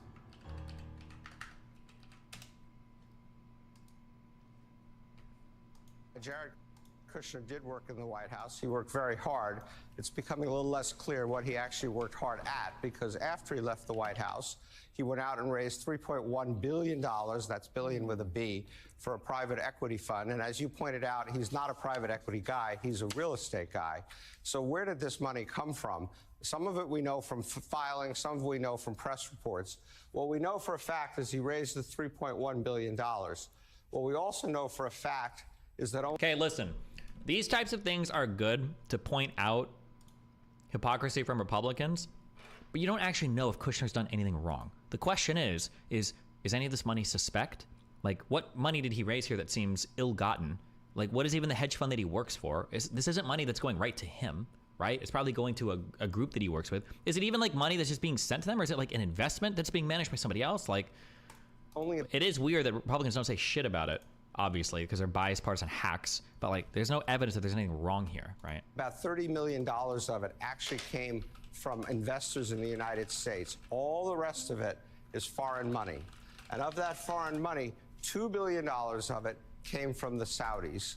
And not only did it come from the Saudis, but the Public Investment Fund, which is the Saudi Sovereign Wealth Fund, from which this money came, the board of it voted against giving the money to Jared, and they were overruled by MBS, who said, give him the $2 billion. I've been in this business 40 years. I have never seen someone get $2 billion out of $3 billion, get 2/3 of their money from a single investor. Usually a single investor might be a few percent of the fund, might be 5%. Wait, you've never in your life, there's never been a hedge fund that gets like the majority of its money from a single investor? That's never happened? I find that hard to believe. I don't know anything about it, but I find that hard to believe. I guess it's possible, but I feel like there's so many hedge funds out there. There's got to be some with like majority. I have never seen someone get $2 billion out of $3 billion, get 2/3 of their money from a single investor. Usually a single investor might be... To be fair, that is true though. Maybe on the scale of billions, maybe that's not that common. This is a really big investment. A few percent of the fund, might be 5%, occasionally 10%. Never seen this. Another 200 million we believe came from Qatar. Another 200 million we believe came from the UAE. And then the 625 million that came from foreign investors that we don't even know who they are. So what was Jared Kushner doing in the White House? And by the way, as a fun fact, on January 6th, the famous January 6th, Jared Kushner was in the Middle East. Steve, I heard from a prominent Middle East investor a couple weeks ago that there's not much out there on how Jared has actually been able to execute his funding. He's got all this money, but like you and Jonathan said, his background is not in private equity. And I've seen only one news report of a small European investment. He's sitting on all this money. Are the Saudis investing with him just to hedge their bets politically in case Trump comes back into office? What do they mean by his money? Like, do you think that's money that goes into Kushner's bank account? Or does Kushner work for a hedge fund that manages their investments? Or does investments? Like, Trump received millions from foreign governments as president. Okay, here's what I don't like most of the stories about Trump's money, Trump's bankruptcies, Trump's anything, okay? My issue is that people don't understand businesses, and people ascribe way too much to a single individual and a business, and it just makes all of these conversations retarded. They do it with Hunter Biden as well. Maybe they're doing it with Jared Kushner, okay? Like, somebody will say, like, Jared Kushner or Hunter Biden or Donald Trump got $5 million from this person. And the reality is this is a person that sits on a board of directors with a 15% equity stake in this company that had a contracted company that went to this thing, and it's like, bro, I don't give a fuck, okay? I need way stronger shit than that, okay? Maybe there was something bad here. I don't know. I haven't checked. Okay, Robert, what's up? What's happening? So I saw you said if people wanted to talk January 6th, but then I was very excited when I saw you were talking vaccine mandates, but we could put that off for a different day if you want. Sure. And talk more this January 6th. When's your debate, by the way? I think in 2 days. 2 days? Yep. Okay. You're with the Krasenstein brothers. They're terrible, but good luck with that. I think tell them to take a break. You'll just do stand-ins for them. You'll do better. We'll see how it goes. I trust all my people, yeah. Well, that's very generous of you. So we talked about sort of the electors business. Do you want to talk about the day of January 6th proper? Sure. Okay. So your contention is, just to rehash this, even without any violent action or anything that day, you still think that Trump's actions meet the definition of a coup or things like that. But would it be safe to say that you think the actions of January 6th further buttress those claims because there was actually violence on top of what you already see as sort of trying to steal the election? Kind of, yeah. Okay. I think that for me, the actions of January 6th institute what was clearly a riot, but wasn't a serious attempt at an insurrection or overthrow of the government. And I think that the shadiest parts about it seem to be that there was some sort of prior knowledge from law enforcement, but for some reason they intentionally decided not to have adequate security there. Do you have anything on those grounds you'd like to talk about, or do you think that's just a completely batshit theory? I don't think anybody knew the number of protesters or rioters that were going to show up that day. Nobody had forewarning about the speech that Trump